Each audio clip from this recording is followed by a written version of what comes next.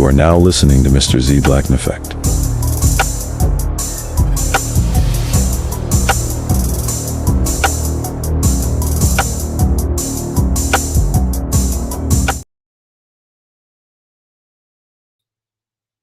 Fair use, fair use. Fair use, fair use. Look, Mr. Z been looking and searching. I spent the entire morning, don't put it in the comments, regular streams for the next few minutes, searching, y'all, all through breaking points for the past 3 months, trying to find that one blink it, you'll miss it time when Sagar and Jetty is talking about whatever him and Crystal Ball are talking about, and he randomly brings up black women in a mocking tone. I, as a such and such black woman, Mr. Z's car is talking while he's streaming. Shut up. Thank you. So, and I tried, y'all. I tried. Then I tried to find Dr. Ron O'Neill. Dr. Ron O'Neill has said this multiple times. I watched him say it on Dr. Thunder. I watched him say it on Dr. Dunbar, and I could not find Dr. Ron O'Neill saying, "Hey, Vivek Ramaswamy and them," essentially, and I'm paraphrasing, they're going after black women. They see black women as antithetical to what they're trying to do. Guess what? Couldn't find Dr. Ron O'Neill saying it. We all done heard him say it. Can't find it. So here we are, y'all. Here we are. So I'm going to have to do a part 2 with more materials because this is the way Mr. Z's life is going. Right? Man.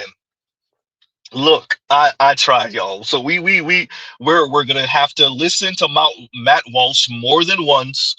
We'll get to it. We'll get to it. Oh boy. So the ladies are on the menu. Everyone from Dr. Ron O'Neill to I forgot what this professor name is. What her name is. Somebody will put it in the comments when I play her. I've covered her before. I've seen her on different I saw her on what was she on? She's been on a couple of shows, mainstream shows too. A number of folks, and Jack Morgan, RLP, white dude from South Florida, suspected white supremacist. He's also made mention of black women, and I trying to look for all of this since this morning while also doing what I need to do. Don't put it in the comments. It just wasn't happening for Z. It just didn't. So a number of folks see what's happening now. Black women have been made the face of everything wrong with America. Excuse me. And it's a bad look. I do think they're going to be targeted. They wanted to speak about intersectionality. They're about to feel what that looks like coming from the right. You know? So I'm gonna play a number of folks speaking on this, and I will play what it reminds Z of in a minute. So first, let's play the brother Gothic off of Instagram.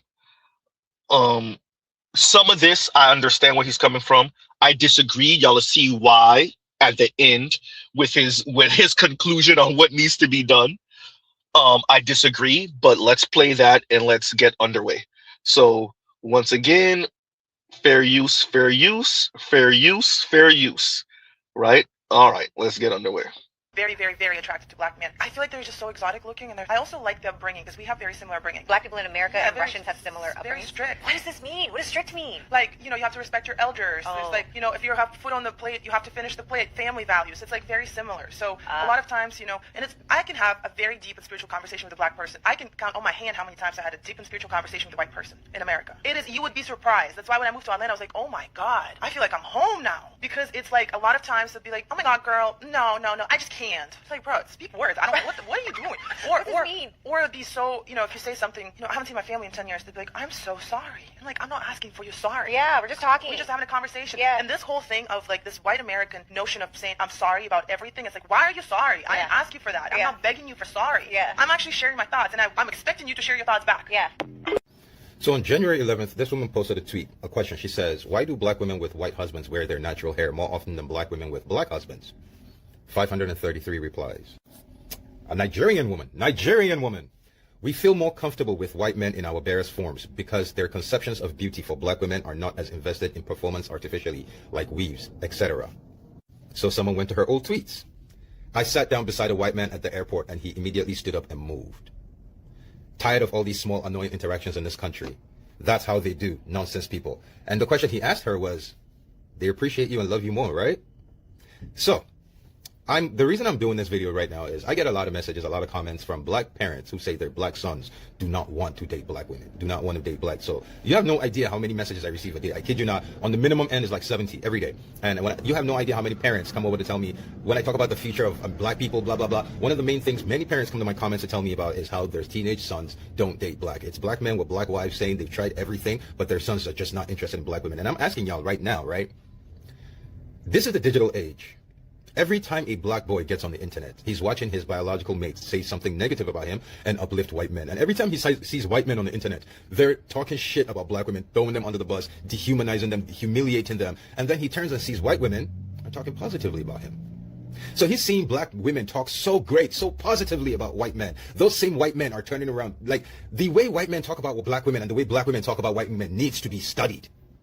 They're on the internet calling you she-boon, nigger buster, this, that. You're alternatively on the internet saying, oh my God, they loved us. They wanted to date us during slavery. Black men were the reasons they wouldn't date us during slavery. White women stopped us from being their wives during slavery. Like, and then you wonder why y'all don't understand how bad this is. Black boys, no, teenage black boys. I've said this, I have black woman fatigue. I don't give a fuck how you feel about this. I have black woman fatigue. I hate coming on the internet and seeing black women. I want to get on the internet. When I'm on the internet, I just want to see everything except that one demographic, because I know the moment I see that demographic, I already know what I'm going to expect. Black men ain't shit, white men. Yes, we get it. We get it. We get it. But don't be surprised when your sons tell you they will never, because me right now, I'm being honest, right? I don't care how anyone feels about what I'm about to say. If I had the power right now, like power like Moses, ancient Christians or whatever, and God says, I need to wipe out the demographic from earth. Choose who you will. I'll tell them black American women and Nigerian women. Nigerian men will be fine. Black American men will be fine. But these two groups are the biggest curse against us. A Nigerian man, and that is why listen, once you get out of Nigeria, you start to see Nigerian men don't want to look at Nigerian women, because why would I put myself in this when there are other women that would treat me better? And yes, if the men that are teaching you better, Nigerian women, leave us the fuck alone and go and find them. This is crazy. Okay, let's address this, because this is a slow roast. Let's address that what Gothic said about what needs to be studied, how black women speak about white men, and then how white men speak about black women.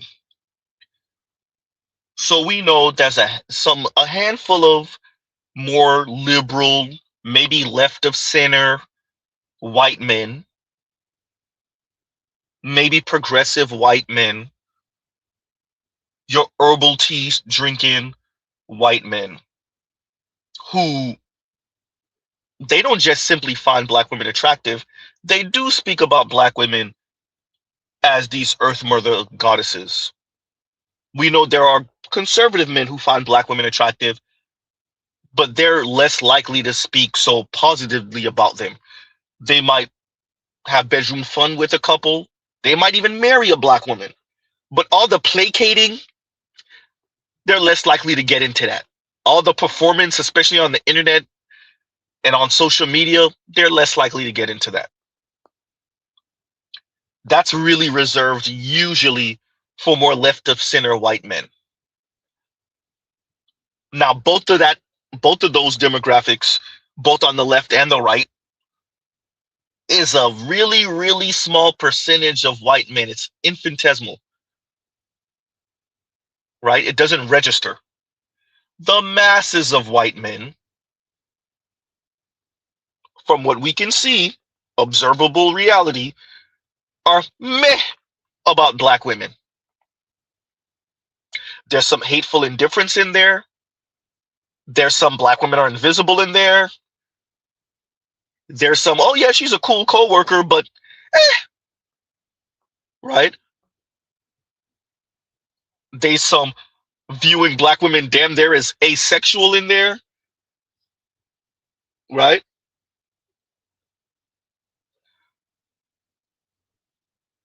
What is interesting, as Gothic was saying, is listening to black women, not all, a large percentage, most, speak about white men and watching white men speak about black women.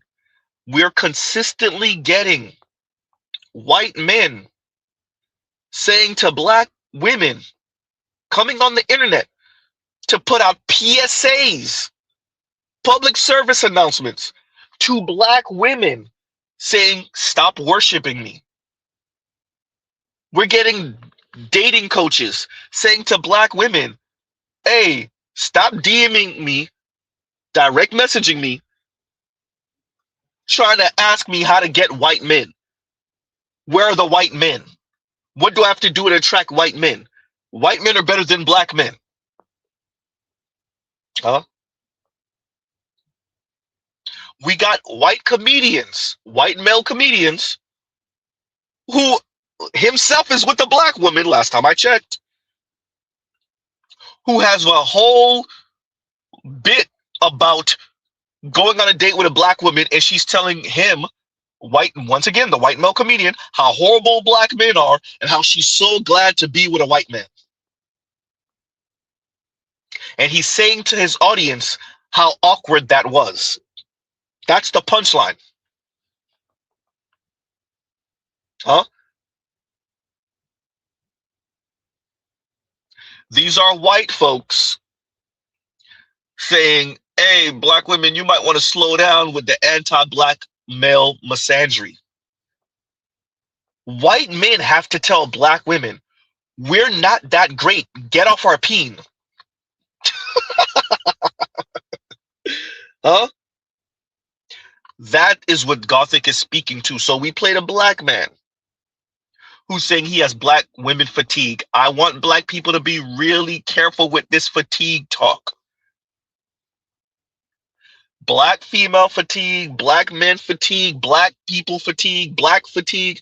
We got to be real careful with this talk and how it's being weaponized against black people, man or woman.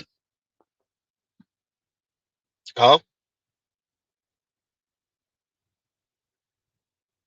So shout out to Gothic. But as the white woman was saying, she feels a connection to black men in specific. You get that across the board from a number of Latina and white women and maybe an Asian woman here or there. Huh?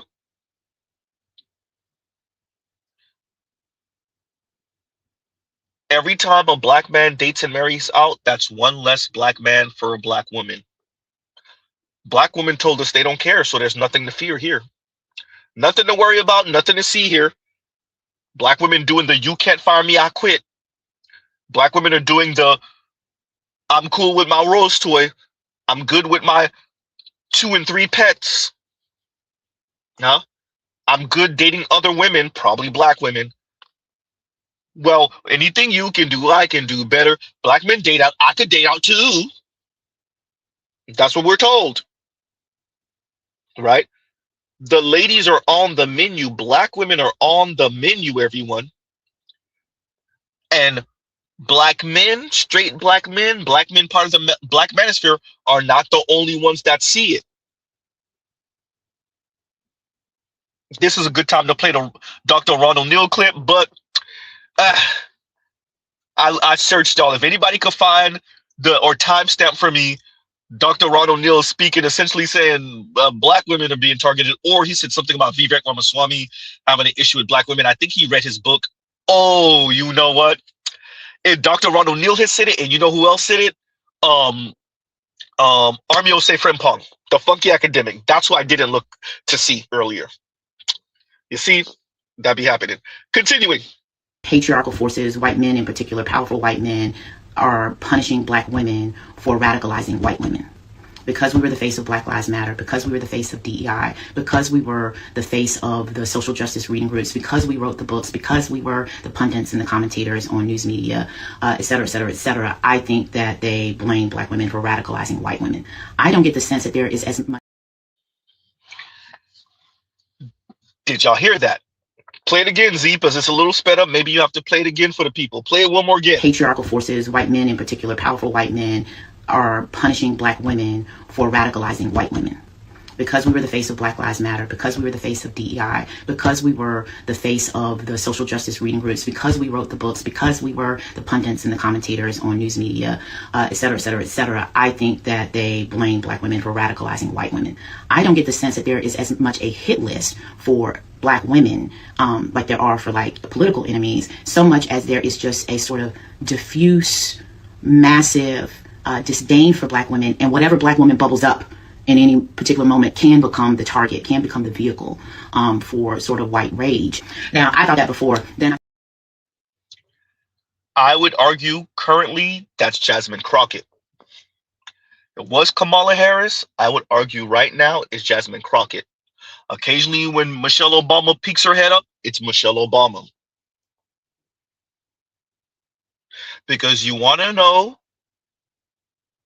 what white men see when they see one of these black women. Once again, fair use, fair use, fair use, fair use. You want to know what they see? What if a single person was the secret ingredient in a recipe of chaos? Meet Tituba, a Caribbean slave brought to Salem in 1689. She wasn't just any slave. She was the spark that ignited the witch trials. Imagine the whispers in the dark, magical rituals, forbidden secrets. Tituba introduced a brew of mystery and fear. Suddenly, the town erupted. Accusations flew like sparks from a fire. Friends turned foes. Why? Fear of the unknown. The trials consumed lives, tearing apart families. Tituba became both victim and villain. She symbolized hysteria, showcasing how fear can twist reality. What happened when history simmered over? A volatile concoction of blame and terror. In this dark tale, who truly was the witch? Could it have been us all along? And we're back. Yeah. So for all of you, and I recently found this out. Let's shout out. It's not recent anymore, but it was the nameless protagonist that put me onto Tituba and how she pretty much jumped off the Salem witch trials and how she was from the Caribbean, right? So we've all heard of the Salem witch trials, but once, shout out to Nameless protagonist, I ain't gonna tell y'all too much, it was a private conversation, but once Nameless was like, yeah, she was from the Caribbean, I was like, oh, there we go, I don't need to know no more. I don't need to know nothing else, I'll look it up, don't worry, I already know what type of time she was on. And of course, Mr. Z was right. Huh? Yeah. Shout out to the nameless protagonist. He will bear me witness. Huh? And the fact that Tituba got to leave Salem, she was not hung, she wasn't beheaded, right? The fact that she got to leave that, if I'm not mistaken, story goes that she was traded to another family and she then disappeared and, you know, nobody knows how she died or what happened with her. Yeah. Let me get this right. The white women were being tortured for practicing this. But you as a black woman, slave out of the Caribbean, got to be traded to another family and leave with your life? Yeah. Well, some powder was, something was getting hit with powder on top of seances. Huh?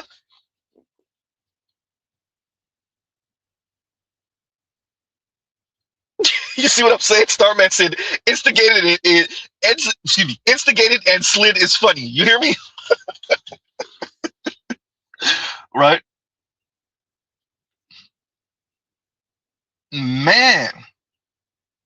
So appreciate most, I would argue, white men don't know anything. They know about Salem witch trials. They might have heard of it before, but they don't know any of this. But this is the type of thing that some think of when they think of their innocent little dainty flower white women, right? Being essentially desecrated. That is the word. Both from black men, physically, with the 15-inch veiny male member, but also from black women, spiritually, intellectually, mentally, right? And I've heard this also, Summer, and Summer says Tatuba wasn't black.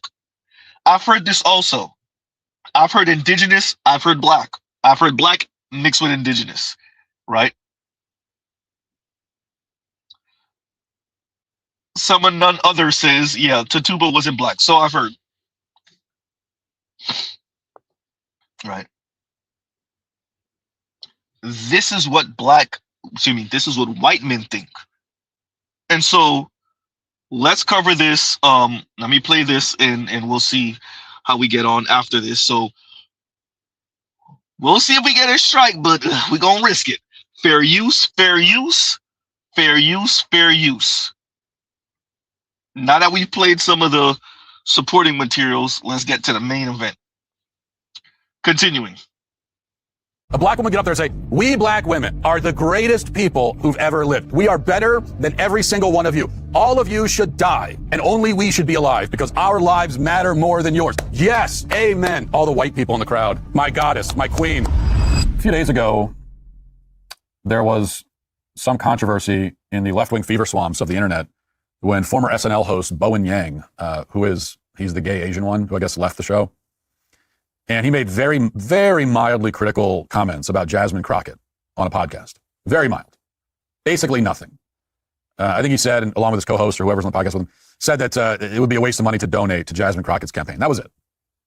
And there was backlash. And they were called racist for the comment somehow. And they both folded, obviously, like right away. They just caved and apologized right away.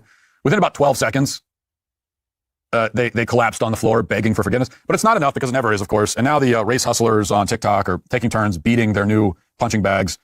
And I thought that this response was especially funny. Watch this. It's always a twink with a gaping rosebud and a microphone that has so much to say. But since we are being funny, since the Boys with Podcast decided to turn a black woman's Senate run into a punchline, let me return the favor. Because it's actually insane. And I'm not talking about quirky insane, not internet cute insane, but structurally violent insane. That Matt Rogers and Bowen Yang thought that it was appropriate to sit on a microphone and tell black people, or people in general, not to financially support a black woman who is running for office. Not critique her platform, not challenge her record, not debate her policies. Just don't give her money. That's not comedy. That's not analysis. That is material attempting to start a black woman's campaign. And then y'all wrap it up in this tired, cowardly ass phrase saying that she's too well defined. Well, baby, she's not too well defined. What she is too unignorable, too competent, and too black in public. She's too woman while being ambitious, too clear about power, and the clarity that scares people who benefit from living in a fog. Because somehow defined only becomes a problem when the candidate is a black woman or a black person in general. White men can be as defined as hell, angry, loud, corrupt, incoherent, indicted, and still get called serious contenders. They can lose 5 elections and be called building a movement. They can be mediocre forever and still get donors and headlines and grace. But a black woman has to be flawless and frictionless and humble and exceptional and non-threatening and brilliant and warm and soft and strategic and silent, and she's still not going to be viable. Yes, how dare you? How dare you say that about a black woman? How dare you fail to fall down and worship at the feet of a black woman? How dare you? We've talked about this before. This is the great fable of the modern left. I mean, they have a lot of fables. It's all fables all the way down. This is perhaps the greatest and the most deranged. It's the fable we hear over and over and over again, where black women are somehow criticized and scrutinized more than any other group. They're held to this impossibly high standard. And nothing they do is good enough, even though they're also smart and beautiful and so wonderful in every imaginable way. This is what we're told. Black women are held to the highest standard, and a standard which they consistently exceed. They're held to this, the limbo bar is high. Well, I guess in this case, lower, whatever. Forget about limbo. The bar is higher for them than it is for anyone else. And they consistently get over the bar and it's not good enough. This is what we hear. This is the great left-wing fable. And you hear that and it's like, what world are you living in? What are you talking about? This constant drumbeat of how black women are treated in society. No one is criticized this way. First of all, black women are never criticized. Black women are basically never criticized. So not only are they not criticized the most, they're not criticized at all. Ever. Doesn't mean that there aren't criticisms one could make. It just means that they're never criticized. Black women are basically never criticized as a group. right? Like nobody ever singles out black women as a group and condemns or even just criticizes them. And that's not, white men are criticized obviously as a group all the time. White women are criticized as a group. Even black men are sometimes called out. They're at least called out by black women sometimes for not being good allies or whatever the hell phrase they would use. But black women are just never called out. When have you ever heard that? So for all these people saying, oh, everyone treats black women, really who? Can you give me an example? I never hear it. And again, it's not like there's nothing to criticize here, okay? It's not like you can't find fodder for criticism. It's just that they never are. And even individually, black women are basically the only group on the planet where you can't criticize any single one of them individually in any context for any reason without being called a bigot.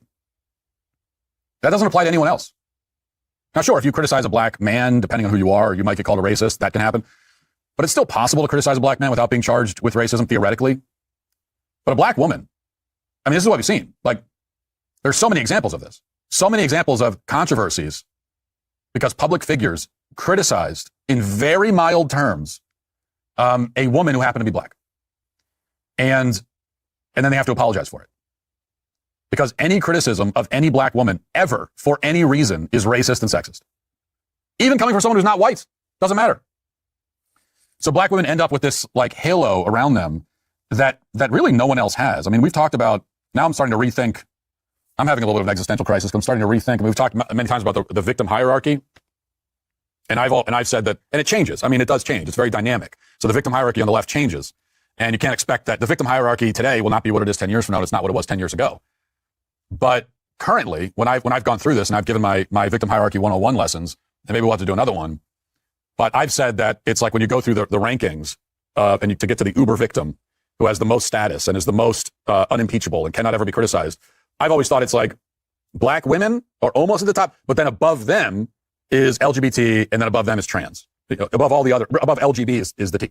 And that's the way that it's worked. And I think that there's a reorganizing happening, because I actually think that maybe it's black women who are at the very tippy top of the whole thing. So, and you look at how like Beyonce is treated, or Michelle Obama. And we're back. This is frightening. Mr. Z is actually terrified for black women. Stale ass, boring ass, monotone tone sounding ass, Matt Walsh. Bullseye. Vivek Ramaswamy, bullseye. We have a number of black men and not black men who've been saying, black women, do you appreciate what position you put yourself in? Huh? For Matt Walsh to say, wait a minute, we even criticize black men, but black women are immune. She's not the only one. Didn't Zora Neale Hurston say the same thing? Didn't she say that? That's a black woman, right? Oops. Huh? The two freest group of people in America are white men and black women. Didn't she say that?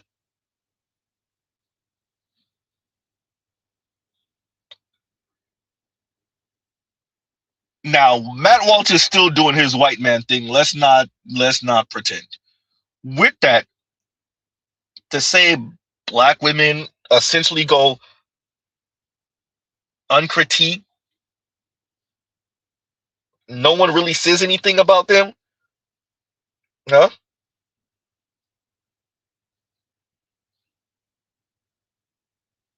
All hail the black woman. Dear black women, black men are not the only ones that see it. Other men just don't have to deal with it until they did. Until they saw how y'all spoke about Michelle and Kamala and Jasmine Crockett. Huh? There's a segment that Matt Walsh plays with Tiana, right? And he kind of mocks her, like we're so put upon and we're rising up the ranks, and he mocks her. Now, it's rich for a white man to pretend like you don't get what's going on in America racially, as he advocates for certain things racially. right? It's rich to pretend they love doing it. With that, black women, you are not even making, you are their target now. You wanted intersectionality, you're about to feel the full brunt of white men's eye on you. You have no idea how black men taking the slings and arrows has saved black women for decades, centuries, decades.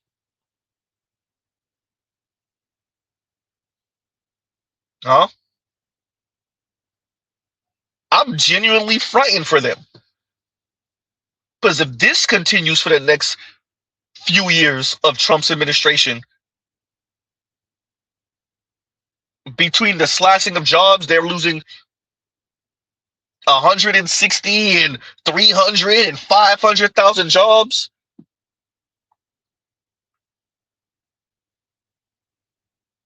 And then you have the Matt Walsh and the Vivek Ramaswamis and the Sagar and Jetties going at them. Huh? The Alex Karp billionaire saying his black mom and his Jewish dad got together on some woke stuff. He said that to his own brother, his biological, yes, raised in the same home brother. That they're a product of woke politics. Black mother, everyone. Black ADOS mother.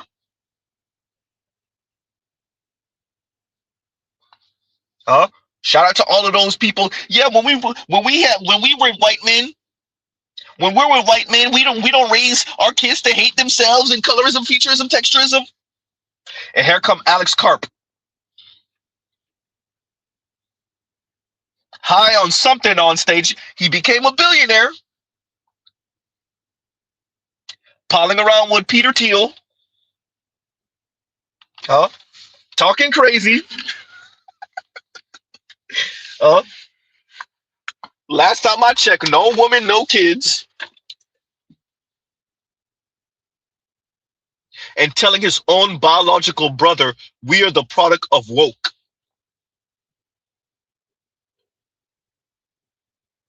Huh? This is what black women find themselves on the wrong side of the line. Being braggadocious because their insatiable inferiority complex, they don't know what to do but blow smoke up each other rear end all day. And now, white men then turn the eye to you, and that's not a good thing. Continuing. Where you could be so incredibly mediocre and yet be hailed as the greatest. Whatever your pursuit is, you could be just not even, you could be below mediocre and yet be seen as one of the greatest ever to do that particular thing. And that is. Okay, look, Mr. Z can't let that slide. Look, Mr. White Man, I know a white man, Matt Walsh of all people, listening to his voice is like watching paint dry. Look,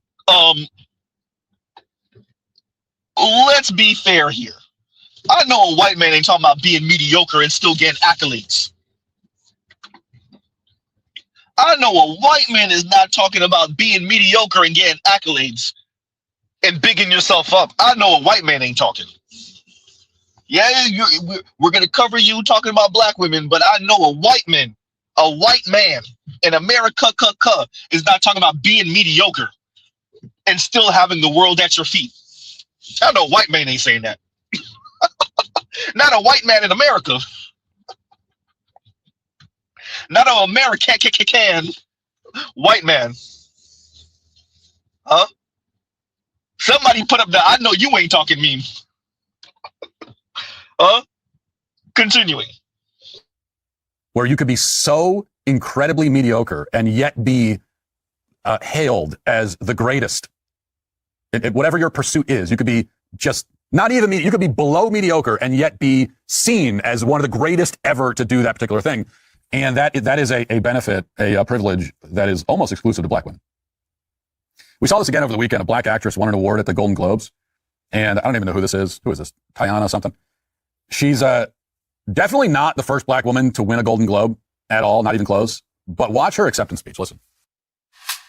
Our softness. Yeah, you heard that from the other clip too. And this is another thing that comes up a lot in the black woman fable is our our softness. We're so meek and mild. And you hear that and you think, really? That's not the first word that comes to mind. I don't really. Black women are renowned for being slow to give their opinions in situations, and sure, okay. So she's acting like she's the first black woman to ever win an award, treating this like some kind of glass ceiling shattering moment, because this is what happens anytime a black woman achieves anything. It's treated like it's some kind of historic thing. And this is a group, again, it's not entirely unique among other victim groups on the left. There's a measure of this for every victim group, but I think it's the most with the black female victim group. In particular, where pure, unadulterated narcissism is applauded. She actually says, we belong in every room we walk into. What? No, you don't. There are definitely rooms where you might not belong, okay? If you walk into my living room unannounced, you don't even knock on the door, you just walk in, you don't belong there. Oh, is it because I'm a black woman? No, it's because you don't live here. I belong in any room I walk into. Think about how, I hate always doing if the situation's a reverse thing, but you can't help it. Think about how this would sound if a white guy said this about white men. Think about how white it would men sound do say this. if a white man got up there.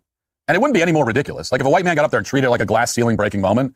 Of course, that's absurd because like a lot of white men have won these awards, but a lot of black women have too. So, shout out to Richard Spencer. It's not any more ridiculous. If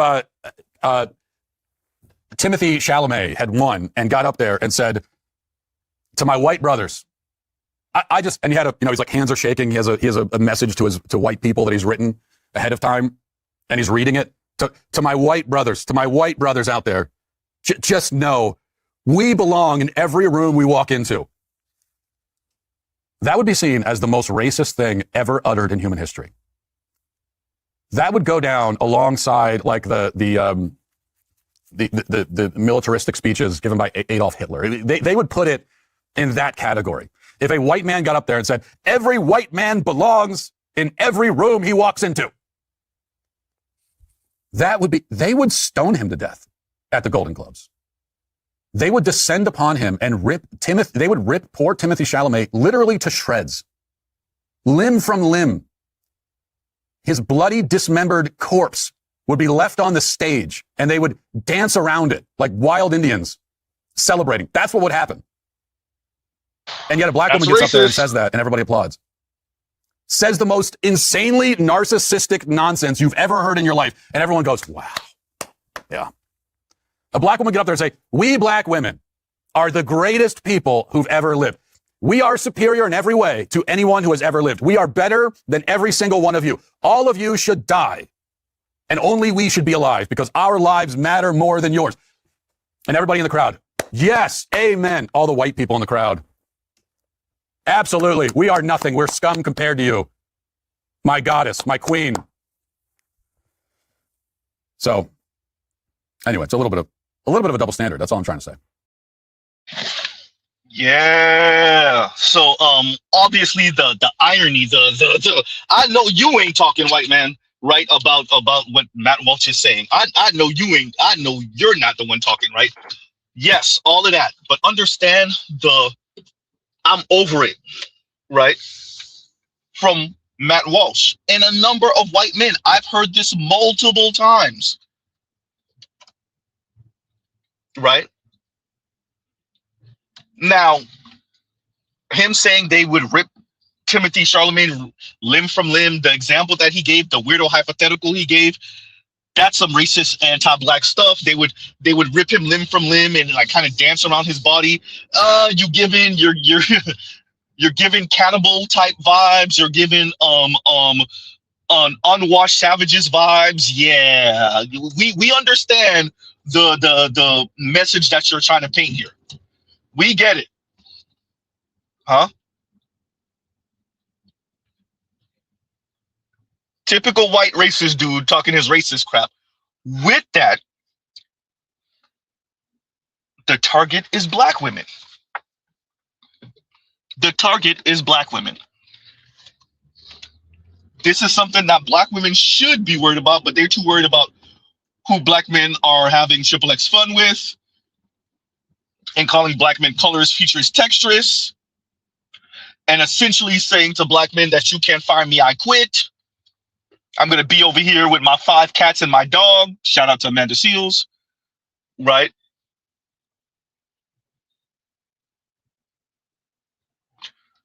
Dr. Ron O'Neill tried to tell him, huh? You even have black female professors that were like, I don't know, huh?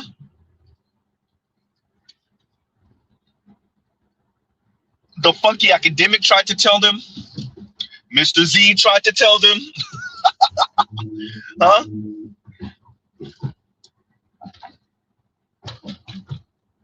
Appreciate that. And we're here now.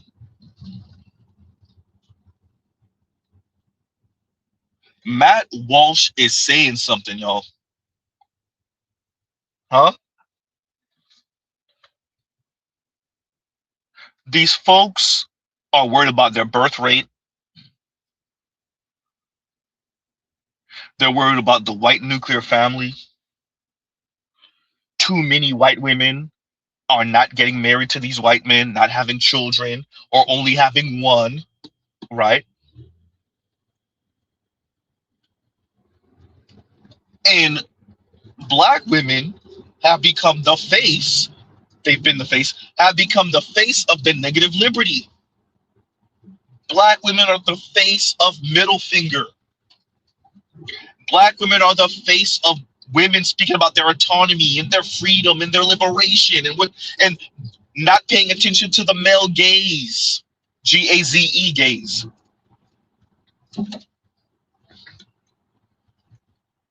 And so, of course, you're going to have Sagar Enjeti and Vivek Ramaswamy and Matt Walsh mock and make fun of that. They see it and target it too. Oops. You better believe it. Appreciate that Jasmine Crockett is an avatar for black women. When Trump is speaking about Jasmine Crockett, he's not just speaking about Jasmine Crockett. Huh? When Matt Walsh is speaking about Jasmine Crockett, he's not just speaking about Jasmine Crockett.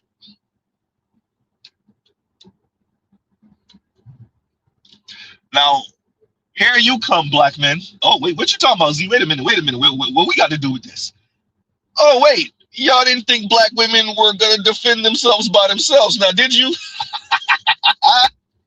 Be prepared. Wait a minute. They already tried pulling that with Kamala Harris. Oh, crap. Be prepared for black women to do the, where are the black men? And why are they defending Jasmine Crockett? Be prepared.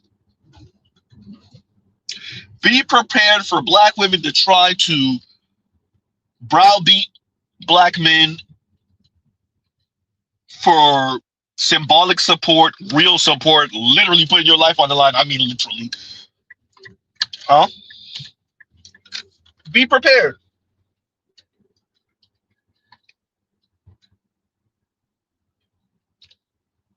Especially that Trump is speaking about Jasmine Crockett the way he is.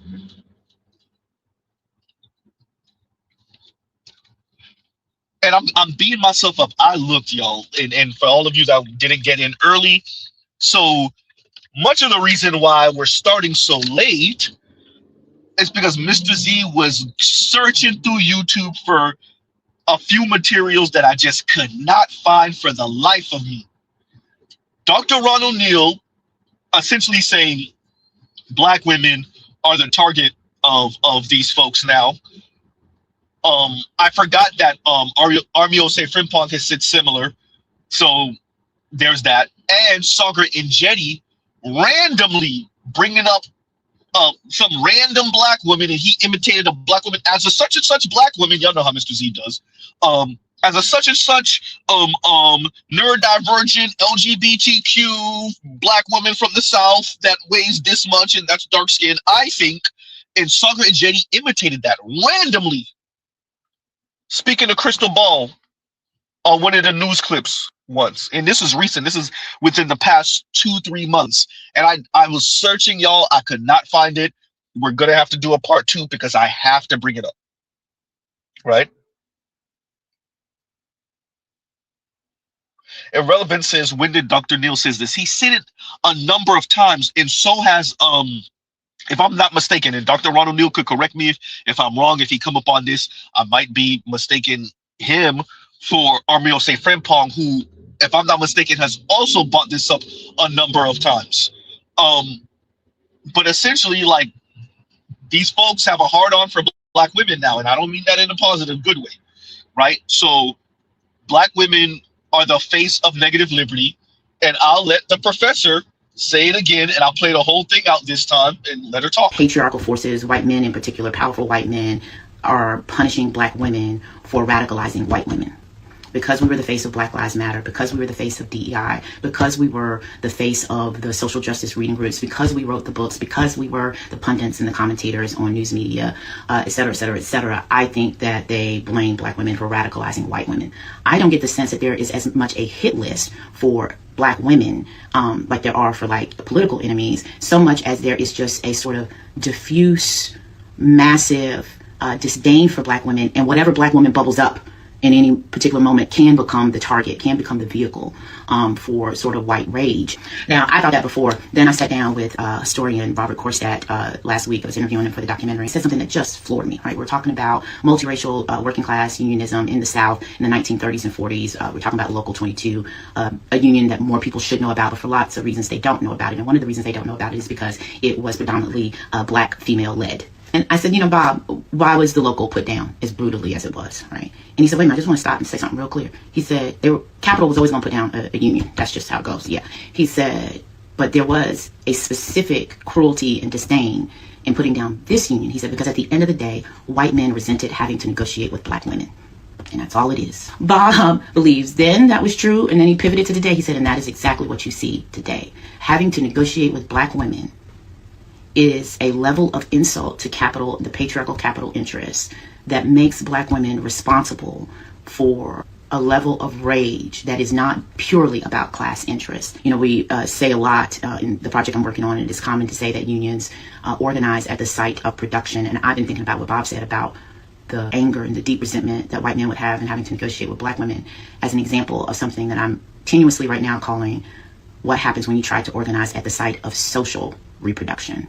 There's organizing at the site of production, where labor tries to claw back some control and authority over the profit from its labor. That's the site of production. The site of social reproduction, I think we've always thought about as being in the home, the negotiations over unpaid labor, for example, the gender divisions of labor in a home that produce capital for the paid labor market. But I'm thinking about what Bob says is when Black women enter the labor market and they become avatars or figures of not just capital, but of social reproduction, and how that incites a particular kind of virulent rage for all women, as we're increasingly talking about gender and the and patriarchy. But if you had ever considered yourself an ally or comrade, and in this moment to think about who is paying the price for the marginal but still significant gains that women and queer people and femme people experience over the last 25, 30 years, and that I think the people who will end up paying the highest price for it, who will be run not just out of the discourse, not just out of the labor force, but if history is any indication, they will be erased from memory as if we had never existed.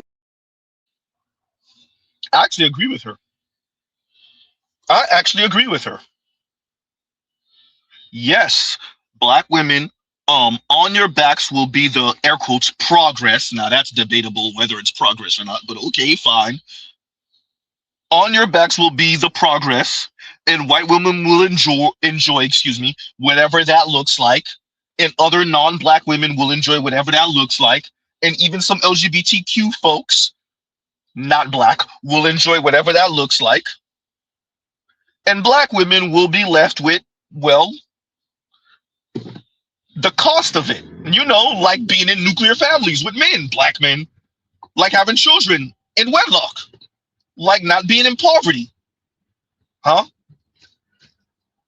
like having your autonomy at the cost of security in America. That's the cost.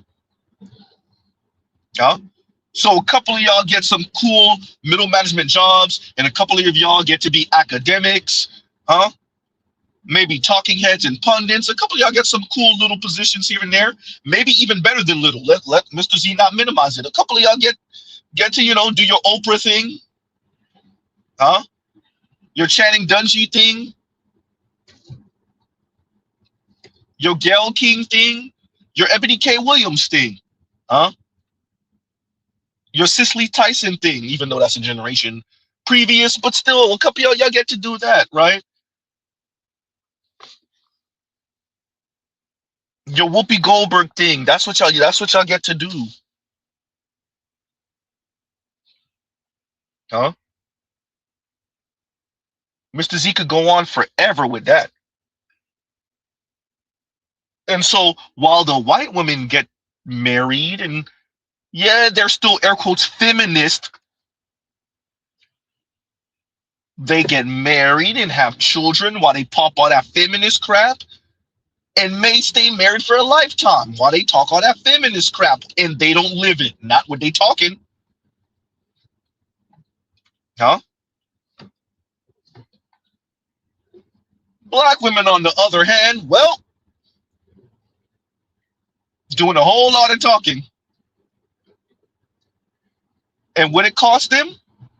The children born in wedlock, security, the marriage itself. That's what it cost them.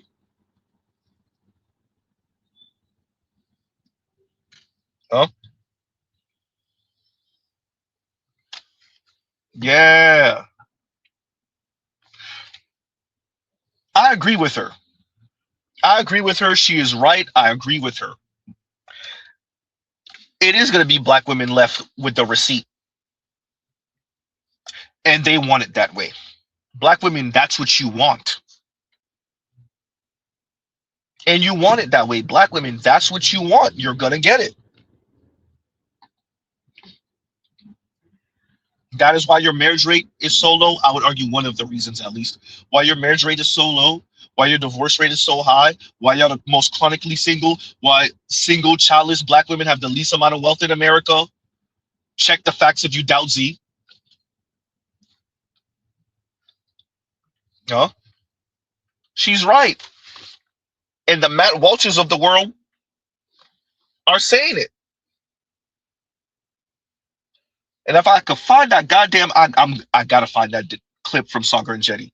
It was somewhere maybe October-ish and up, because I made mention of it on a stream too, on a couple of streams actually. Right.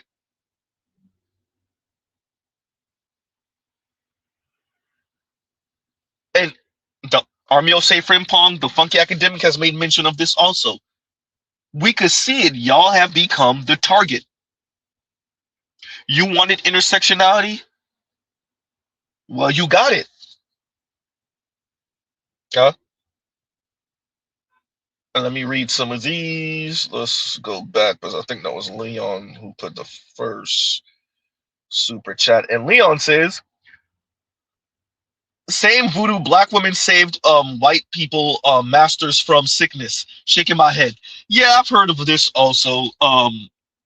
Coming from Africa. Or some of the, because of the way the slave trade was going through, coming out of the Caribbean, female slaves that came out of the Caribbean and were transferred through the South, namely Louisiana. So yeah, I've heard this also. I've heard this too. Yeah. So look, Tituba. So when I found this out, I was like, oh. It all makes sense now, right? We've heard of the Salem witch trials, and Mr. Z went looking. I was like, oh yeah, that makes. And the fact that she got away without getting beheaded or hung or put cement on her feet and put her in a goddamn, throw her in a lake or some body of water. The fact that none of it, not tarred and feathered, not none of it. So she just got trained into another family without a scratch.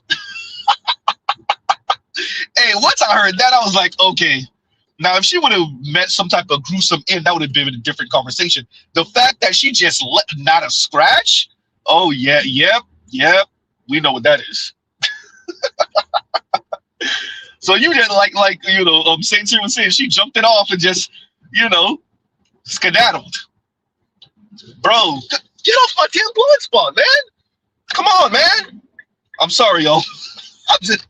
Like, people don't know how to drive. They just surf right in your blind spot. Just I have no patience for like you la la la la la drivers. Mr. Z, I have no patience. Like I'm messing up the street with my anger right now. Road rage. Oh man. Continuing. Right. So seeing that Mr. Z did not come fully prepared today. Yeah, and I'm sorry about that, y'all. I tried. Like I really did. I was in the middle of doing what I do. Don't put it in the comments. And yeah. Y'all gives you a second. What's going on here?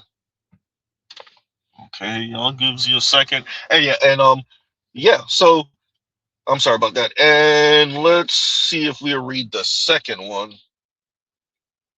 Give me a second. Wait a minute. Because that kind of threw me off, whoever that was honking. And Captain Obvious says, shots fired from Matt Walsh. Please tell me how this is Jermaine's fault. It won't be Jermaine's fault until it is clear. And by the way, this is how power works. There will always be a bit of space for ambiguity and no, you're just on the wrong side of history or somebody's politics or somebody's policies.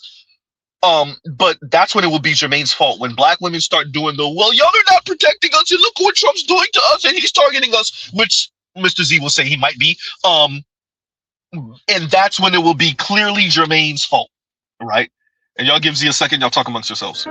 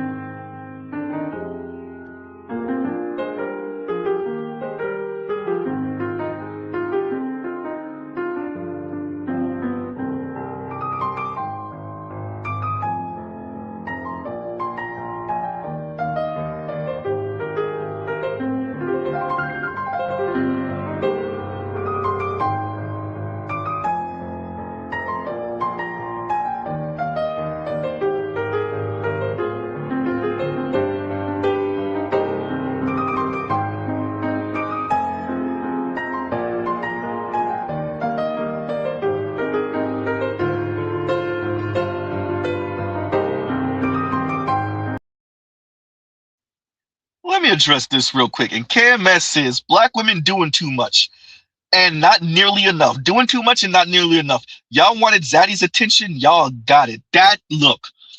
Ding, ding, ding, ding, ding. Y'all wanted Zaddy's attention. Y'all got it.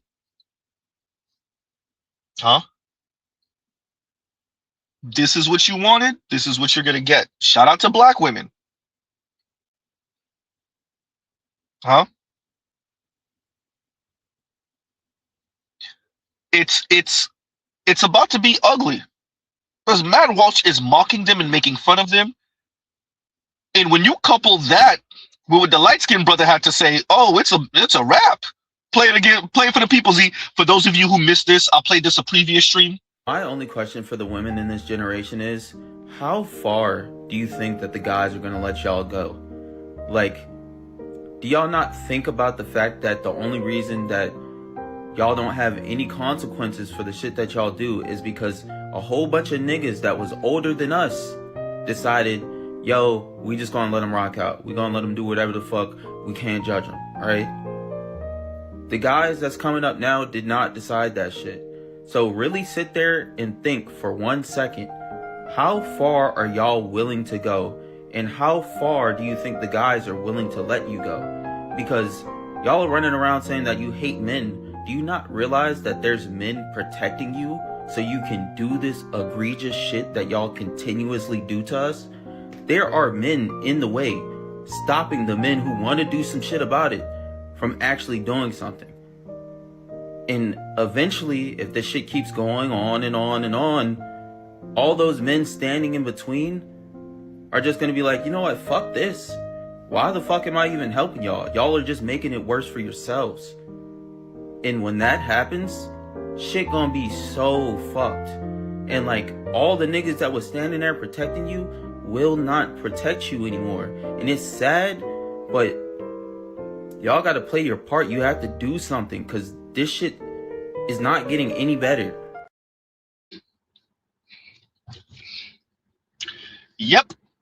So when you couple what Matt Walsh is saying with what this brother is saying, it's not looking good. It looks like white men will go put their foot up black women's rear end, and a number of young millennial men and Gen Z men are going to be like, meh. Right? Now, appreciate that for many of these folks, you're just black. Black is black is black. But black women have been yelling for the longest on the rooftops that there is a difference between them and black men. Now, black is black is black, but black women are the ones who have been trying their hardest to separate. You got to be careful what you wish for, right? Y'all been trying your hardest to separate because y'all are the model minority within the black community. So you thought, right? So you thought you would get a discount because you're a black woman. You're not a black man. You're not a black male. Huh? So you thought. Huh? And the Mad Welches have something to say about that. And young brothers like this young man said, I ain't got nothing for you. Now, I don't think that's the best. With that, if black men decide self-preservation because this is what black women wanted, who am I to tell them to put themselves in danger for random black women?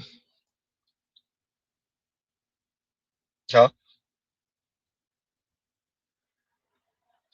Black women for the longest have been able to hide behind black men, hide their misbehavior behind black men,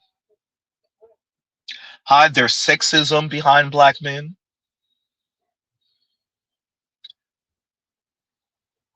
hide their anti-social ideology, worldview, behavior behind black men for the longest because we were all black. But because black women wanted to separate so bad, well, you got that. Matt Walsh he said it. We even criticize black men. Like, theoretically, we even could criticize black men. And he struggled to say it, but he said it. This is a not even suspected white supremacist white dude. Black women, this is what you wanted. This is what you wanted. You got it. Huh? Yeah. Huh? So I feared this. Black sisters, black mother, black nephew, black nieces. Yeah, I fear this. But we're here now. Right? Yeah. And y'all gives you a second because we gotta do this real quick. All right, y'all. Y'all gives you a second.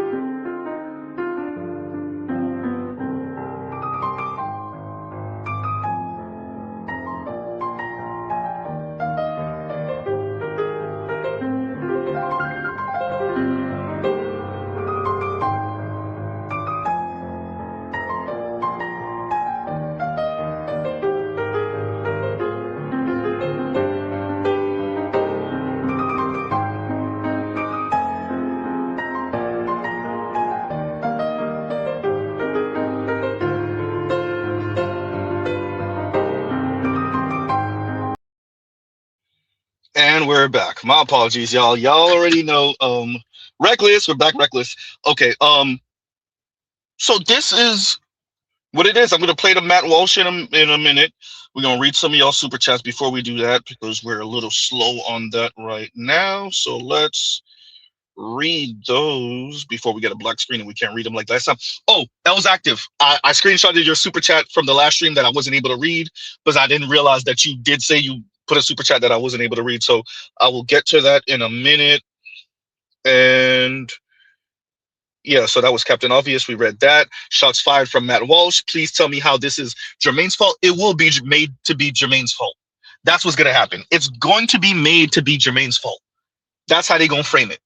I'm letting you know now, right? So that's how that's going to be framed. Especially when black women start getting foot to ass from these white folks. Yeah, that's what's going to happen, right? And a split Jim says, LOL, what you saying, Z? White men are looking like someone from Lord of the Rings with the eye of on the tower. Yeah, so that's I never watched Lord of the Rings, but excuse me, which is crazy because of Split Gym. This is what I was thinking. This is what I was thinking, right? Like the red and black eye type thing. Yeah, yeah. That's what I was thinking. So is that orangish, like in black, whatever. But y'all get what Mrs. Z is saying. Yeah, so I never watched the movie, obviously didn't read the books. That's one of the things that I do need to get to as a millennial, like missing Lord of the Rings. I know extras and millennials, this is our thing. Not for all of us, but like I miss that. So, right? So don't know the lore, don't know the storyline too well. Not really, actually, let's stop and see. Don't know the storyline at all. So I'm gonna have to get into it. Yeah. So, but I do know about that eye. So that is what, no, but that is exactly, it is funny because that's what I thought of, even though I never watched the movie, but that's what I thought of. And yes, that's what I'm saying. Right? Low key, that all-seeing eye type thing. And that's, Black women wanted that attention. They wanted that attention. Or they wanted attention. They may not have wanted that attention, but that's the attention they're going to get. Fundamentally, what we have an issue with now is the divergence of black men and black women's politics. Now, I'm not saying that it quote unquote should be this way. I am saying that it is this way, mainly because this is the way black women want it to be. Right? I came across what's the brother name from 85 Going South? Carlos.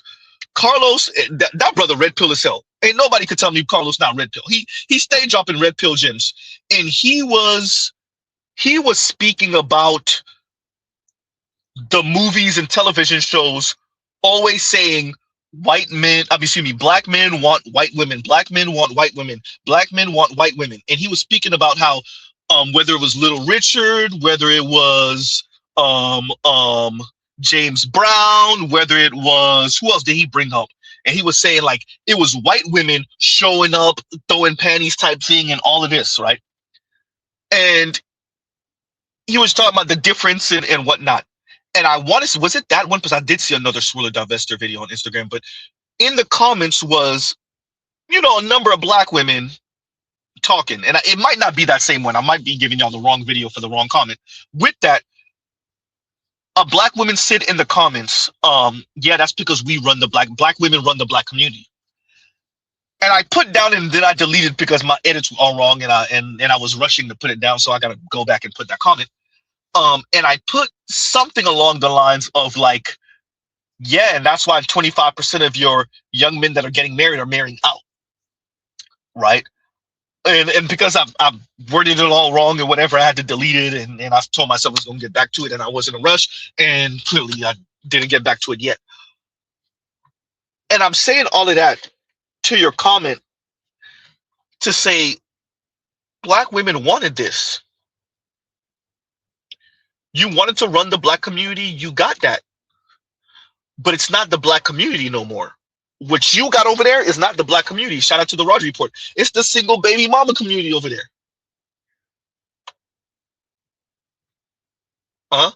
Whatever you got going on over there, y'all got it. And whatever happened over there, you got it. It's a divergence of black male politics and black female politics.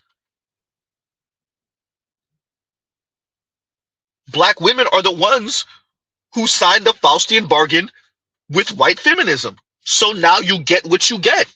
And if that means that a number of white women turn around and go home, or if it means that a number of white women, they have their children maybe out of wedlock, but they have enough resources to do okay in their life with their kid as a single mother, but you out here try to pull the same stunt and it will bury you, then so be it.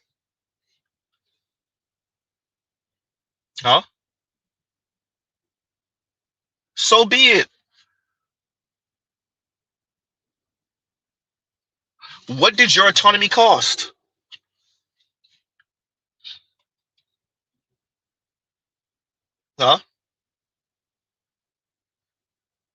So yeah, thank you for the super chat, the split gem. Thank you for the super chat. And Lion says, if they really want to be the face of autonomy, That's fine, but they better be prepared to be the face of what that same autonomy cost you. They don't know. I'll be trying to tell y'all that the Kim Fosters know, Julesy knows, T Noir knows, right? There are a number of women they know. Julesy knows, T Noir knows, Khadijah knows, Kim Foster knows. The women like that, yes. They are fully aware of what their attitude will possibly cost them, whether they're in relationships currently or not. For all of us that remember Uchechi from the Grapevine, she made mention of this. She didn't use the word autonomy, though, right? But your average black woman, college educated or not, no, look, to any of the Xers, anybody want to tell me I'm wrong?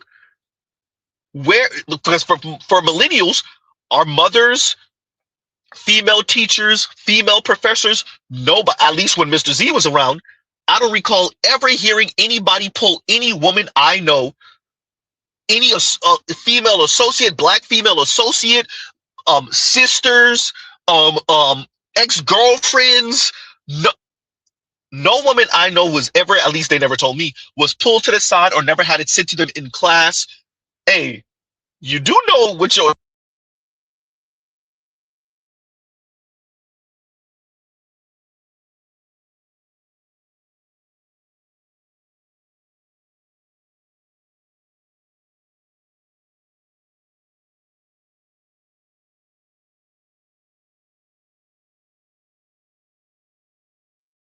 back.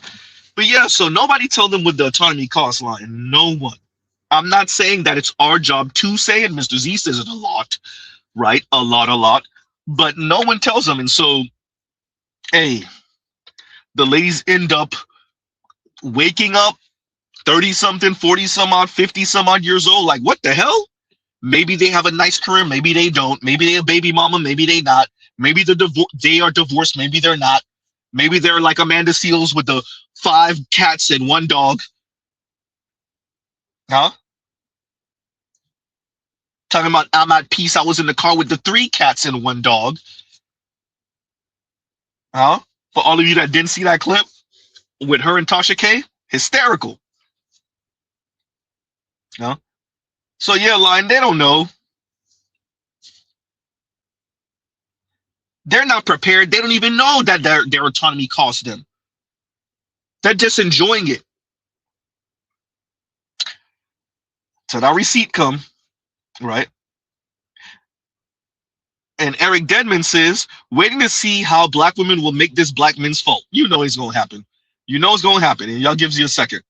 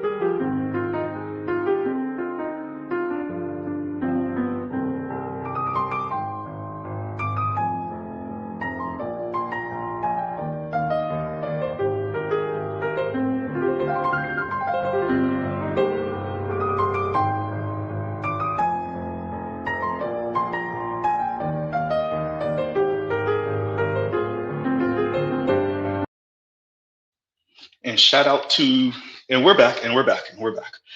Shout out to Leon for the closet reference earlier. It's not a closet, nor is it a. It's not a closet. It's not the restroom. What other funny? It's not any of those. Can't tell you what it is. Can't incriminate myself, but it's not either. And shout out to Leon. And no, waiting to see black women, how women will make this black men's fault because you're associated by birth, by blood, by race. It will be your fault because you have one particular duty, right? I play it all the time, Eric Deadman. Be prepared, prepare thyself. It's not the one y'all think it is, it's the other one. But you have one duty. What if black women were supposed to be the leaders and black men are just supposed to protect with their muscles and use their listening ears and carry out instructions? That is your job, sir. Eric Deadman, I'm joking, but you get it. You get it. That is your job. So yes, it's gonna be your fault, and yes, they're gonna blame black men because it doesn't matter how mean black women have been, how smug and sassy they've been, how they invested so much into status quoism and forgetting who the hell white men are, or maybe not forgetting who white men are, and that's the turn on. But okay, fine, right? And thinking that they were safe and they had find them a comfortable place under white liberal women's skirt. And there's a pun in there, right? That they would hide out under white liberal women. And what happens, this is the question always.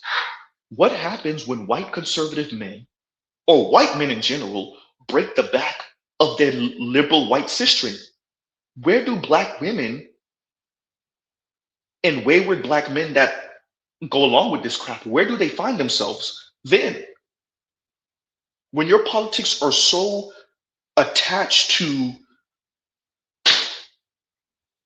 white liberal women and what the hell they saying and what they got going on and what's important to them, when you have put all your eggs in that basket, when you invested all of this social and political cachet, this moral cachet, in what the hell white women are talking about, white liberal women in specific. Notice that Mr. Z not saying white progressive. There's a slight difference. When you put all of your stock in that, and then they get the back broken, what happens then? Huh? So yeah, I mean, yeah, they put all of their stock in that, and well, that's their ass now. Right, so let me read this from Relevant. And Relevant says, what are your thoughts on Black women's burden, how intersectionality has them combating the ills for other people when they can't even solve their own? That's Black women taking that on. That's Black women taking that on. That's on them.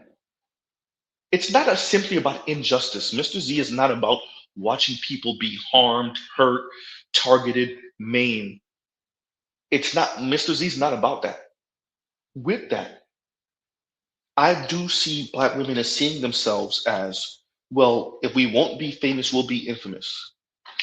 I do see it as a me no black. I'm going to invest a lot of energy in LGBTQ causes, illegal immigrant rights, all of these other out there things, because maybe eventually I'll be able to draw from that account that I've been depositing. I would have put so much positive will out there that I'll be able to draw into that from that account and maybe marry some of the sons of those women who I helped. Huh? Maybe. And so I do see them as investing in the plights of others, understandable, okay, fine. An attempt to garner some type of sympathy in the future when things go left for Black women in specific. This is their politics. This is what differentiates them from where Black men are. You ever hear Black women say, yeah, when we at protests, we don't see Black men at protests? Eh. But even if I was to give them that, have you considered that Black men's politics aren't there? And that doesn't mean that you're more moral than Black men? Like, you want to have a monopoly on the thought process and the ideology and the political stance of the Black community. And a number of Black men said, fine, you get to run it. I'm just not there. I will form my other thing over here with other Black men of like mind, or I'll go and do my Mandalorian thing. And this is what Black women have an issue with, that Black men have the unmitigated gall and nerve to not stay here and be dictated to by Black women. It drives them absolutely bonkers. That's what makes you a sexist and a misogynist and a misogynoirist. Well, look, for me, it has never really been about Black man or man. It's been about men. Mm-hmm. There's this myth out there that Black men can't handle being spoken to, and told what to do by Black women. Black men come from our bodies. Yeah. So Black men have Black mothers. So they're used to having these conversations with women. The matriarchy is strong with the Black community. It is very strong. Yeah. Conversations with women. The matriarchy is strong with the Black community. It is community. very strong. Yeah. The matriarchy is strong with the Black community. It is very strong. Yeah. Told you. I told you. I told you. Exactly, everyone. So, yeah, relevant. Right? So they want to operate the gynocracy, matriarchy if you're kind of trying to be kind, gynocracy if you want to be accurate, and that comes at a cost. And what you're seeing from especially younger brothers under the age of 35, definitely under the age of 30, is more and more of them are truly expanding their options. They're not just talking about it like Black women. They're truly expanding their options, and those are becoming fruitful. Marriages outside the race, or different ethnicities of Black folks, some of the Afro-Latinos, maybe some Africans or Black Caribbeans, but Black men or Black young men in particular are expanding their options. That's what ends up happening. The Black woman's burden of their own version of trying to civilize the world, it is the other side of the white man's burden, right? And it's their way of vying for power. Do what they see as kindness in being humanitarian. Mr. Z is not about Black women not being humane. I am saying when you're dealing with these other folks, the vast majority of them don't give a F. They don't care about what you got going on and how you're moralizing. They don't care nothing about that. Right? And solving their own issues and solving their own problems, I would argue I'll let Black women answer that. I see Black women's problems as expressed to me through their actions as being not accepted by non-Black men, right? Not being able to essentially live a facsimile of upper middle class and above white women, right? And not having the status of, once again, upper middle class and above white women. Black women can answer that for themselves and give us the whole mumbo jumbo talk about whatever they're going to talk about. But from action, yeah, that's the issue. Irrelevant, thank you for the super chat. Thank you for the super chat. KMS says, Black women's reputation and ethnic image is nothing if not well earned. I feel like I'm watching a sibling about to get the BTA treatment. I get that BTA treatment. Beat that butt, we'll say treatment. I don't like that it's about to happen, but they had it coming. Yeah, and that's, and I think some of this might be violent, physically violent, but I think really what it is going to be an ice out. It is. I think what we're going to witness is I think we already witnessed the beginnings. Even though I'm going to use this term, the beginnings of what I'm calling the Brenda Coven of the Black community, of Black women in specific, right? We're working towards a world where maybe UBI come in or whatever we're going to have. However, this is supposed to work in Black women, because they're U.S. citizens, will be given whatever stipend, whatever little money, and they'll be told to go f off somewhere, go live in them little shanties or go live in those little apartments or whatever the hell, and we don't really need you. And meh, y'all go do what y'all do over there somewhere. So the Roma and Gypsy class, minus the marriages of Black women in specific, right? Just take what Black women are now and break the knob, right? Once again, this is not something I want for Black women, but you can see, when you see people mentioning Black women in specific by name, Sagar and Jetty, Matt Walsh, like that says something, right?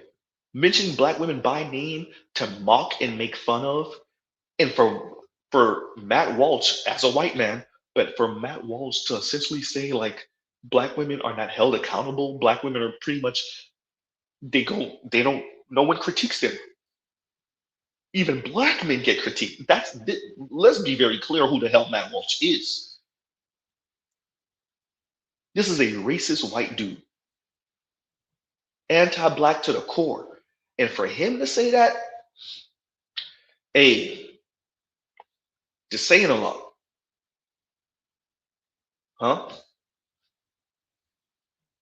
And using Jasmine Crockett as an avatar to say something larger, and using Tiana Taylor winning that award, and yeah, they act like they never won anything. Hey, Black men have seen this playbook before because it was done to us. Black women wanted Zaddy's attention. You got Zaddy's attention, huh? And Detroit says, and thank you for the super chat. I got a question. So, what are your thoughts about NATO's getting dismantled by U.S. government? World War III scenario: who USA facing NATO's Iran or China? I think that's a BGS question. I'll shoot though. I know about the French landing troops in Greenland. I understand that the European powers signed up to NATO, and the the whole thing was the U.S. was supposed to constrain itself, and it's done, air quotes, a relatively good job at not enforcing its will on the Europeans in particular. We're not talking about what it did or what the U.S. has done overseas with the Middle East or Africa or South America, the Caribbean, et cetera, East Asia. But concerning the Europeans, the NATO allies, the US was supposed to, play ball, play fair, not be a bully, we'll say. A Yesterday's price is not today's price, is essentially what Trump is saying. And from my understanding, there was a meeting with JD Vance, and yeah, it didn't go that well. There were fundamental disagreements, which means it didn't go that well, concerning Greenland. And yeah, right. So thank you for the super chat, Detroit. Thank you for the super chat. But yeah, World War III scenario. I mean, I don't like to just throw it around. If we talk World War III and we're having a World War III conversation, then, but like, that's not something you want to live through, right? And as much as we've spoken about World War III since World War II, it's been a good 80 years. Nothing popped off yet, not on that level at least. Yeah, because you could kiss your major cities goodbye, bro. Right? You kiss your major cities goodbye. You could kiss LA and Miami and Chicago and New York and DC and right? Houston, Atlanta, right? Y'all can kiss all of that. New Orleans, you can kiss all of that goodbye. Minneapolis, you could all of that kiss it goodbye. Seattle, San Francisco, Oakland, you can kiss them goodbye, bro. Kiss them, and all that Midwest farmland, they just gonna bomb that for good measure. Y'all can't eat neither. Kiss all of that goodbye, bro. And if we go in there with it, yeah, you can kiss all of that goodbye. I don't play with, if we're having a World War III conversation, that's a different conversation. Um, and I used to take it a bit more lightly, um, but recently not so much. Not just because of Trump, but because you appreciate what that would look like, and it ain't pretty, right? Yeah, yeah, I agree with this. And Telescope says Europe will complain, but everybody knows what time it is. If we don't grab Greenland, Russia or China will.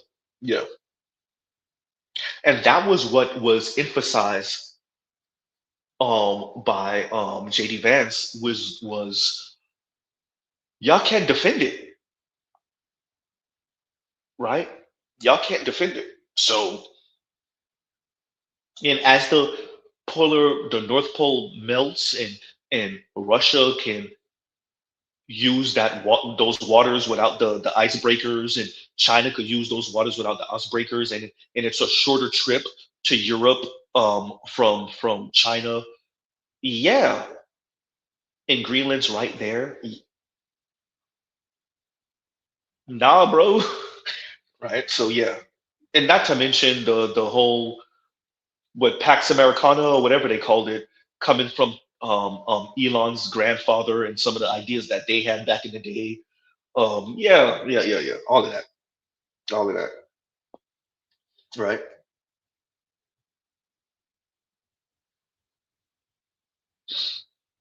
So that part. That this is the question. And Black Roo says, who can and who would fight the US over Greenland? Nobody. None of the European powers stand a chance. Last time I checked, and somebody corrected me if I'm wrong, the UK shoots nukes from subs. They don't have land base. They don't have air. It's only from their subs, and I think it's only one sub. You could count them out. The French got a military worth a damn. I think last time I checked, they maybe have one aircraft carrier. They're out the fight. Stop it. Not enough soldiers. That Mirage got its ass handed to it by the Pakistanis, right? So shout out for those of you that don't know, the Indians and Pakistanis went back and forth. What that was a couple months ago, and if I'm not mistaken, the Pakistanis downed a couple of those French fighters, the Euro French fighters, downed a couple of them. Quick work. So I don't know, France. Germany's military, right? And then the other European, these are your big three. Poland's been building for a while, but stop it. Poland is too worried about Russia beating Ukraine and then coming up to them, so that's not going to happen. They preoccupied, right? So yeah.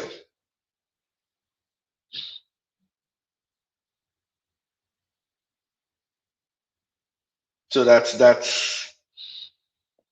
yeah, that's what I was trying to say. Thank you, Starman. The North American technique, they call it. Yeah, that's what I was trying to say. Yeah, I said Pex Americana. No, it's the North American technique. Yep. Thank you. Ah, Detroit says to Black Root, they would say NATO would fight the U.S. Stop it. The U.S. funds NATO by the biggest two. There is no NATO without the U.S. Without the U.S., the Europeans would be fighting each other within a decade, if even that long, right?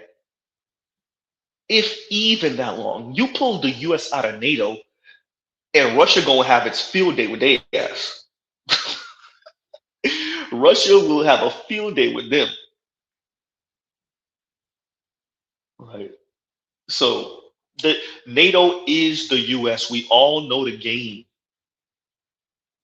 Didn't what's his name, Bolton, say that years and years? He said that during Iraq when NATO was kind of dragging its feet about going into Iraq, and I think John Bolton said something like, "If you're not doing with the USA, if y'all not going along with the US, then why are y'all here?" Huh? So yeah, that all that sounds nice. I think y'all just talking, right? I agree with Black Uru. Where'd that comment go? Let me read it again. Let's read it again. Who can who can and would fight the US over Greenland? Nobody. Say it. Yeah. So there's that. Y'all give Z a second. Let's put this here. Y'all give Z a second.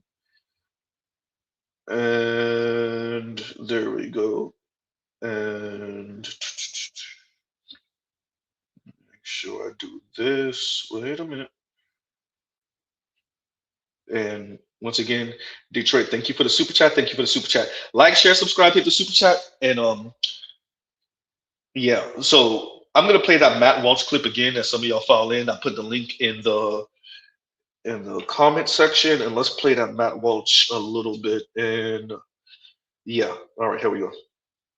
A black woman get up there and say, "We black women are the greatest people who've ever lived. We are better than every single one of you. All of you should die, and only we should be alive because our lives matter more than yours." Yes, amen. All the white people in the crowd. My goddess, my queen. A few days ago, there was some controversy in the left-wing fever swamps of the internet when former SNL host Bowen Yang, he's the gay Asian one who I guess left the show, and he made very, very mildly critical comments about Jasmine Crockett on a podcast. Very mild. Basically nothing. I think he said, along with his co-host or whoever's on the podcast with him, said that it would be a waste of money to donate to Jasmine Crockett's campaign. That was it. And there was backlash. And they were called racist for the comment somehow. And they both folded, obviously, like right away. They just caved and apologized right away. Within about 12 seconds, they collapsed on the floor begging for forgiveness. But it's not enough because it never is, of course. And now the race hustlers on TikTok are taking turns beating their new punching bags. And I thought that this response was especially funny. Watch this. It's always a twink with a gaping rosebud and a microphone that has so much to say. But since we are being funny, since the Boys with Podcast decided to turn a black woman's Senate run into a punchline, let me return the favor. Because it's actually insane. And I'm not talking about quirky insane, not internet cute insane, but structurally violent insane. That Matt Rogers and Bowen Yang thought that it was appropriate to sit on a microphone and tell black people, or people in general, not to financially support a black woman who is running for office. Not critique her platform, not challenge her record, not debate her policies. Just don't give her money. That's not comedy. That's not analysis. That is material attempting to start a black woman's campaign. And then y'all wrap it up in this tired, cowardly ass phrase saying that she's too well defined. Well, baby, she's not too well defined. What she is too unignorable, too competent, and too black in public. She's too woman while being ambitious, too clear about power, and the clarity that scares people who benefit from living in a fog. Because somehow, defined only becomes a problem when the candidate is a black woman or a black person in general. White men can be as defined as hell, angry, loud, corrupt, incoherent, indicted, and still get called serious contenders. They can lose 5 elections and be called building a movement. They can be mediocre forever and still get donors and headlines and grace. But a black woman has to be flawless and frictionless and humble and exceptional and non-threatening and brilliant and warm and soft and strategic and silent, and she's still not going to be viable. Yes, how dare you? She does have a point, but I need her to understand and appreciate all that sassy stuff that y'all love doing. Y'all clapping it up for each other. That shit is annoying to everybody outside of black women. Maybe some leftist white women like that shit too. But everybody outside of that, it's just yawn fest. Right? So we're going to play it again, and I'm going to let a couple of y'all speak, and give me a second.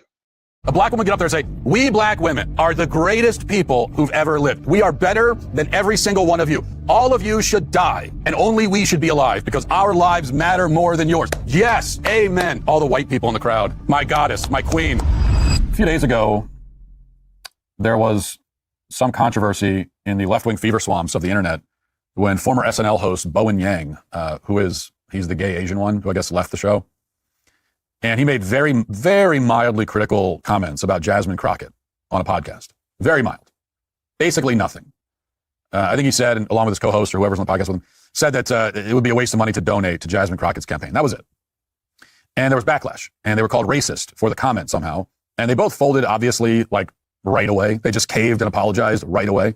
Within about 12 seconds, they collapsed on the floor begging for forgiveness. But it's not enough because it never is, of course. And now the race hustlers on TikTok are taking turns beating their new punching bags.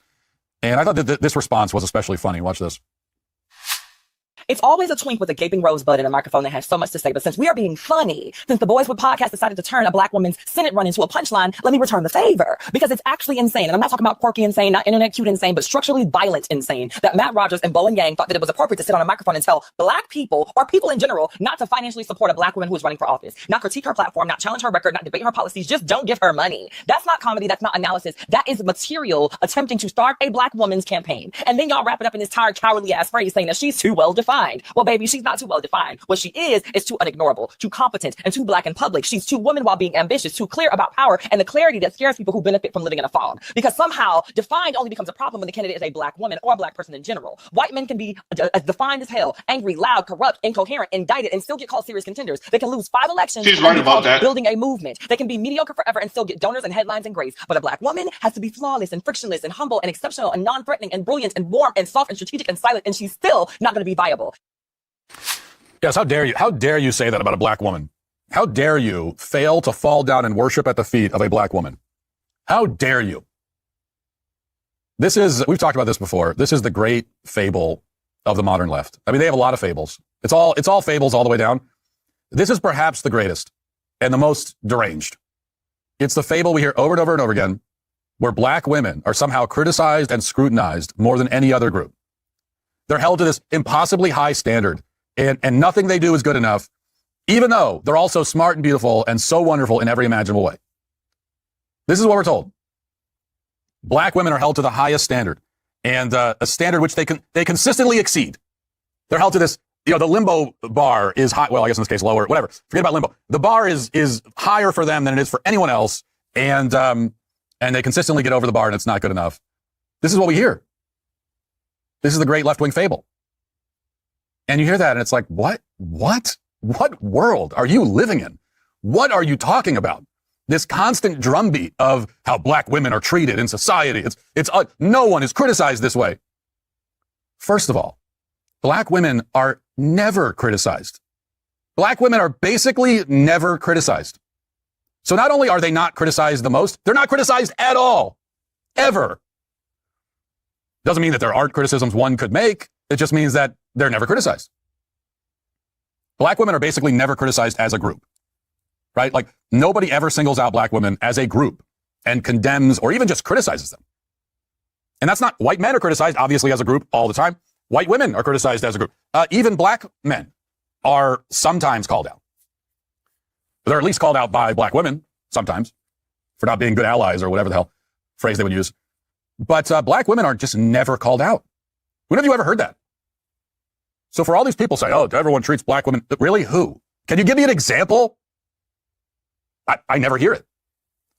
And again, it's not like there's nothing to criticize here, okay? It's not like you can't find fodder for criticism. It's just that they never are.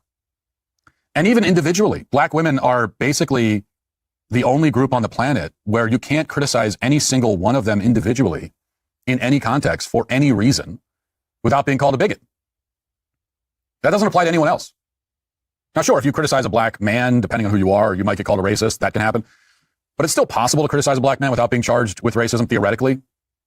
But a black woman, I mean, this is what we've seen. Like, there's so many examples of this.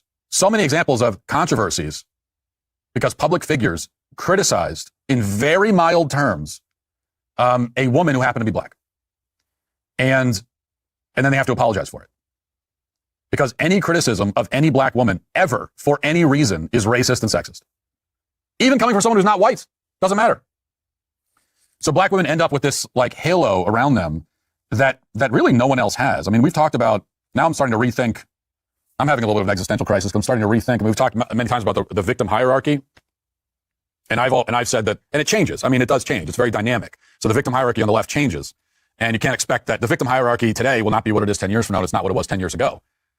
But currently, when I've gone through this and I've given my victim hierarchy 101 lessons, and maybe we'll have to do another one, but I've said that it's like when you go through the rankings to get to the uber victim who has the most status and is the most unimpeachable and cannot ever be criticized. I've always thought it's like black women are almost at the top, but then above them is LGBT, and then above them is trans. Above LGB is the T. And that's the way that it's worked. And I think that there's a reorganizing happening, because I actually think that maybe it's black women who are at the very tippy top of the whole thing.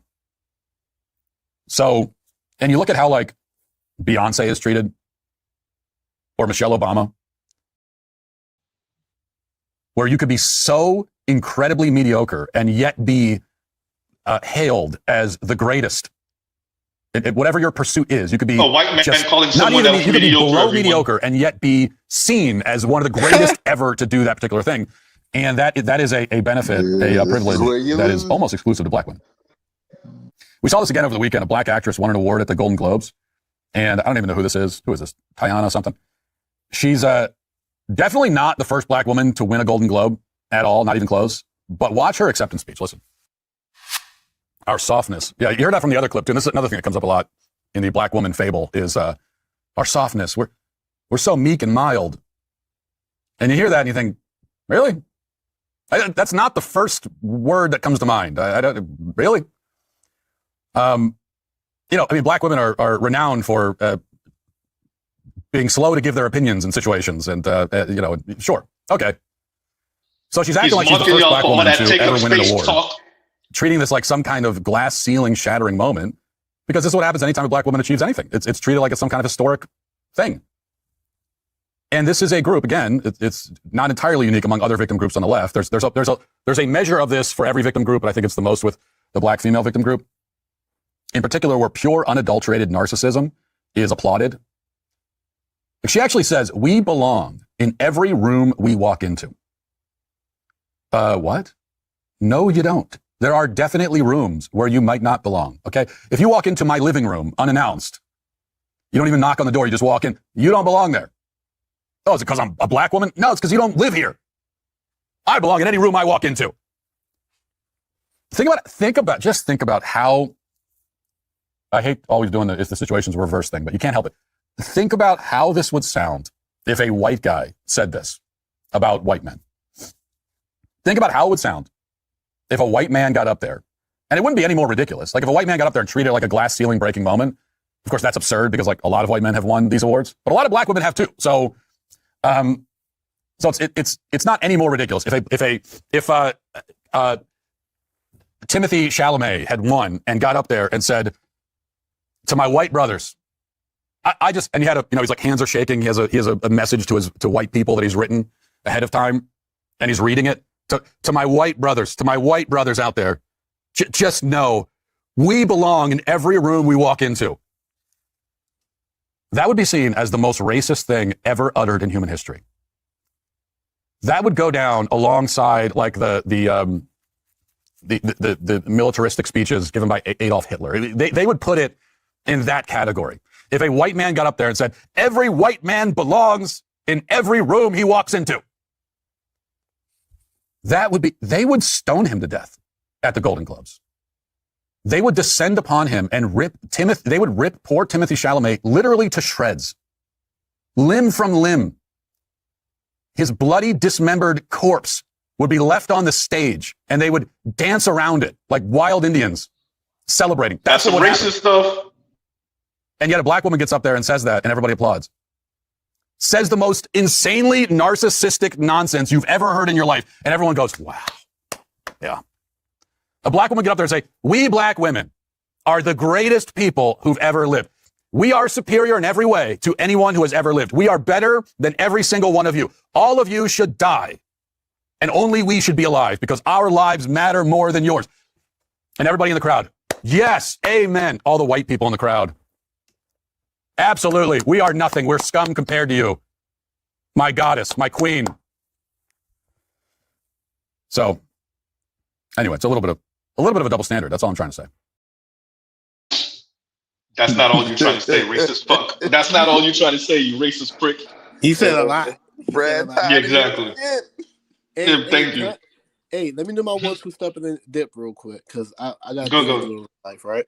So one, this is who Anton Daniels is trying to be. That's his final form, right? When he turned white and everything, he's gonna be him, Matt Walsh, right?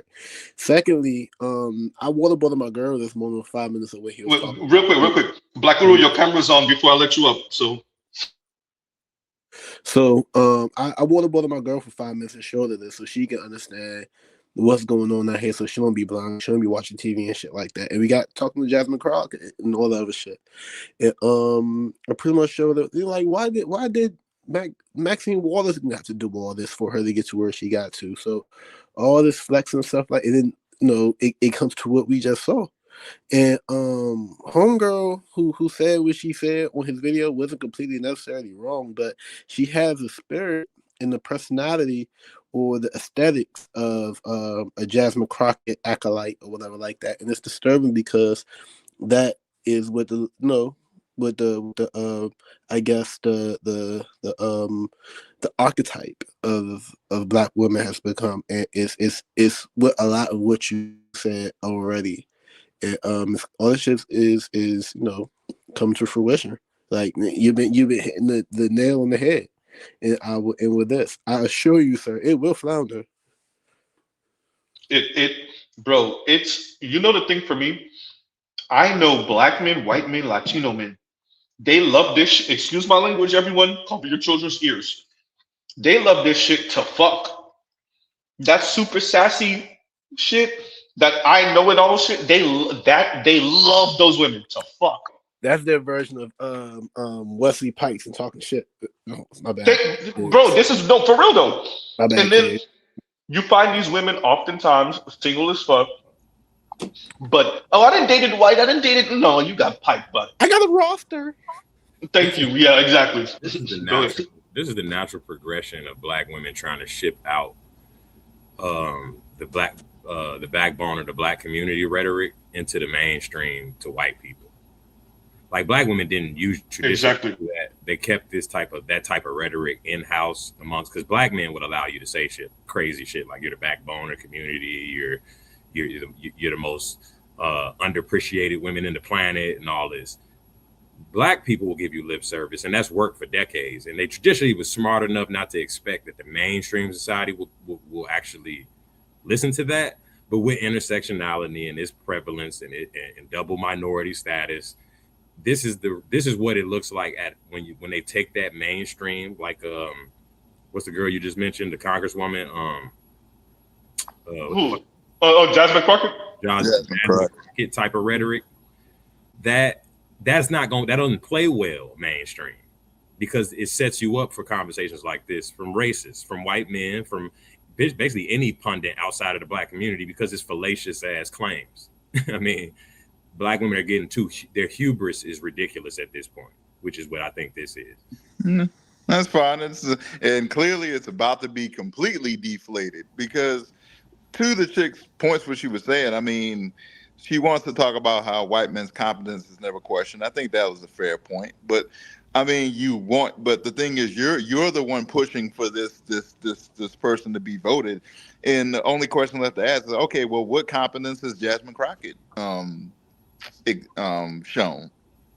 And where is the competence in her whole run? And you know who else asked that same question you asked? From what I have observed of Jasmine Crockett, she appears to be an effective advocate for her particular political position and status. I think she's a very effective advocate.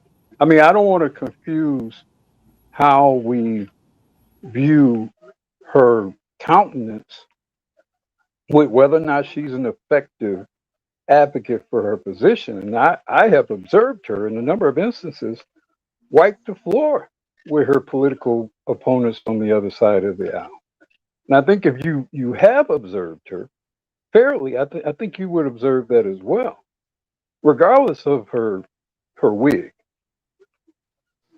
And I think, frankly, part of what this is to, as Republicans and white people in general often do, they disguise things with other things.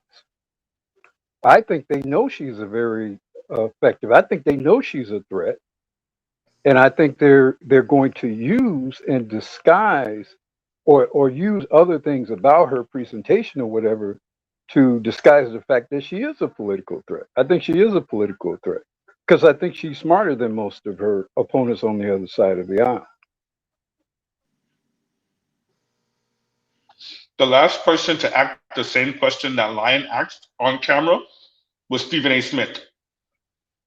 And y'all remember how that was handled.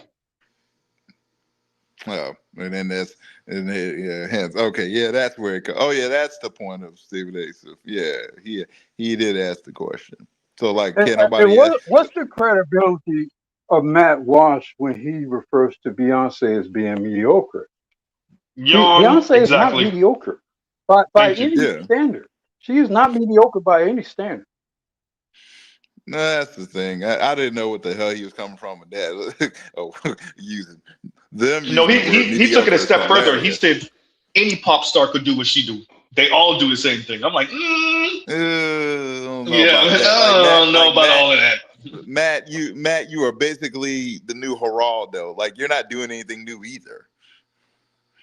If we wanted to be like that, and to the point of him playing Tatiana Taylor's video, like that whole thing was cringe. And just watching the movie, I'm like, yo, she won for being a damn divester. First of all, the only reason she won, she got pregnant by the dude who was pretty much the purpose or the reason behind their entire cause in the movie. So she won an Oscar for being a hypocrite. Or whatever that was. I don't think it was an Oscar. I think it was a Golden Globe. That's pretty much was her role in the movie. You had a baby by the man who was pretty much driving your cause in the movie. Like, isn't that a black woman's wet dream?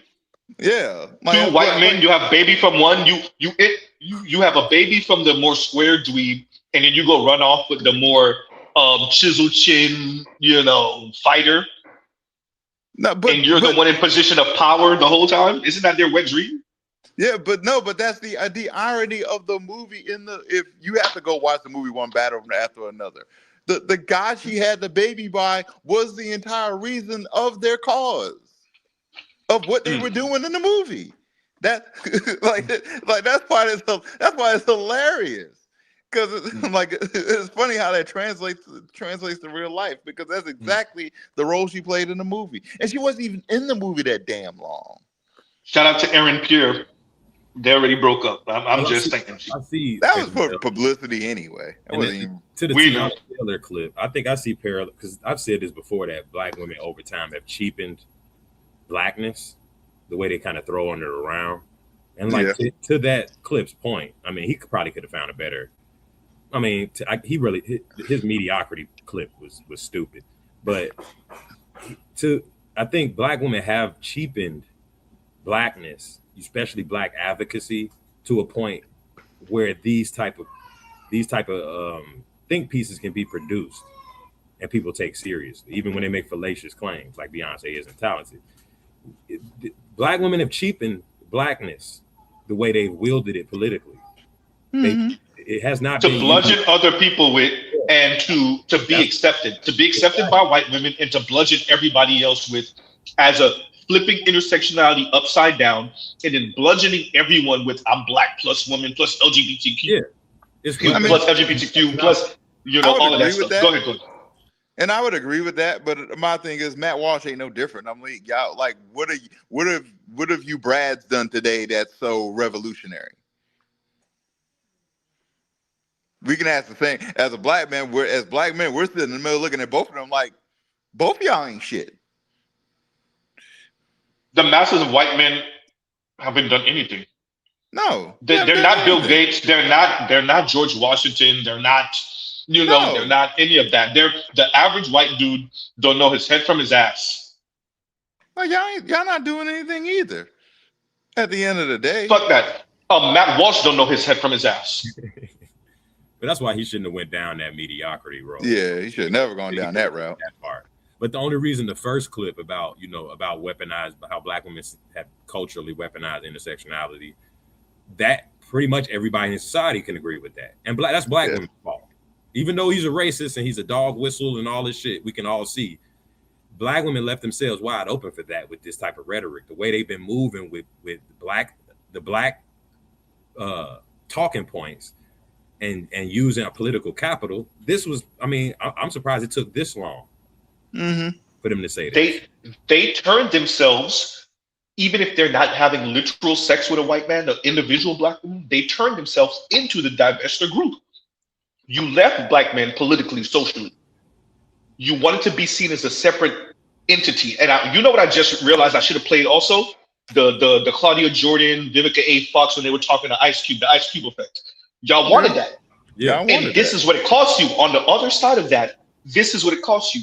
Now y'all being targeted by Vivek Ramaswamy, Sagar Enjeti, and Matt Walsh. And if Sagar Enjeti has this angst for you, you better know JD Vance, and that's why JD Vance made comments about Kamala and Barack when Barack was wagging his finger at black young men. I'm just everybody see what it is. Yeah. As they move on you, hey, I'm not saying no black men are gonna stand up. That'd be a lie.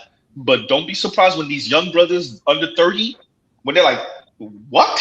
For who? Y'all told me she was equal." You said it earlier. Black women and black men, frankly, don't recognize how many arrows black men take and how much the reason why black women got to talk the way they've been able to talk publicly is really because of black men, because people are worried about what black men's response would be. And traditionally, we've always just jumped in front of trains for them, no matter what. So that's why it created a culture. It's not because black women have a moral case for intersectionality, because that shit ain't really backed up behind statistics for real. It's really that black men carry the moral capital or the cultural capital, and black men are a force to be reckoned with when we start talking about race and racism.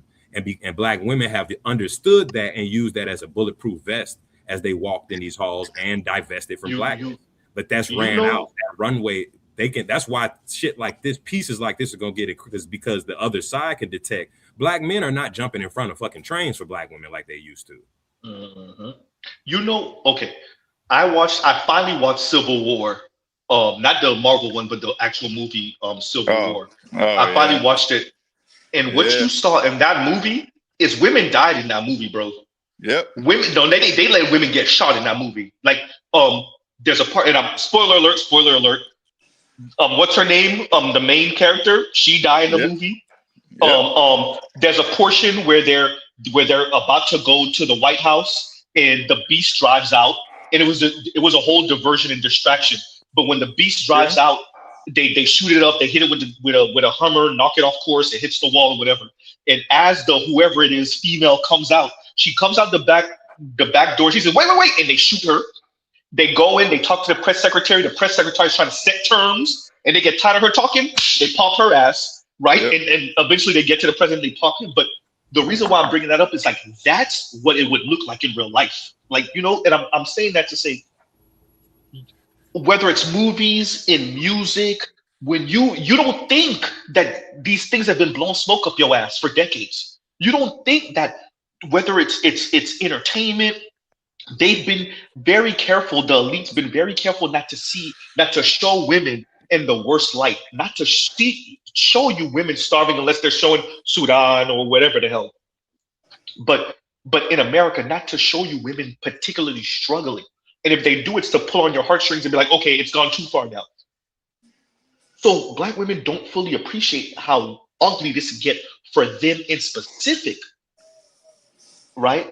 Whether you're attached to a black man or not, but especially if you're not attached to any man, they don't really appreciate that because they never had to live it. And they don't, not only, and that's why I brought up Civil War, not only do they not have to live it, they rarely have to see it. I was watching something earlier and it was a white woman saying, you know, y'all, the reason why people don't go watch these movies, and she's not even some conservative white woman. The reason why people don't go watch these movies with women is because y'all paint these women on top of weird. They're boss babes without no romantic love and and like they're essentially they don't have to. And she didn't use the term that I don't remember, but they don't have a hero's journey and whatnot. And I'm like, yeah, because they're trying to spare y'all seeing what it would cost. What did it cost Anakin? What did it cost Luke Skywalker? You got to lose a limb. You got to get a scar on your face. This is what it cost. What did it cost Zoro from One Piece? You got to get a scar across your eye. That's what it costs the hero. The hero doesn't end up with makeup on their face at the end and clean. And you might have to lose and another thing, you might lose that love interest. You might be interested in him. You lose that arm, and he like, yeah, about that. Nah, I'm gonna go over here with the other chick. But thank you for winning the battle and saving us. Like that's what real life would be. Yeah. That's why they spare y'all that shit. You ain't had a real female. You ain't had a real respectable female protagonist since Kill Bill. Yeah, but even with that, she won at the end. But she did get messed up a little bit and whatnot. And they did. I think the last great female protagonist. I think the last great female protagonist in an action franchise was Ellen Ripley in the Alien franchise. I think she went through it. Yeah, she went through it. I think she was the most realistic. And then she eventually died from a thing jumping out of her chest. Yep. Yeah. I would. I mean, yeah, she is. She's definitely on the list. But I would. The closest to her I would probably give is Kill Bill. But Kill Bill was almost 13, 15 years ago. No, longer than that, bro. Longer than that. Damn, they're 20. Yeah, damn, they're 20. Yeah, Kill Bill was 10 20 years ago. But that going to what Black Rule's saying and what you're saying, that's what it would cost. You had a white woman go to Japan and wipe out a whole goddamn legion of trained assassins. Shout out to Uma Thurman. That was Tarantino. Tarantino was jerking himself while he was filming that whole thing. The only reason I shout out to Lucy Liu. True, but you have to go back to the training she went through before because that was in Kill Bill 2 when you saw the training she went through. Yeah. So messing up her fist, all of that good stuff. Because that's what we talk about. That's what we mean when we talk about the hero's journey. Like that that whole shit would have been senseless if you never got that whole training montage she went through in Kill Bill 2. If that never happened, then you ain't no way you square in that circle. So that's why. And what else happened in the movie? Had it not been for that, because what happens in the movie? She kills Vivica. She tells Vivica's daughter, "Hey, I just killed him." But she came downstairs. Vivica sent her upstairs. She came back downstairs to watch Vivica die. And then what did Uma Thurman tell her? Hey, if you're ready, I'll be ready whenever you're ready. I'll be ready. Type shit. Be ready. You see what I'm saying? When you grow up, I'll be ready. And she killed other homegirl by picking out her eye, and then she get bit by her own snake, which is Uma Thurman killed everybody the way they fight. Whatever your thing was, she killed you with your thing, which is hysterical. But given her drive and her reason behind it, I understand. Yes, given what happened, but that goes what went to down that led her to that. I understand. The hero's journey.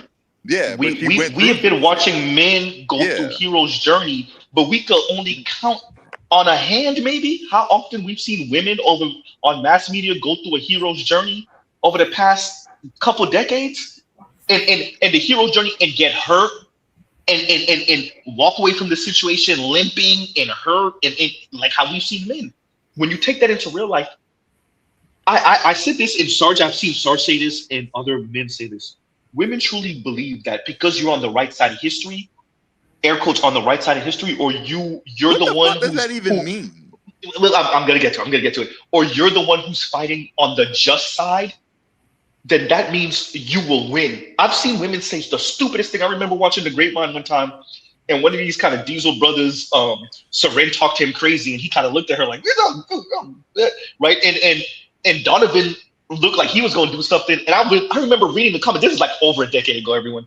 And women were in the comments like, Donovan was gonna snatch him up, and I'm like, y'all think Donovan would have beat that nigga? What drugs are you on?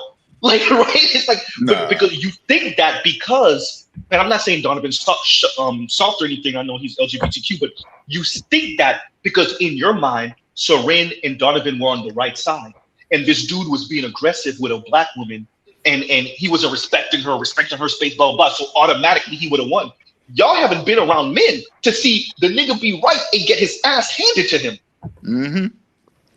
That I'm right I'm saying they are right. What happened to them is messed up, and they still leaking.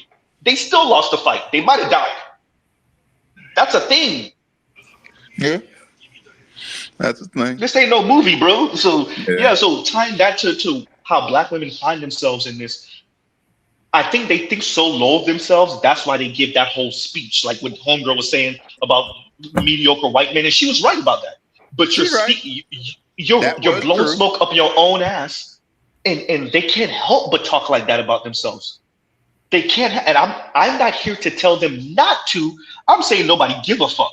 Nobody cares. Yeah, no one cares. No one cares, bro.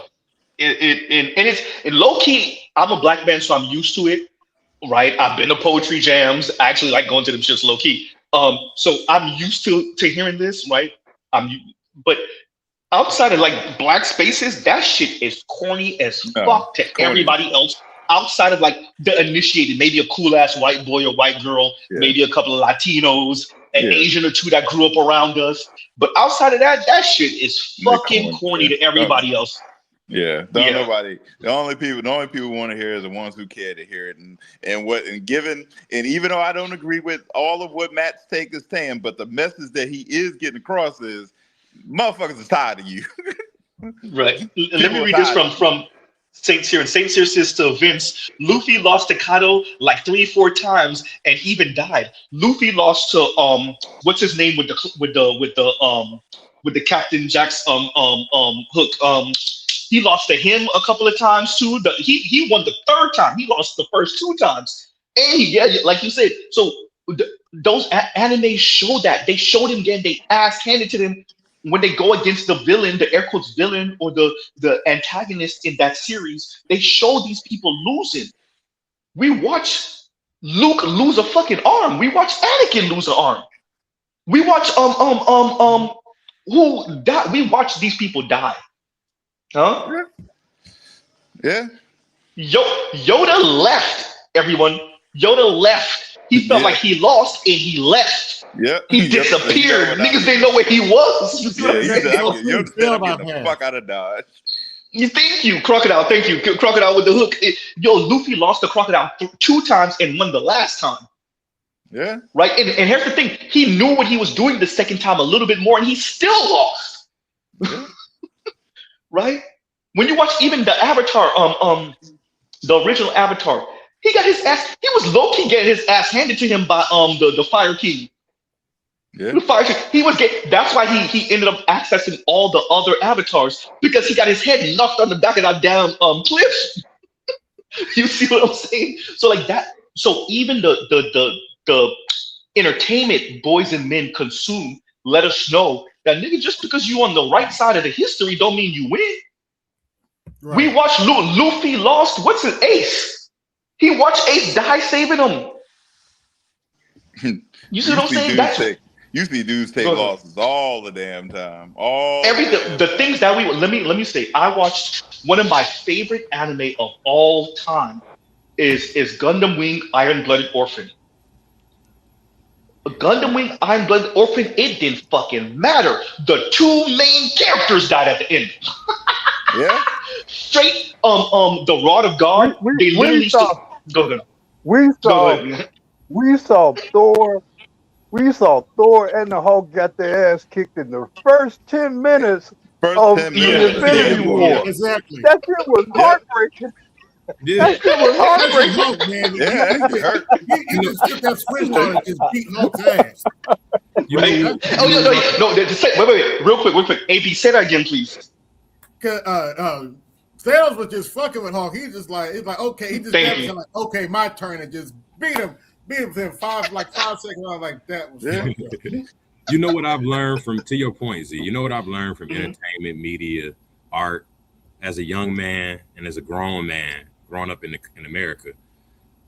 The victor or the people on the right side of the argument, or the wrong side of the argument rather, tend to be a lot more violent and voracious about winning the argument.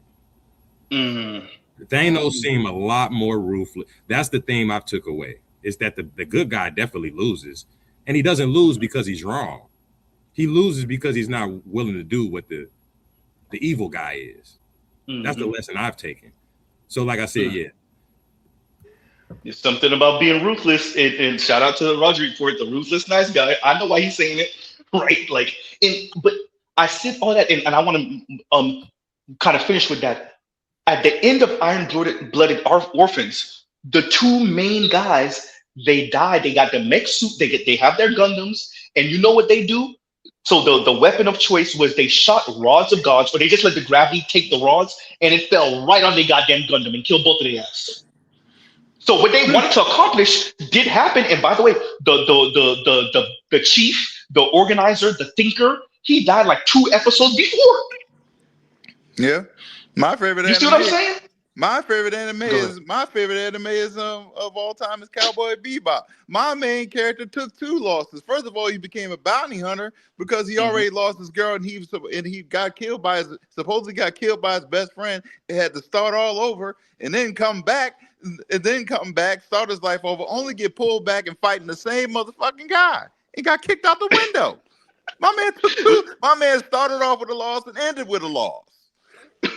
And Vince's rods of God, they freaky. I don't remember if that's what they call it. That's what I call it. But it's pretty much, and I could really see the U.S. doing this low key. Knock on wood. I don't want to say anything, and we've heard about it before. But essentially, they let gravity take the wheel, essentially, and they just drop these metal or whatever metal material they're made out of, and they let it fall from space, and that bitch just fall right on your ass. Wow, you don't need nukes anymore.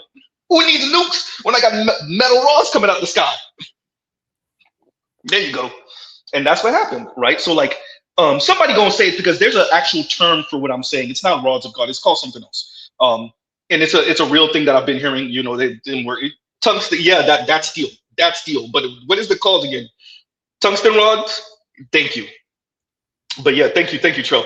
But yeah, so yeah, that's a thing, yo. And I'm tying all that together to say, even in our entertainment, we watch the antagonist or the protagonist, sorry, we watch them die, we watch them get hurt, we watch them lose once or twice before they win. Sometimes they don't win. Sometimes in Fairy Tale, what's his name? He's not the strongest. In Fairy Tale, the main guy isn't that's real life. He's not the strongest. You see what I'm saying? Like that so even in our animes and our cartoons and the movies we watch, the main guy dies, or he's not the strongest, or he gets made. Here's the ultimate example of the hero dying, at least mythically, or Superman, the death of Superman. Yeah. You guys were old enough to remember when that shit was like international news. When that happened, when they did that Doomsday, yeah, that was international news when that happened, and he was essentially beaten to death. Now, of course, he also kills Doomsday, but that was like a seismic change, even in like the comic book world. You know, when Superman dies, that like kind of changed even how they started to kind of write, heroic figures, because it essentially made everybody mortal, essentially, and it sort of changed the writing to a degree. It made things up, and that's why the writing of comic books and the anime, etc., is more mature now, largely after that particular saga, the death of Superman. Mm-hmm. You know, one of my another in the same Iron-Blooded Orphans on the other side, on there's the Earth Federation, and then there's the Mars is trying to incorporate itself. If I'm not mistaken, I think it was Mars, and that's where the young teens. So Gundam Wing is always teenage fighters, if I'm not mistaken. So on the Earth Federation side, the main dude got backstabbed by his best friend who was jealous of him since they was kids. Like, this is real life, and left him for dead, but he didn't end up dying. Like, this is so what I appreciate about this is it gives boys who end up becoming men a more realistic idea of how the world works, how violence works, how your friends could backstab you, or you could have real riders, because that happened too, right? The team right? And y'all just continue with the mission. Where women, everything about them is like kiss ass, blow smoke up their ass. And I think it contributes to them being delusional when they lose or when something don't go right or when they're not the main I character. was in college. I was in college when Spock died in the Wrath of Khan, and that fucked us up, man. That fucked us up, and it was a great death. You know, Spock was very honorable in the way he, is everyone safe? Did we save the ship, Captain?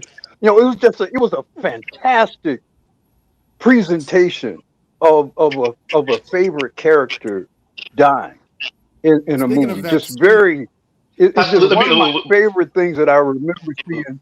Go ahead. I gotta say this before because I can't let Lion say it before me, just in case that's what you're about to say.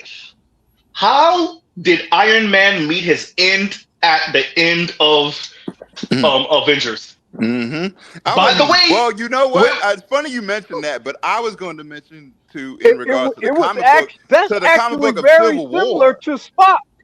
Well, That's that actually too. very similar to the way Spock died. Well, and I'm here's a doing very the comic important. book way. Remember, Captain, what's his name? Not Captain. What's his name? Told him, it's you.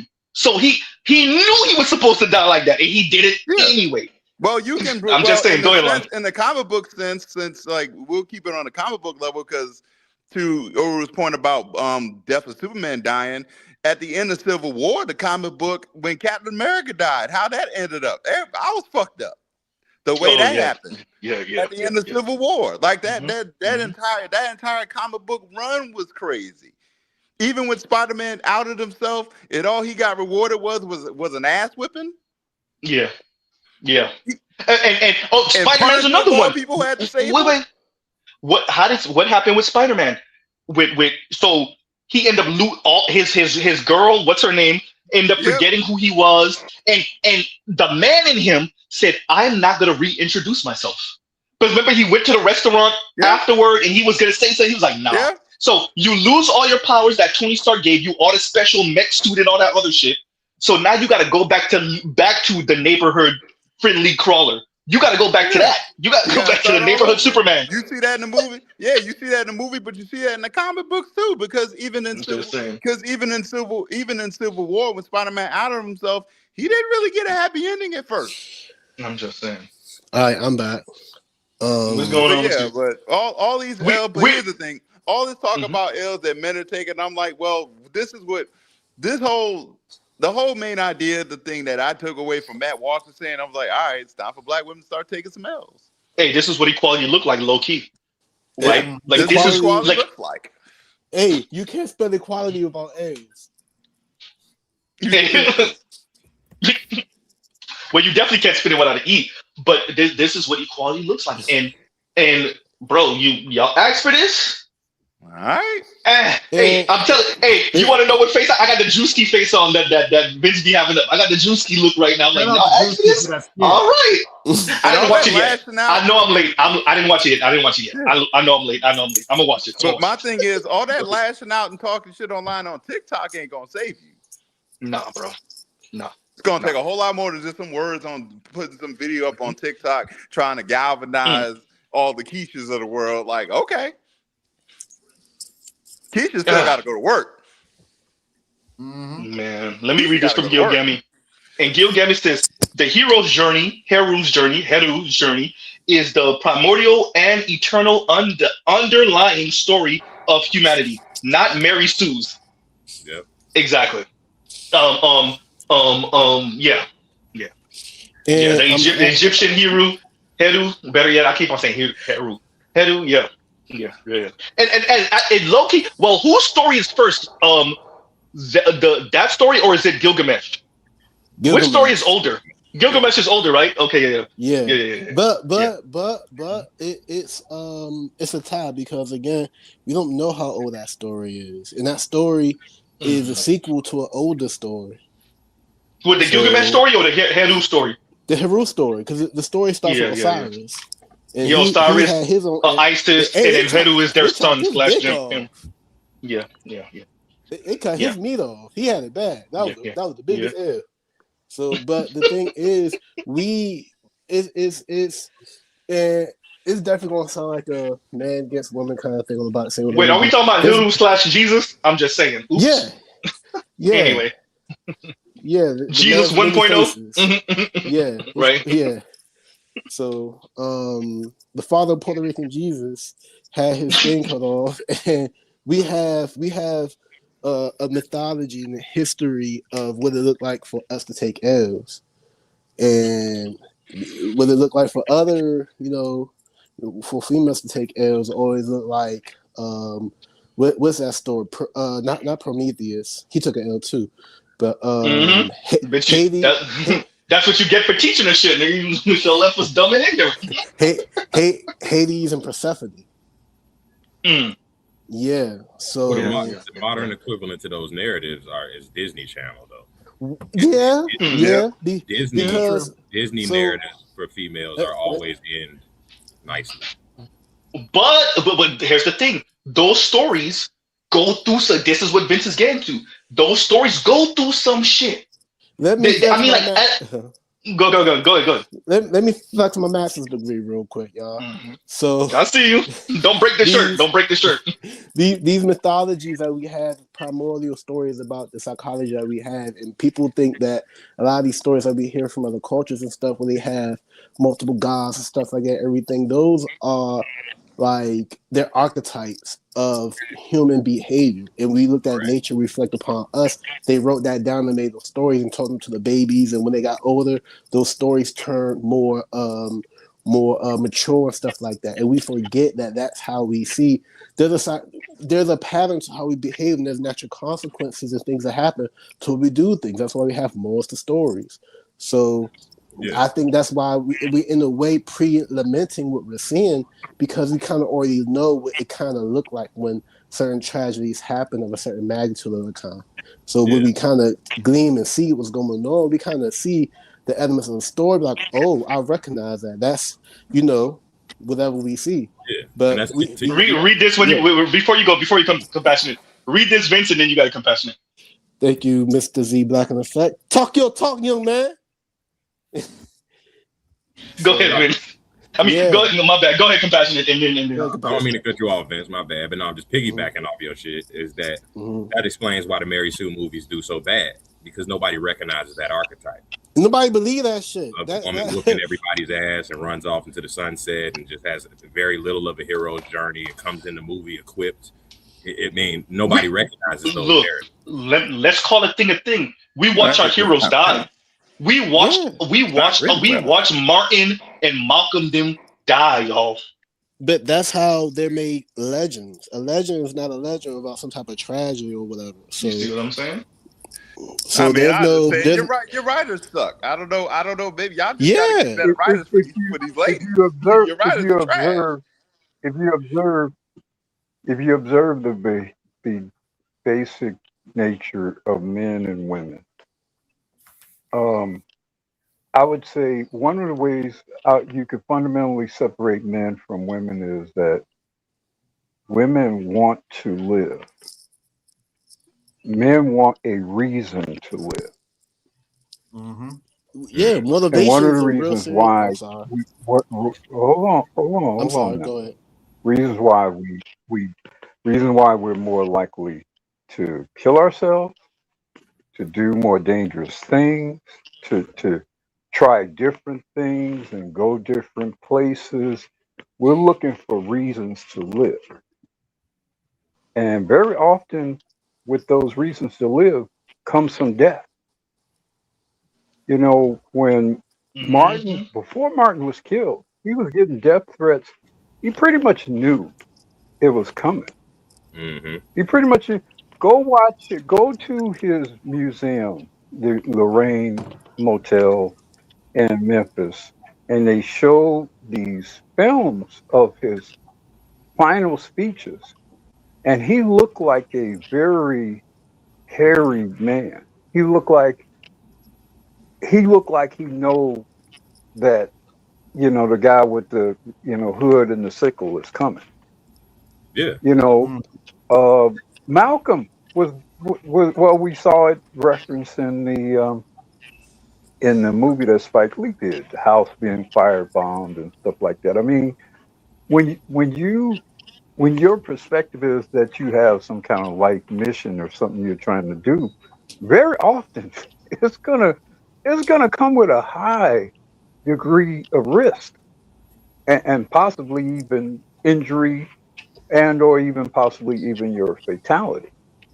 And I think because of what women are constructed to do, which I think is to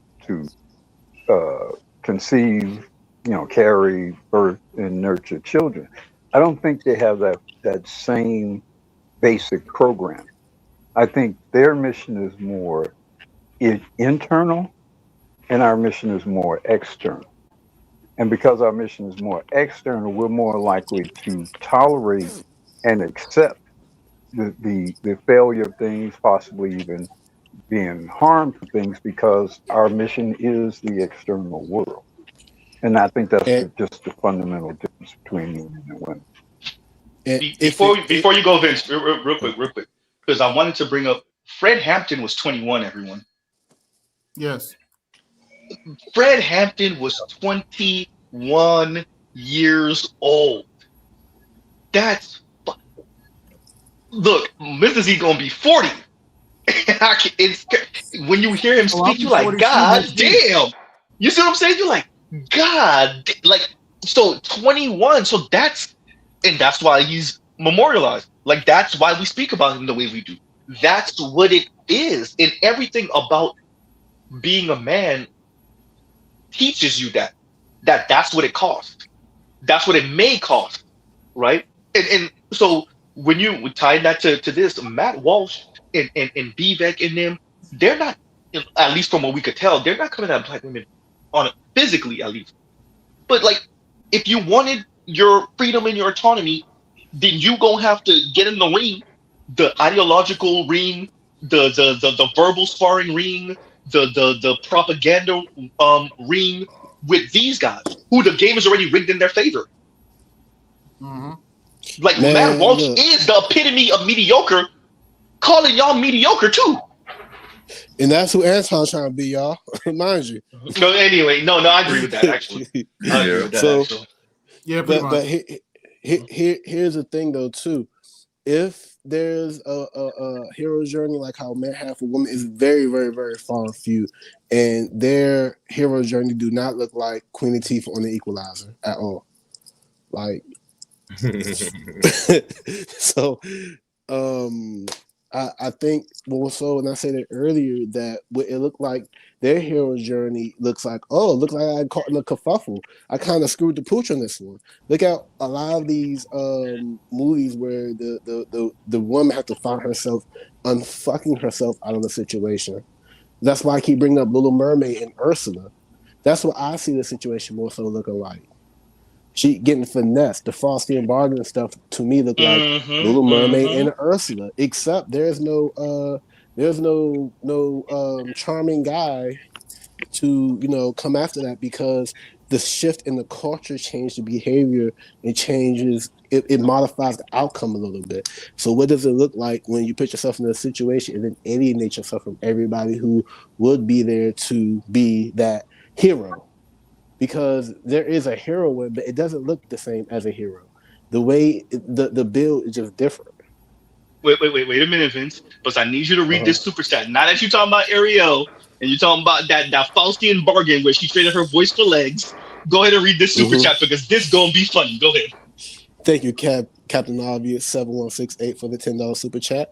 And Captain Obvious said, "Don't forget the ultimate hero's journey when a Ford gets a BBL and finally gets the attention she felt she deserved all along, until the fix-a-flat turns on her."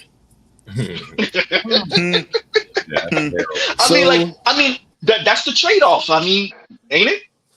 Yeah, and part of a woman's hero's journey, in a sense, is when you look at it most of the time, it's an element of manifest. The manifest is always in it somewhere, because they have to really find out, this is reality. Look at all the stories, Cinderella and everything. It's a sense of manifest in it for all that to fall apart. And she's Look at the kerfuffle I found myself in. Again, Well, that's the thing, because women believe in manifesting everything except consequences. They don't think consequences can be manifested. They think consequences are punishment. Yeah, they think negative consequences are punishment. It's because God hate them, or black men hate the way they look, or somebody doing them wrong. And once again, it's just the other side of the equal sign. It could be a positive result. It could be a negative result. What did you do? How did the equation? How did you form the formula? I spend so much of my time in my real life now realize, because we black, right? And usually in our households, we hear consequence, we hear BTA. And we always associate consequence with BTA. And I had to learn myself at my old ass age, consequence, if you break the word down etymologically, consequence just means a sequence of things that follow. And when you manifest, you operate outside of that, you're not only being myopic, you're not really doing the math. Mm-hmm. So no. They're cowards. They're trying to cheat the math. What they're really saying is, some mythical, magical shit on the side. Y'all doing that number shit over there. I don't do that math shit over there. I'm over here doing some other shit. I'm hitting powders, and I'm over here praying, and I could skip all of that shit that y'all could. Really, that's what it is. Go ahead. Here we go right here. Some guy sitting on the side of the coast throwing rocks. Like, y'all throwing rocks? That's stupid. Just go in the water. She get fucking bit by a snake or some shit. I mean, they're operating from rhetorically in like two places at once. From from advocating for autonomy and pure agency and negative liberty, but then also still want to operate without a burden of performance as a traditional female, from a narrative standpoint, was never expected, that was never burdened with. So expectations, what's that, brother? Right. So the math doesn't math. If you entertain the argument too closely, which what we do in this space, none of the maths. Like, they've just been able to skillfully, amazingly, actually craft narratives where they could be in both of those places at the same time and argue from both of those positions simultaneously. Yeah. For them, it's math. Shout out to Trell. It's not math. It's math, not math. They can advocate for total equality, but then at the same time not advocate for the ERA movement, or being drafted into the military. Like, they can simultaneously argue. I gotta say my quote. I gotta say my quote. That's gonna patriarchy by feminist specifications. That's what they really want. Go ahead. That's not going to sustain itself long enough. Pretty soon, the Congress is going to have to make them sign up for selective service. I'm telling you, it's gonna happen. It's gonna happen before I leave this earth. They gonna have to sign up for selective service. They gonna make them sign up. Hey guys, let me ask y'all a question. Have y'all ever recently, like, as profoundly we thought, went back to a basic element of something and felt stupid when you realize the meaning of something? Yeah, plenty of times. Yeah, that's happened. Okay, so that happened in the last 12 hours for me, because I sent you a video about civics. Did you see it? No, not yet. Okay, so there's a video I saw about civics, and they broke down what the word politics means. And I'm like, oh, that's what that means. I've been asking myself that, and it came to me in that way, where it's like politics mean the basically conversation about the affairs of the greater good, or what's best and stuff like that. And it made me think about, why we are where we are, about what decisions do we make to have the best outcome, not just individually, but community, locally, and the strata goes up or whatever. But it's just something I thought about that I just wanted to just share, just throw it out there. Mm-hmm. It's the cost, y'all. It's the cost. But going to the Anton thing, because you brought up Anton earlier. Let me say this about the brother Anton. Okay. I think he's playing a very dangerous game.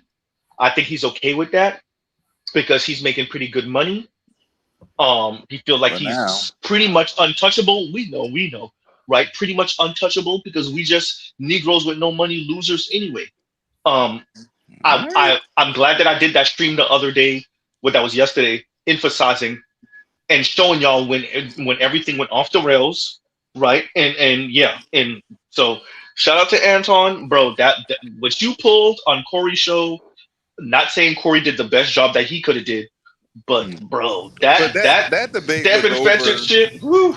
Go ahead. That debate. But my thing about it is that debate was over the minute Corey got out that chair. Like him being there, the extra 20 minutes didn't matter anymore. Once you Ha! get out Smoke your screen chair, attack. once you get out your chair, that's it. The debate's over. There's no more debating after that. Once it comes to that, when you got to be up in another man's face. Why did Corey get out the chair? Because he fell for the smoke screen attack. I know what Black River's going with this because he was told that he'd be sucking black people's peen. That's what he was told. But you don't tell a damn near 60-year-old that. But the reason why Anton said that is because what Corey said about you always kissing white man's ass. That was his response to that. But my thing about that, even after all that got said and that got settled, and then Corey put it in a different way when he just asked him the question, I want you to say something derogatory and negative about white men. What you're telling me is white men don't have nothing to do with what this shit got going on. And Anton couldn't answer it. And that was the one point Corey was 100% right on. Because he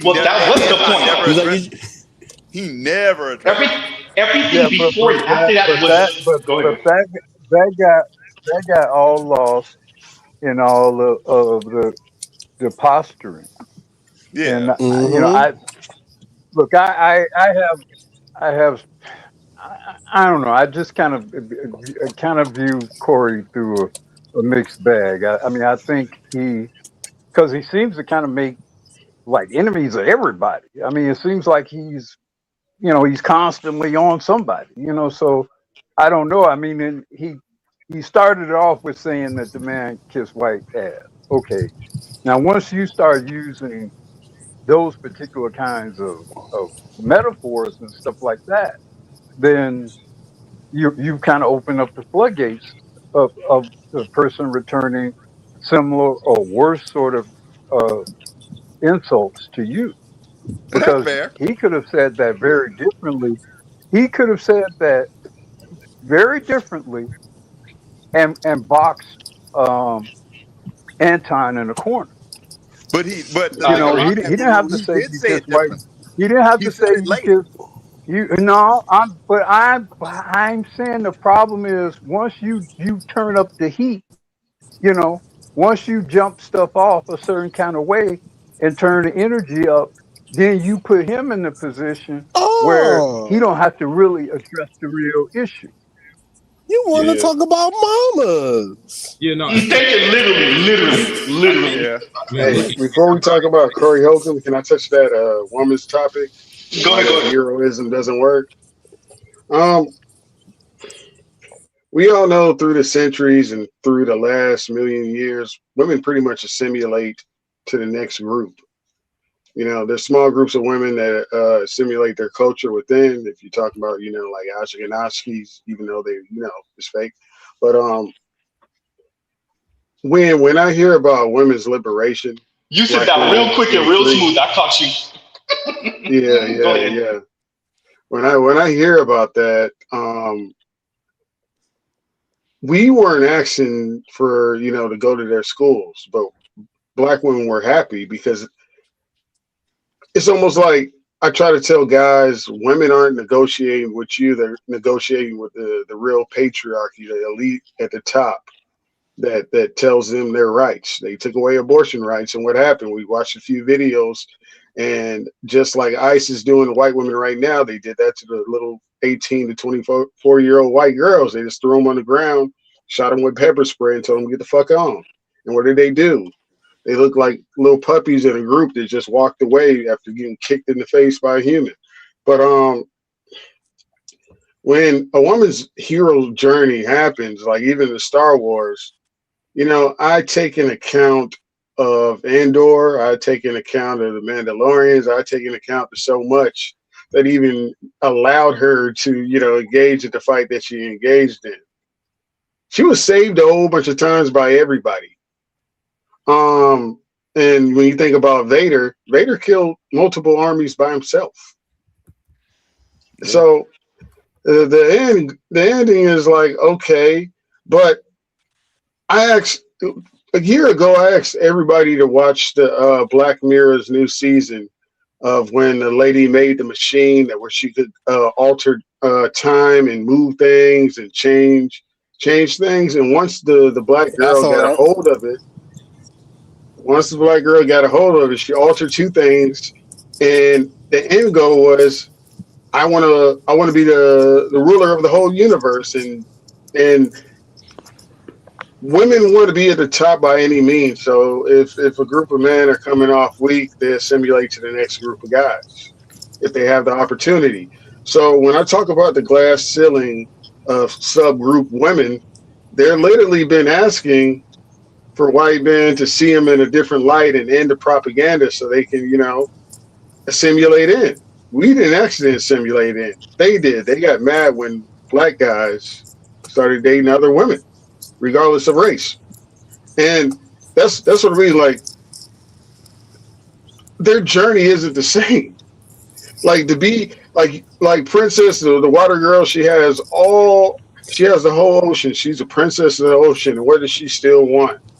Feet to go on the land. And she can still go back and be the mermaid in the ocean when she, at the end of the day or whatever. It's not enough until they have it all. They want to rise to the top. And she's willing to trade her voice for legs so she can go fuck with the prince.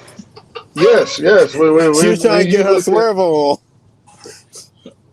When you look at what's another movie that are when you look at Queen Elizabeth, when you look at the other queen, when you look at the queen, I forgot she was in she's the one that brought the bull in as a present, and her soldiers got out and killed all the people within the castle. You mean Troy?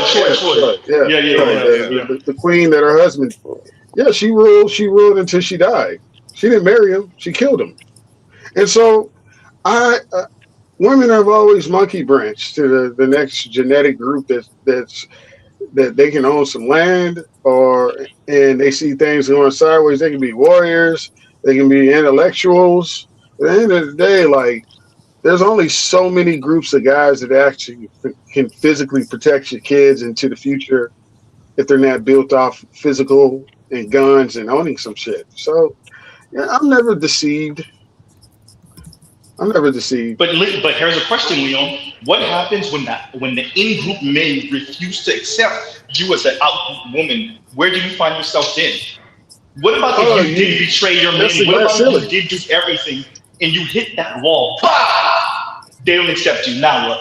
You gotta take your ass back home. It's the glass ceiling. It's the glass ceiling that we know exists, and then they have to adjust their belief in survival to what comes next. You know what I'm saying? Like we hear. That's why the ISIS papers. How did I brain fart her name? Frances Cress Welsing. Frances Cress Welsing had a hard time dealing with that question, and she said black women do it out of some need for survival of their offspring. But it's like she's telling the truth, but she didn't engage in writing a whole paper about it. This is the thing. And I'm gonna say this, and shout out to all the elders. I mean, no disrespect to both the female elders, the ones that we actually call elders, not elders. Shout out to Jason Black. Right, the female elders, both living and dead. Gross. Right, exactly. Right. The issue that the issue that I would argue that Frances Cress Welsing had, and that a number of black women have, is that they want us to be there after they fail with the white man. What they refuse to say is that they want to go out there and see if what they've accomplished, whether it's beauty, whether it's education, whether it's status and fame or income, they want to see. This is Tamar Braxton now over here talking shit, even though we see her with the white dude all of last year. They want us to be there when that white man eventually kicks them out. Shout out to you, Chester Lee. They want brothers to be there, so they want to give you the BS. Like, well, I went over here because colorism and featureism and texturism, and y'all don't like your mama, and you hate black people, and you hate being black. So I went to go to the white man, and it failed, so I'm coming back, and you need to accept me back because the only reason I left is because you ain't shit. That's what Dr. Francis Cress Welsing was dealing with. Go ahead. But that's their form of warfare. It's mental warfare. So if she's talking about colorism, texturism, featureism, their ability to play more than a damn mammy in a movie, okay, as soon as you make them something different, they don't behave any different. They don't become more progressive, more open to male ideas. No, they project the same shit. They don't evolve from there. It's just they consume more, they gain more. It's like walking into my mom's house, bro. I've never bought a pot in my life. My mom has 6 different pots. She has 12 different graters. She has knife sets. She has fucking crock pots. Same name brand, 6 different colors, 12 different sizes. And I go in there and I say, I need one. She just gave me the egg things. And she said, I don't really like this one. She has like 7 different ones, 7 different name brands. They just collect shit. I would have got some new cups because my son was chewing on the side of the cup. They collect shit when they have the ability to collect shit.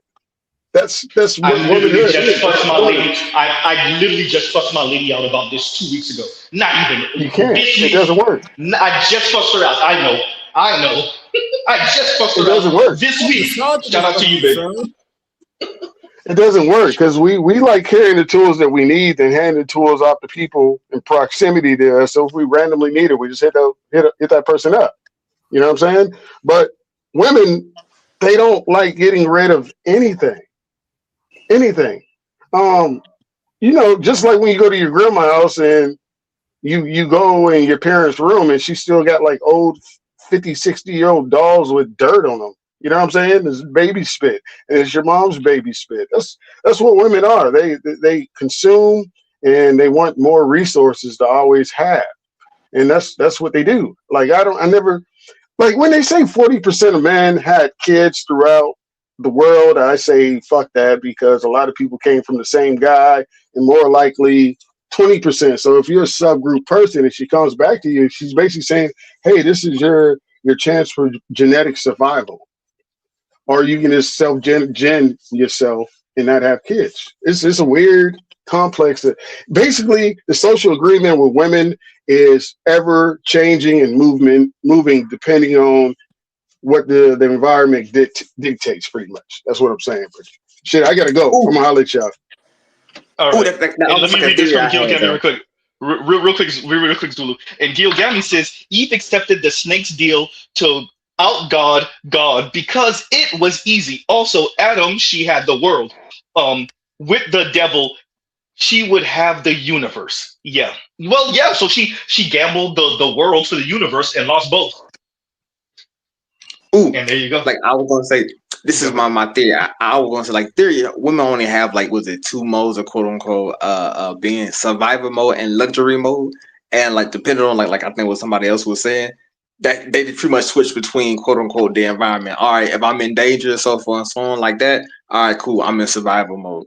All right, cool. Then let's say the environment is now in a decent environment where I can actually be okay. Now I need to be quote unquote picky. Now I need to select for the highest quality of anything and everything. Now I got to nickel and dime everything, right? And they just switch between modes. You just depending on the environment. I'm in a bad environment. Okay, survival mode. After this, I'm on good mode. All right, cool. Now luxury mode. And that's why I appreciate about what BGS says and states about the environment. And I think it's so important to make mention of that because it's something I've been thinking about while we was talking about everything, about how function denotes purpose. And a lot of people, especially, for the second conversation right now, women are dysfunctional. And their behaviors are affecting that dysfunction. And it's kind of like a not being able to kind of see it for themselves type shit. And I'm shit. I should write this down sometime. Oh no, they can see it. They just want you to believe that you can't see it. But let me say this, Vince, because I want to being graceful to the ladies, not using. I know. No, men and women could both be dysfunctional. It's just that we have harsh, real, unnegotiable rules, unless you like an elite kid and then you get hit with affluence or some shit. But we have consequences, particularly for black men, when you cross boundaries, when you break rules. So, and it could be very immediate, like right now, immediate. So I would argue men and women both can be dysfunctional, but we have prison for dysfunctional men. We have death for dysfunctional men. We have getting your ass whooped for dysfunctional men. Very immediate consequences, right? And what has happened is we have allowed for women's misbehavior to go not just unrecognized. That's not true 100. We've given them so much runway and leeway that they really think they're morally superior. They think they're better people. They think, and it's because you know what, Perfect Zulu, all carrot, no sticks. Bro, when you talk to your average woman, she really think that, yeah, men may be physically stronger, and that's debatable for some of them, but we're better in every single other way. Yeah. They really think they're better than us.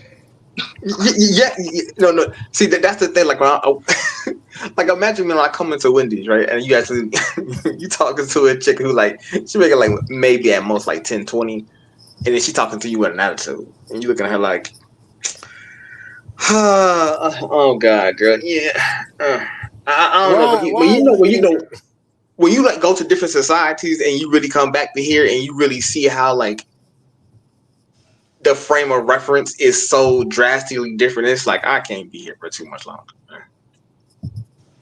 Bro, Zulu, did you catch the beginning of the stream? Real quick, Vince. Did you catch the beginning of the stream when I played? Did you catch the beginning of the stream when I played the homegirl that Matt Walsh is covering? We're talking about? Nah, I didn't see that. I ain't see that. No, let me play it real quick, and because going to what you're saying, this stance, particularly in the black community, but in America, like this is the shit that when you leave America, I know you don't miss. Here we go.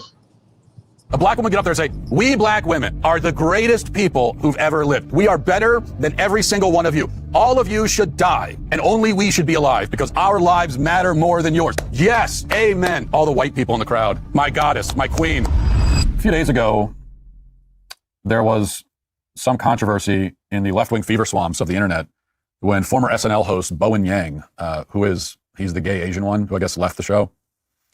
And he made very, very mildly critical comments about Jasmine Crockett on a podcast. Very mild. Basically nothing. I think he said, along with his co-host or whoever's on the podcast with him, said that it would be a waste of money to donate to Jasmine Crockett's campaign. That was it. And there was backlash. And they were called racist for the comment somehow. And they both folded, obviously, like right away. They just caved and apologized right away. Within about 12 seconds, they collapsed on the floor begging for forgiveness. But it's not enough because it never is, of course. And now the race hustlers on TikTok are taking turns beating their new punching bags. And I thought that this response was especially funny. Watch this.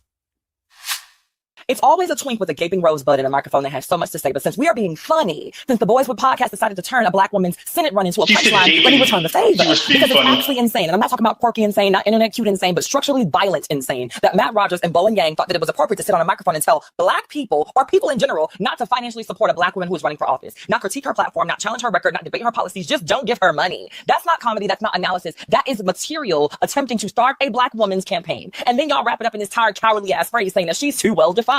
Well, baby, she's not too well defined. What she is too unignorable, too competent, and too black in public. She's too woman while being ambitious, too clear about power, and the clarity that scares people who benefit from living in a fog. Because somehow defined only becomes a problem when the candidate is a black woman or a black person in general. White men can be as defined as hell, angry, loud, corrupt, incoherent, indicted, and still get called serious contenders. They can lose 5 elections and be called building a movement. They can be mediocre forever and still get donors and headlines and grace. But a black woman has to be flawless and frictionless and humble and exceptional and non-threatening and brilliant and warm and soft and strategic and silent, and she's still not going to be viable. Yes, how dare you? How dare you? So I want to be clear. I'm not about saying to black women that black women can't be black women and they can't talk like this to each other. But the second other people start critiquing, the second, because you're on the internet, and the internet's for everyone, the second you take this shit public, people get to rip that shit a fucking new one. And that shit's corny to everybody other than black women and some liberal white and Latina women, maybe. And some brothers. But and so and that's going to what you were saying, Zulu, where like when you leave the US, or not even because I know some English speaking Caribbean folks that's on the same type of time, women. when you leave the English speaking West, I'll say this shit just it's corny. It's annoying, especially for black women. It's just annoying, bro. Go ahead. It's actually worse. I'm It's gonna actually say worse this than much. annoying. It's like, who the fuck? Like, why the Can fuck y'all can always I sound like can somebody I owe y'all offer something? Why do y'all can I always sound offer like a someone owes somewhat y'all something? Go ahead, complex Black Guru, and view? then Zulu, and then you Like, got it online. Go ahead. why would someone who is a sitting um, congresswoman not be worthy of donations for support for a senatorial campaign? Now she I said don't think. something. I Okay. think she said something very. I think she said something very important. She said they didn't reference at all to her record as a congresswoman as to the reason for not supporting her campaign. She said that. Now I don't know what they said. I don't, I mean, maybe they did. Maybe she's lying or whatever. But I do think there's a racist element here. And while Oh no, I I said that might from the have beginning. Mhm. some, yeah, while I might have my druthers with Crockett, I think this thing, I do think it was racist to say don't support her campaign. And I do think what Matt Walsh is doing here is racist. I do think it's racist. Yeah, this is an example of what they said. More than one thing could be true at the same time. Yes. So, Black Guru. So the reason why I'm covering this is I agree with you, and I said that earlier in the monologue. I called him out to be a white man calling somebody else mediocre. He's gonna say it later on. What you heard about what he said about Beyonce. So I called that out. For me, it's now black women being in the spotlight. And what I'm emphasizing is this right here, what this nigga is about to say. Patriarchal forces, white men in particular, powerful white men, are punishing black women for radicalizing white women. Because we were the face of Black Lives Matter, because we were the face of DEI, because we were the face of the social justice reading groups, because we wrote the books, because we were the pundits and the commentators on news media, et cetera, et cetera, et cetera, I think that they blame black women for radicalizing white women. I don't get the sense that there is as much a hit list for black women like there are for like political enemies, so much as there is just a sort of diffuse, massive disdain for black women, and whatever black woman bubbles up in any particular moment can become the target, can become the vehicle for sort of white rage. Now, I thought that before. Then I sat down with historian Robert Korstadt last week. I was interviewing him for the documentary. He said something that just floored me, right? We're talking about multiracial working class unionism in the South in the 1930s and 40s. We're talking about Local 22, a union that more people should know about, but for lots of reasons they don't know about it. And one of the reasons they don't know about it is because it was predominantly black female-led. And I said, Bob, why was the Local put down as brutally as it was, right? And he said, wait a minute, I just want to stop and say something real clear. He said, Capital was always going to put down a union. That's just how it goes, yeah. He said, but there was a specific cruelty and disdain in putting down this union. He said, because at the end of the day, white men resented having to negotiate with black women. And that's all. And there you go. Bob believes then that was true, and then he pivoted to today. He said, and that is exactly what you see today. Having to negotiate with black women is a level of insult to capital, the patriarchal capital interests, that makes black women responsible for a level of rage that is not purely about class interests. We say a lot in the project I'm working on, and it is common to say that unions organize at the site of production. And I've been thinking about what Bob said about the anger and the deep resentment that white men would have in having to negotiate with black women as an example of something that I'm tenuously right now calling what happens when you try to organize at the site of social reproduction. There's organizing at the site of production, where labor tries to claw back some control and authority over the profit from its labor. That's the site of production. The site of social reproduction, I think we've always thought about as being in the home. The negotiations over unpaid labor, for example, the gender divisions of labor in a home that produce capital for the paid labor market. But I'm thinking about what Bob says is when black women enter the labor market and they become avatars or figures of not just capital, but of social reproduction, and how that incites a particular kind of virulent rage for all women, as we're increasingly talking about gender and the and patriarchy. But if you had ever considered yourself an ally or comrade, and in this moment to think about who is paying the price for the marginal but still significant gains that women and queer people and femme people experience over the last 25, 30 years. Important. And I think the people who will end up paying the highest price for it, who will be run not out just out of the discourse, not just out of the labor force, but if history is any indication, they will be erased from memory as if we had never existed. So to answer your Black real quick, like to answer your Black Rule, this is why I'm covering this, and I agree with you about your assessment of Matt Walsh being racist. Of course, what I'm saying is the sisters wanted their autonomy. They wanted to be out here, and they wanted to give us the biggest middle finger. And what ends up happening is Black women just being Black women. I'm not. You know. Go ahead. I'm not taking at all a position against your primary thesis. I agree with it 100%. But the unfortunate potential byproduct of this is that we give greater license and leeway to the convenience of white supremacy. I think we have to be careful because the very license, the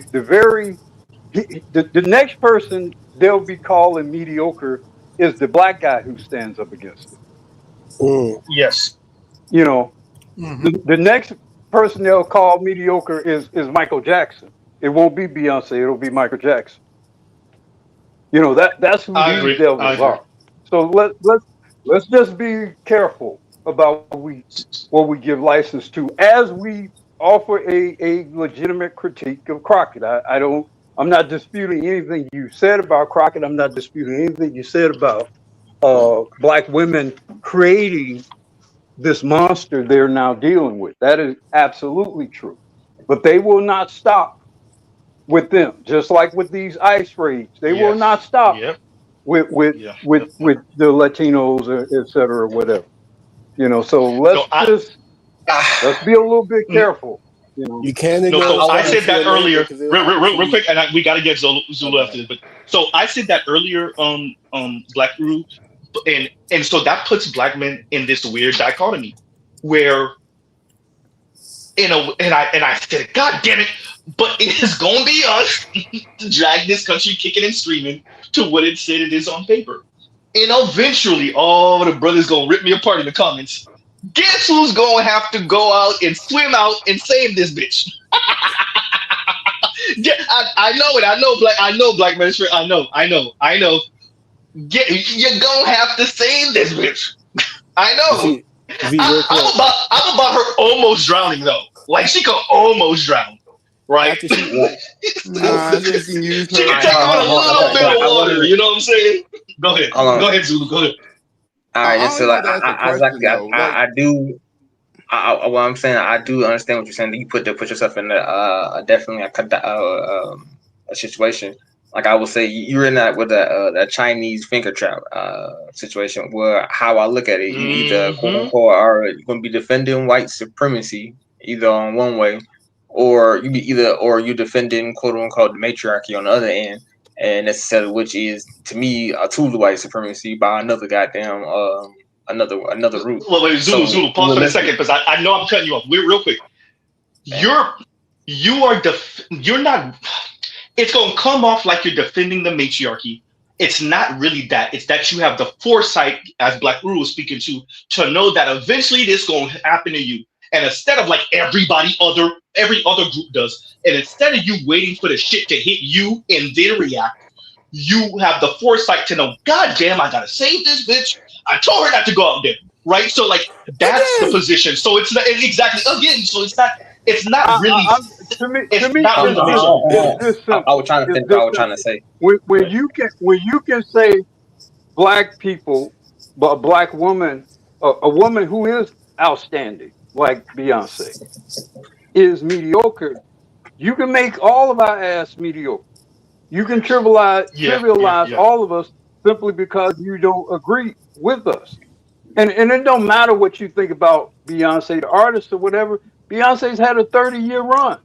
There is no measure that makes her mediocre. There's no valid measure of that.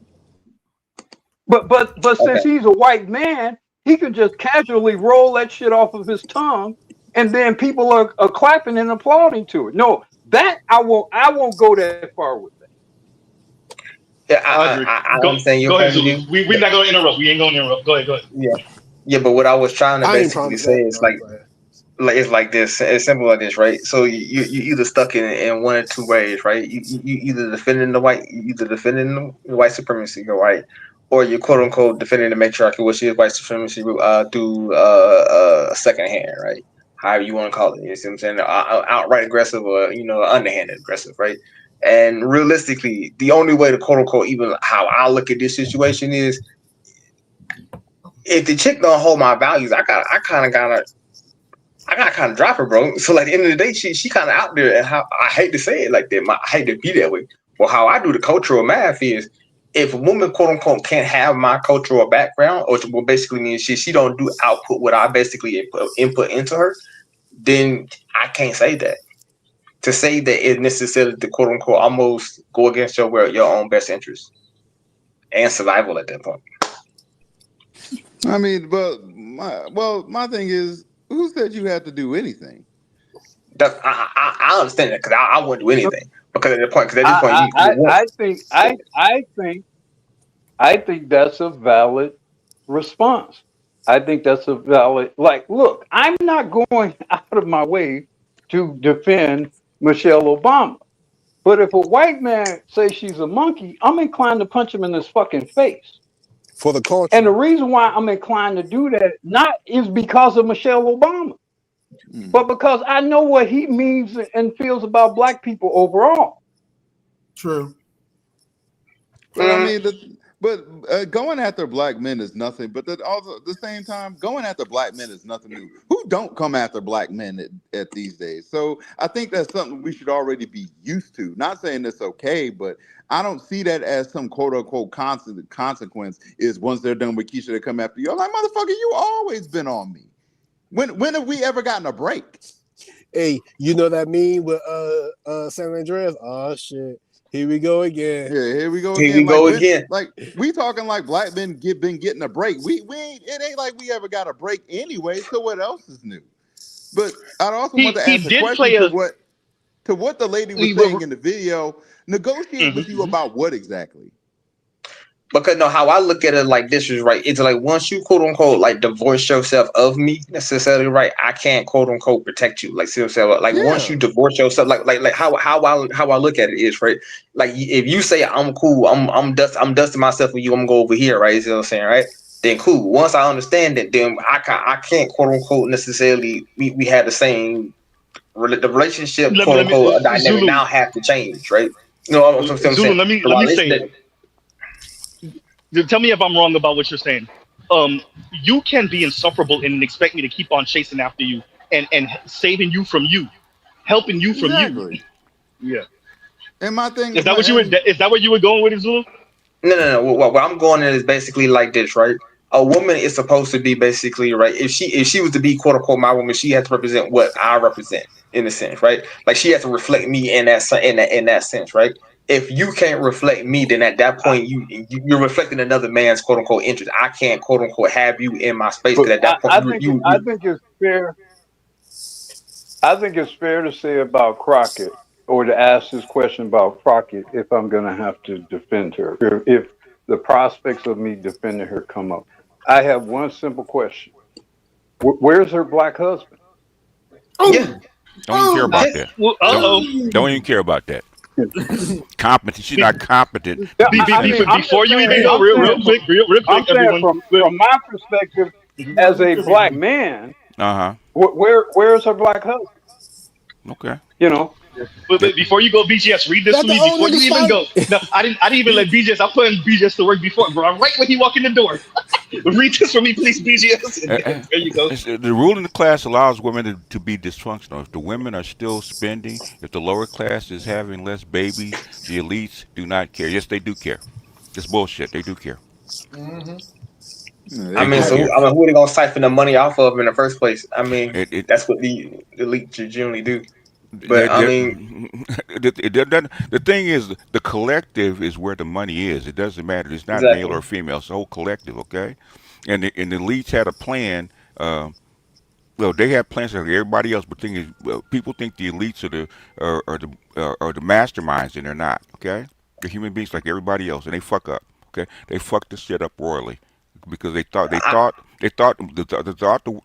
theory of the world was gonna be one way, and it's not. Now they have to backtrack. So are they kind of like, what is it? What's that movie from Dune? They basically just riding a giant sandworm and just basically think they got in it. Basically, what is Yeah. it? What's it called? What's the name? I forget. Shower or something. Sand surfing. Oh, you're talking about Shahulud, yeah. Yeah, Shia They basically riding the Shia Basically, they think they really quote unquote God in it, but now you just basically, he's allowing you basically to guide him around where he wants to go, basically, So yeah. I mean, when you depend on the one, my thing is like, when you depend on when the 1% holds half the wealth, you depend on the 1% to sustain everybody. You don't have a market. You don't have a market. Yeah, the 1%, the tip of the pyramid does not sustain itself up in the air by itself. Doesn't work that way. They can't. They cannot sustain. They cannot sustain everybody. Hence why the department store Saks is going under. Thank you for that tag, by the way, Z. Because I did watch that video. Hence Saks going under, and there's gonna be other stores that go under. The 1%. Why do you think the billionaires are all in Twitter? Trying to spend all this money to get people back. The white men, especially, back on board to start making families again. Okay. Yeah. Because the society's falling apart rapidly. Why do you think Anna Kasparian's down there debating Pearl for her health? No, she was paid to do it. Because she still couldn't come up with a good reason. Well, even in that debate, even though Pearl was low, it was still a horrible example. The fact that she's fucking debating a red pill internet personality, okay, Anna Kasparian. That's enough. Yes, the fact that they're doing it. Yes, just the fact that she's doing it. Okay, people don't realize that. Okay, and because all you're gonna do is it doesn't matter where you want to lose the debate. The thing is, the talking points that's gonna come out during that debate is gonna keep resonating. Yep. Mm-hmm. Like the first thing I heard, which when like I know goddamn well Pro don't know what the fuck the 10 years doctrine is about. She don't understand it, but things she repeating what I taught, what she heard from me.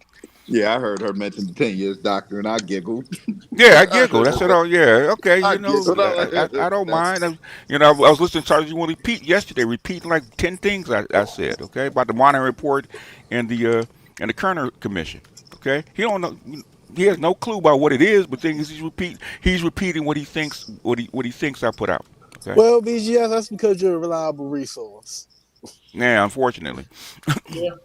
Unfortunately, but the thing is this is a bag that black women, especially elite black women, put themselves in. Okay, go back and listen to Polly Murray talk about handing minority status over to white women. Okay, that's Jane Crow. That's Polly Murray and Eleanor Roosevelt. Okay, they did this shit on purpose so they can get double minority status. It took me a long time to understand what the fuck that meant. Okay. Because it boggles my mind that you consider white women a minority status. How did that happen? How does that happen? Magical. No, it's not. It's called. They codified it into law under the Civil Rights Bill. Yep. It's called finessing. Pull some of that back. And guess who gets most of the minority funds? Okay. So now the argument is not with black men. The argument is with her white mistress. Okay. Mm-hmm. Jasmine Crockett don't give a shit about black men. And the crazy part about it, when you read it, many of the white men in Congress were against white women being included in that legislation. Yes, they were. The union, the Northeast, the guys. No. Oh no, they were against it. They were sadly against it. Yes, they were. Mm-hmm. Yeah. In fact, they started. In fact, right after that, they started to have another amendment to that bill in '65 to take sex out of it. Okay. There had to be a whole lot of strings pulled. Hold on. Can I finish? Is it okay? Let the old nigga talk.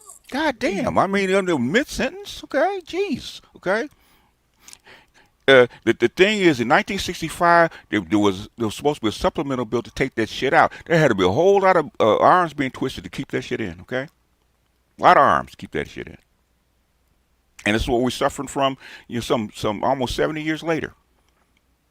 And the thing is, and these heifers still won't come up and admit what they did. That's what I'm upset about. But go ahead, Zulu. Oh, black women take accountability. Good luck on that one. I'm good now. Okay, I understand. I understand what he said. Okay, you know what? Just like anything else. Okay, if you allowed in politics and you throw your hat in the ring, okay, they're gonna take shots at you. Okay, so what? They're gonna take shots at you. It comes with the territory. So Jasmine Crockett wants to be out there. She want to be a first time congressman. She want to run for Senate, and she gonna be loud, okay, about it, and put herself out there. They're gonna throw darts at you. They're gonna take shots at you. Okay, ask Trump. That's the other. That's any other white man. Hell, ask Robert RFK Jr. Okay, he ain't the only one. That's Tulsi. That's Tulsi. They're not the only one. Okay, they take shots at. Okay. Yeah, that's the annoying part. But they had the nerve to act like ain't no white man ever took no shots from nobody, or they never had to go through anything. I mean, they gutted Bernie Sanders. Yep. Yes, He got gutted. Got gutted twice. Twice. Okay. Twice. Gutted his ass. We I mean, you won't never have you ain't never had to go through nothing. Shut up. Just because you black, just you female, don't mean I feel sorry for you, baby. That's part of the game. Okay. Yeah. And for Saturday Night Live to even mention you on national TV. Live mentioned her. Okay. Yeah. Mention you on national TV. That's a boost for you. Okay. It's part of the game. Okay. It's part of the game. So I don't, understand it, but I don't take an offense to it. That's politics. And the shot that he took, that was minor. Okay, that was his personal opinion he put out there. So what? Okay, there's probably hundreds of people that feel the same way about that, and not all whites. Go ahead. Basically, what she was saying is, "How dare you?" If he's racist, he's not racist. It doesn't matter. Okay. It doesn't. The fact he had something to say at all, yeah, was the issue. Yeah. Yeah. Okay. When they said about against somebody that they ally on somebody that they like or that they don't like, okay, all of a sudden they like seals. Okay. But then again, it goes back to his whole racist point of they aren't critiqued, or they feel like they're beyond critiqued and all that other stuff. So yeah, we know Matt Walsh. He's a white Antoine Daniels. Yeah, he is. Anton Daniels wish he was at that level. Yeah, okay, that's a fact. I agree. Yeah. Okay. That is accurate. When you start gutting people, because they have lines against small hats. Okay, and nobody said anything but about Kanye when he got gutted. Because it's Kanye. Kanye West. Yeah, that's it. But that's because it's Kanye. Because it's Kanye. He's a black man, but he got gutted. Okay. So I understand it, man. But the thing is, that kind of stuff don't bother me. Okay. They were still they were still in this feelings about what Kanye said on TMZ. Oh yeah, the TMZ, some other stuff he said. It cost Kanye at least $1.5 billion for some of the shit that he said. Okay. Yeah. So can I ask a question though? Go ahead. All right. So the original question was, I think Uru was saying that as quote unquote black women that put themselves out there, let's say politically, right? That they're going to be attacked more, right? And I do agree with that notion. But me, I'm more of the mindset of you can only protect the ones that hold the values that you deem necessary. How are they attacked more? How are black women attacked more than black men? No. What I'm saying is right because the framework from the conversation that I was having right was under the framework that quote unquote some black women have more socially and politically separated themselves from black men, right? From black men, yeah, they did. Yeah, right. Yeah. That was going to be more quote unquote let's say social and political shots would be coming their way, right? In that framework, right? So my mindset was like, all right, cool. Depending on the nature of the attack, and depending on quote unquote of the woman who is being attacked, you defend quote unquote the women that depends on like her frame of reference or like let's say our cultural values. Because like you Yeah, said, no, she got Jasmine Crockett got attacked because she loud and because she's taking shots at a whole lot of people. Okay. okay, yeah. That's how come Jasmine Crockett is, she's been out there, okay? Jasmine Crockett has put herself out there, and Jasmine Crockett has said a whole lot of, uncouth stuff about people, okay?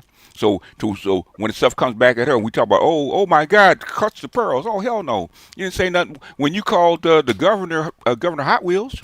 Yeah, that was the same woman. Yeah, so like for me, like okay, She called the president of the United States a piece of shit. Yes. So what you think was going to happen? You thought they were gonna be nice to her, and all they said you shouldn't give her money. Is that it? That's the whole framework that people getting upset about. Yeah, Really? and this is I didn't think that was a big fighter. What I'm saying is that's what we get upset about because they said that little thing. They didn't call her a communist. They didn't call her a whole bunch of other stuff that he could have called her. And that's it. And we get upset about that. Butterface Mitchell show. Now, well, that's true, but that's the whole thing. But the thing is, there's a whole lot of women that run for a whole bunch of stuff, and nobody says a word. Okay. Black women and a whole lot of black women run for stuff, and nobody says a word. And I got a congressman that's been in L.A. for a guy that with 30 years. Okay, been congressman for damn near 40 years. Okay. Nobody talks about her like that. Okay, she walks into a room, all of a sudden everybody starts bowing their heads. Okay. So to say that black women get shots taken at them, look at Marjorie Taylor Greene. She got a whole lot of shots taken at her. Oh yeah, she white. They call what's her name? Diane. Bleach blonde, butch body. Bad body. Jasmine Crockett called her that, right? Yeah, Jasmine Crockett. I remember that. Yeah. Oh, I do remember that. They've been calling Senator. Hold on. Let me finish. Let me finish my sentence. Let me finish my sentence though. Let me finish my sentence. Let me finish my sentence though. Then you can have it. Okay. Nobody said anything about Warren being called. Nobody said anything about Warren being called Pocahontas for years. Okay, but go ahead. Let's be fair. Okay, to be fair about the bad build, she said that in response to something that the white woman said to her. The white woman started that whole thing.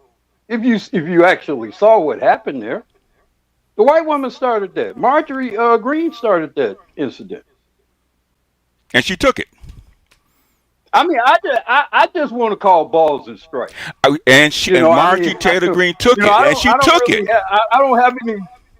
Okay, then. So what are we talking about? And so, in other words, she took it. And she took it. That's fair. Okay. Yeah. Just so Jasmine Crockett is loud. She says a whole bunch of stuff, and when it comes back at her, she should take it. Yes. I don't see where she hasn't taken it. So in other words, I don't see why we get upset about it. I don't see what the whole kerfuffle is about it. Okay, that's politics. That's minor. Yeah, I agree. But when I observe what I think is, regardless of what I believe or feel about Crockett or any other black woman, when I believe I'm witnessing something that is to me racist, I'm okay with saying I believe it's racist. Okay, it might be. Regardless of what I think of who is being aimed at. And I don't give license and leverage to racists. I don't give a damn what I think about who they're directing their racism to. My thing is that some things need to be immediately addressed. Okay, when they're big and the everyday ordinary run-of-the-mill racism. Okay, push that aside and go for bigger stuff. So that's two different ways of looking at it. So because Okay. that happens that happens every day. Okay, it happens every day. And the Yeah, thing because we have to get more pragmatic about the cause that we take up. Okay. and that's what I was basically saying, right? That was my frame of reference, right? Because like my mindset is like this. All right.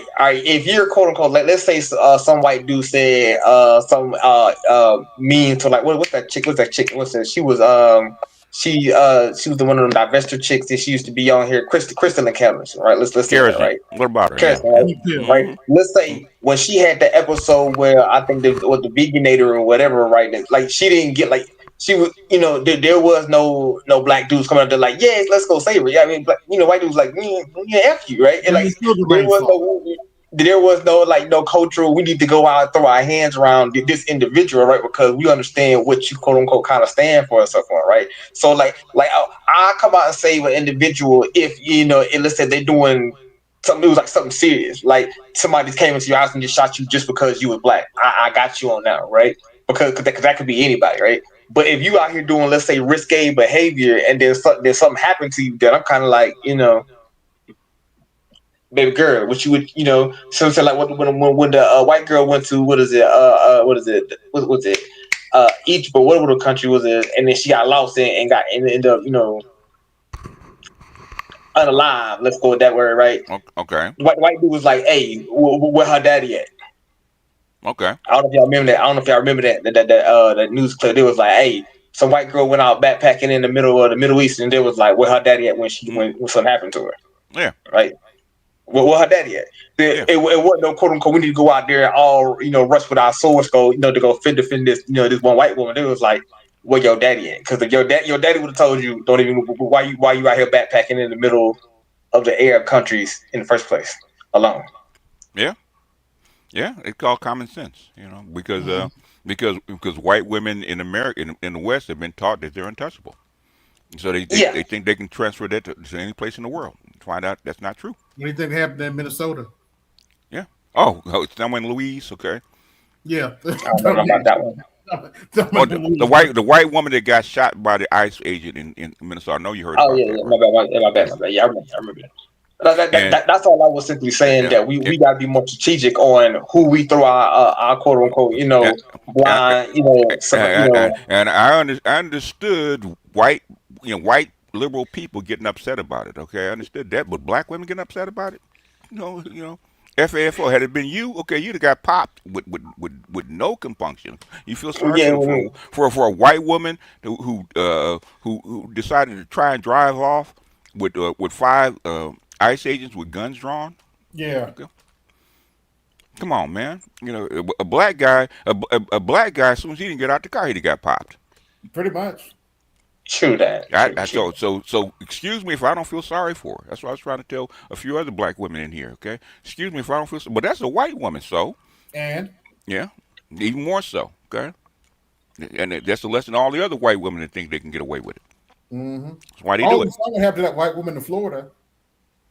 I mean that's a white man that shot her. It wasn't a black man that shot her. It's a white man that shot her. Okay. No, but there's a white woman in Florida.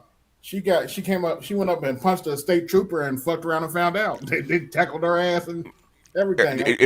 It's gone too far. And like that's how come I don't like to get mixed up in local politics. No, what is local politics? But the thing is, it's not even politics, man. Okay, this is it's the circus. It's a circus, man. This is gossip. Okay, so what? A guy on Saturday Night Live says that you shouldn't be financially supported. That's his opinion. Okay, he has a right to say it. He's a comedian. He has a right. Comedians say shit all the time. He got a right to say it. So people get all in a tizzy about it because an entertainer say his opinion. Okay, well, fine. Okay, he can be punished for it, but I'm not gonna get upset about it. Okay, if you throw your hat in that ring in this freaking racist country and you black, you know what's coming at you. And if that's all you get, okay, you're lucky. Okay, that's all you get. Yeah, cause for like like I'm saying, like for Jasmine Crockett, is like I only go out so far. You see what I'm saying? Like, granted, it may be depending on like let's see the nature of the races. Like somebody come out and just beat up Jasmine Crockett Yeah, for the yeah, yeah, the yeah. I'm Or they right there. I got Jasmine Crockett, baby girl. I got you right then and there. Right? You or, come in there, you come into a political environment and you say some dumb stuff, and somebody say some dumb stuff, yeah, questionable about you. yeah. Then baby girl, you out there. Yeah, yeah. I mean, if they pull her over and there's guns drawn, okay, yeah, we can, I'm down with you, okay. But because a comedian gave an opinion about you, okay, and y'all got upset, okay, and Matt Walsh, we know who Matt Walsh is about, with his small hair crew, we know what he's about. So I mean, that's how I was saying earlier that we got to just be more a little bit, selective on like, I don't mind jumping out, Simpson the bandwagon, coming out in full Yeah, force for some individuals, but then we got to be choosy on the individual because in this quote unquote, you got an environment where you got the divestors at an all time high. You talking about jumping in front of bullets, and I'm like, wait, whoa, nah. Just depending on who you talking about, like yeah, who in this environment is we quote unquote saving, and that's why I say the discernment to understand and know what's in your environment, and I don't think the average black person really knows what's yeah, in their environment. that's why I do not like dipping my toe into local politics, man. It's because I wanted to say something real time. it becomes red versus blue. It becomes my team versus your team, and Mhm. and Here and, goes Ford. Nah, and it come to death row. yeah. Guys, Well, like Come to death row. well, it's gone down to the rappers beefs, okay, and them Yep. doing, yeah. Yeah. Come to We, death row. BGS already know what I came up to say. I don't know what you Look, come up to say. women sided with LGBT. They got funding, Yes, CEO seats, yes, status, yes. um, all type of stuff. But the issue is now they feel like they're losing something. They are losing something because And wait. Let me explain. okay, yeah, So after one CEO lost her seat because she said she didn't want those women in their space, she lost her position and women got her out of her position. okay, So what happened? You had white women going to conservative guys to get them to talk on it. They're going to be in our bathrooms. And this is where I say again, you gain power. It's time to pick up your gun and let me sit back and watch.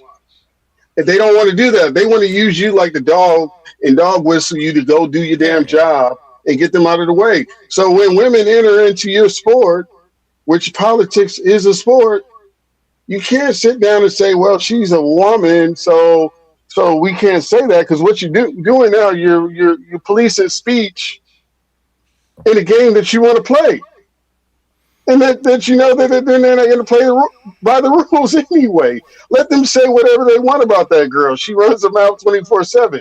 I care less that she's black or white or yeah, anything. yeah. I care less. You're entering. Or whether she's female, okay. We don't. Yes. It happens to the males. It happens to males all the time, man, constantly. Yes. So yeah. This is I think this is why white guys say they wonder why we still deal with these women, because No, we're bending ourselves to their behavior when they enter the room, and the white guys are saying, "No, I'm not doing that shit." Exactly. What did Z say? We still gonna have to swim out and save these hoes. I said, why?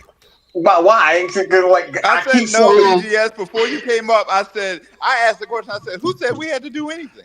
Yeah, I'm asking Z why? Why we have to save them? There's only two. Well, he was saying we have to save America. So you're not really saving the hoes. You're not saving the white guys. You're potentially saving your future. Look at it like that. It's not about them. It's about you first. If they fall, we fall.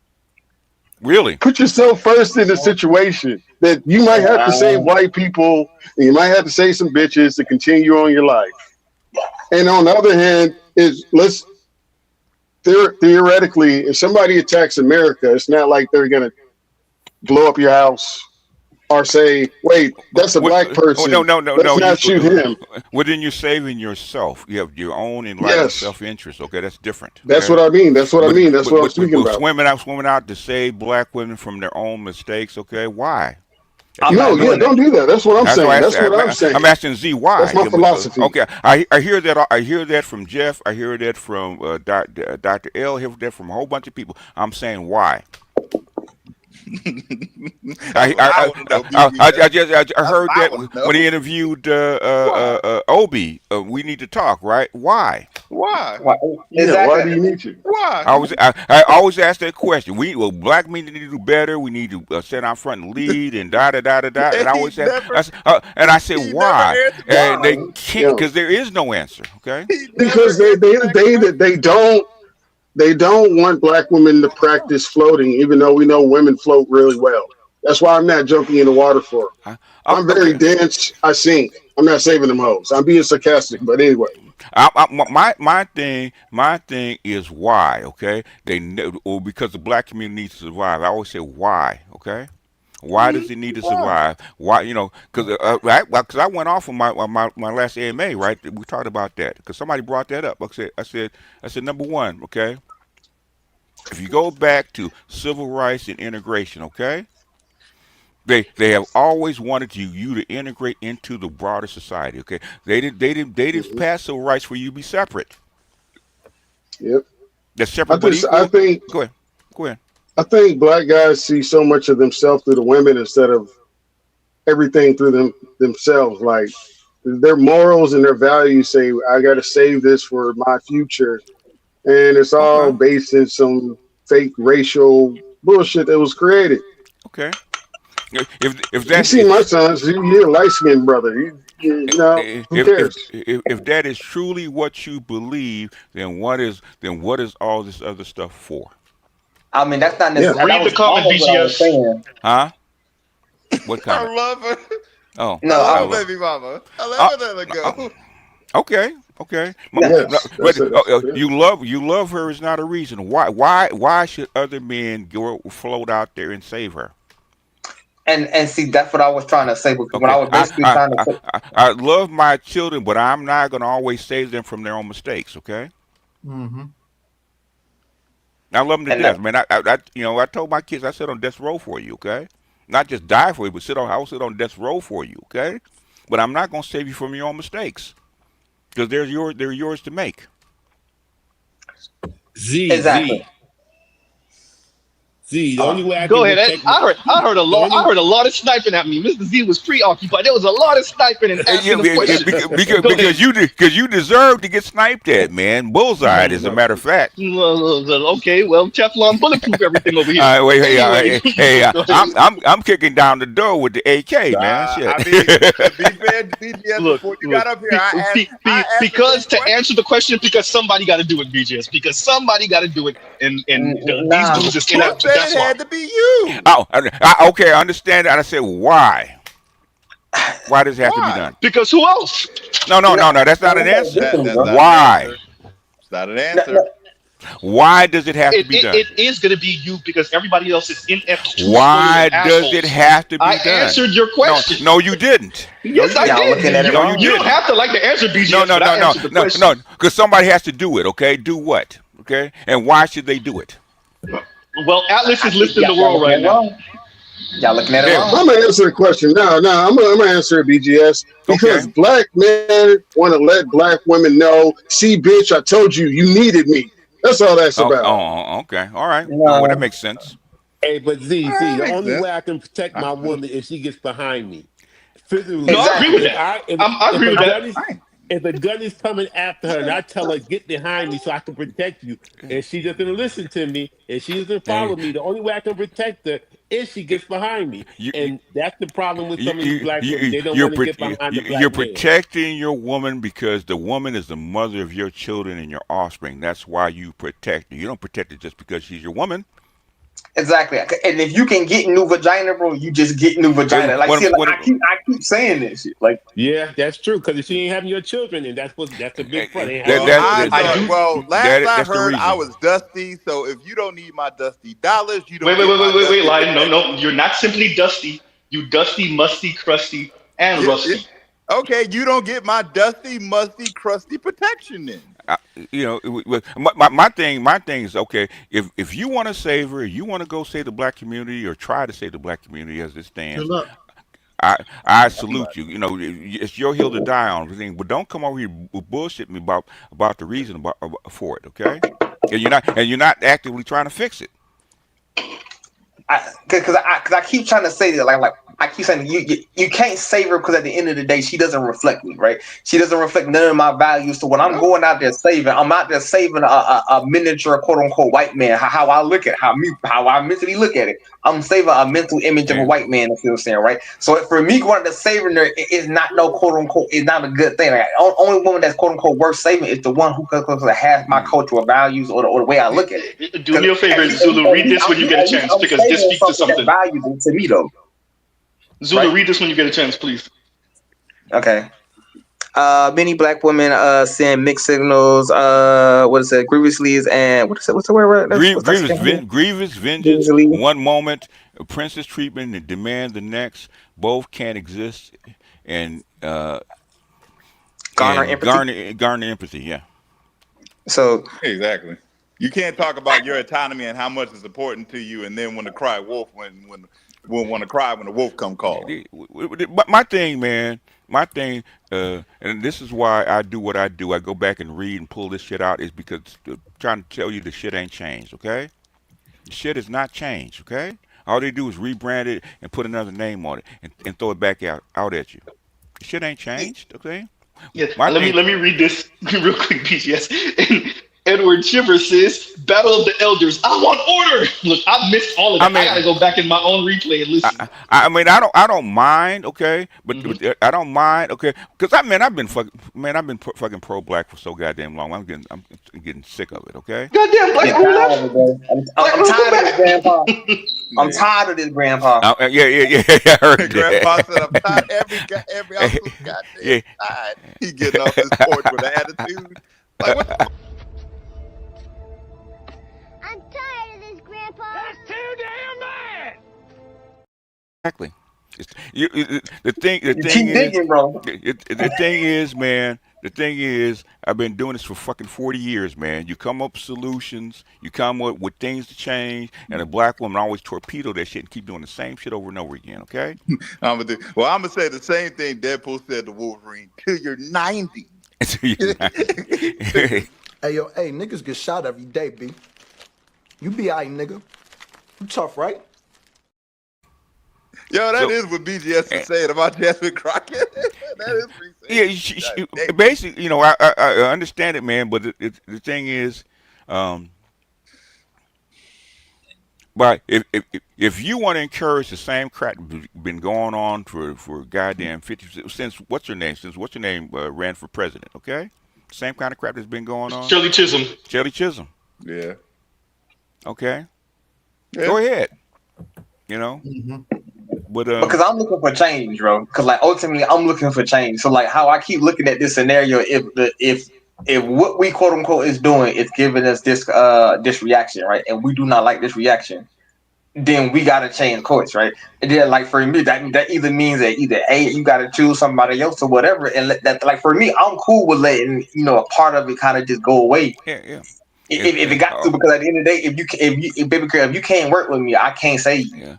But that's the thing, though. Saving her, I think. I actually agree with that. I mean, at this point, saving, I think what is going to inspire some change when you don't save her. I think that's where Black Uru was coming from with the question initially. That's what I had to mute up for a little bit. But when Black Uru was saying, is she even married? Does she have a black man? And so the answer to that last time I checked was no, which means this is where the Roger rule comes in, where we as collective brothers protect because you're with one of us. You're not with one of us, so right. So and that's why Angela Yee and them were getting on Stephen A. Smith, because Stephen A. Smith said what he said about Jasmine Crockett. And so that goes back to what I say, which is like, they want their autonomy, but some type of collective black man protection organization that allows for them to do whatever the fuck they want to do and then and that I'm not about actually. That part I'm not. Well, But you go ahead and call FD for that, because I'm call foreign man in a foreign land for that. Hopefully he'll make it from the Bahamas. Call consciously. Call them ninjas. Yeah.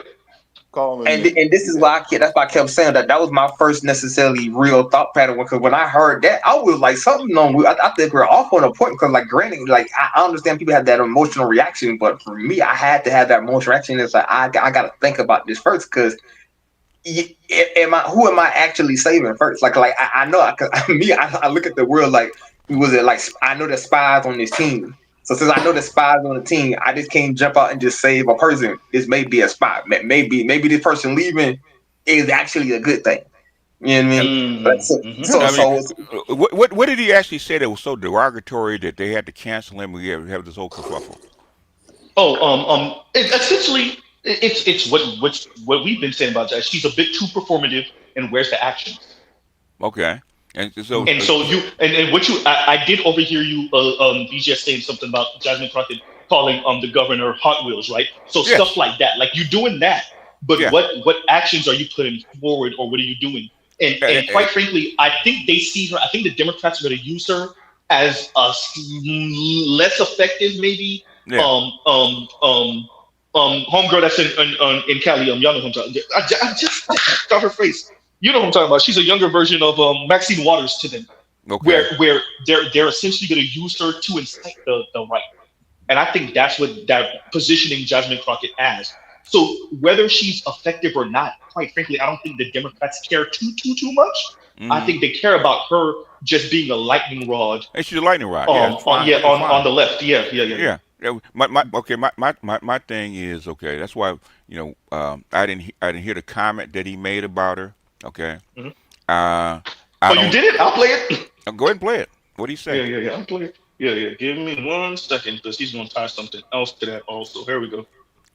A black woman get up there and say, we black women are the greatest people who've ever lived. We are better than every single one of you. All of you should die, and only we should be alive, because our lives matter more than yours. Yes, amen. All the white people in the crowd. My goddess, my queen. A few days ago, there was some controversy in the left-wing fever swamps of the internet when former SNL host Bowen Yang, he's the gay Asian one who I guess left the show, and he made very, very mildly critical comments about Jasmine Crockett on a podcast. Very mild.